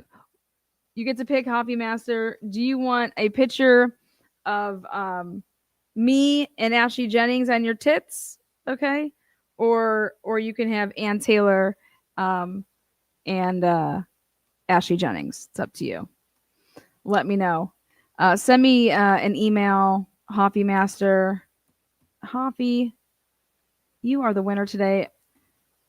Hoppy, I'm so happy, but you can have either Ann and Jennings on your tits, or you can throw me in the mix. I should let you put Molly on it. If you want 2 bombs, you can have those as well. TNT bombs. So it's up to you. Send me an email. And no, you're not able to donate this to Jax. He's not going to run around with two dynamites or McMeth. You guys are great. Much love. This interview, guys, I stayed up last night because I was so heated after I saw all that. I was like, this is all shit. Like, none of this is true. Like, this order, holy shit. No way. Not possible. From the time someone's here to the time you saw the guy. How long? 10 to 20 minutes. Well, then Kaylee's not the one that went up the stairs at 4 o'clock. Okay. And who went up the stairs with Murphy at 4 o'clock? It wasn't Brian Koberger. Brian Koberger's in the car still, right? So that's over there on fucking at 401 over on Ridge. Okay. People are dropping people off left and right. It's that obvious. Do I think that Brian was over there? Yeah. Do I think that Brian could have potentially been doing a controlled buys? Absolutely. And there's no way that this would come out. That the person that was doing controlled buys for Pullman, Washington, what ends up fucking murdering 4 kids. You think that that's ever going to come out? Hell no. Absolutely not.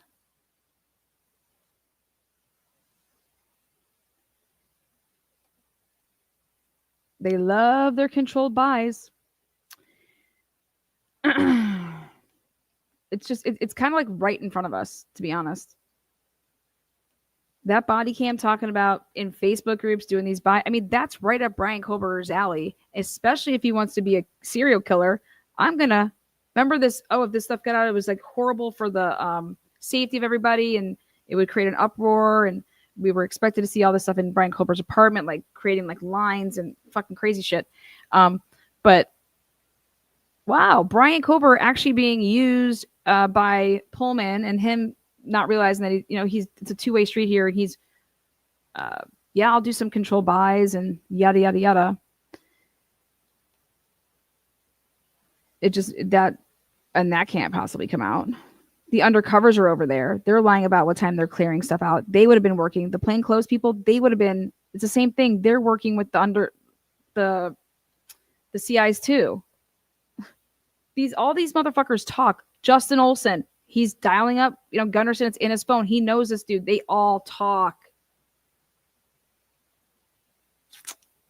So looks to me that more and more that we got some control buys going on, and none of that can come out. And yeah, we'll see. Molly, show us the pic of the food at the house. I want to know what phone ordered the food. Was it Ethan's phone or was it Xana's phone? Was it Xana's account or was it Ethan's account? Okay, and don't think for a second that you can't have somebody else's account on your phone. If I was to download the app and put it in there on somebody else's phone, here, use mine and go in there so you can buy DoorDash, and I'm actually the one that's being charged for it, right? You guys, it is 2022 when this happened. Criminals be criminal. Have a great weekend, Sandra. You're such a sweetheart. I see you, Farley. Could have been, what was it? I missed that one. Could have been for Kelly Farley. I really don't. I mean, I don't hear that. Sorry.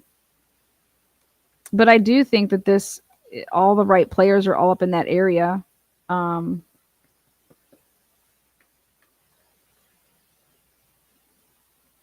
know. Oh, my Charlie Kirk live is going to be lit as a tit. See you there. Peace.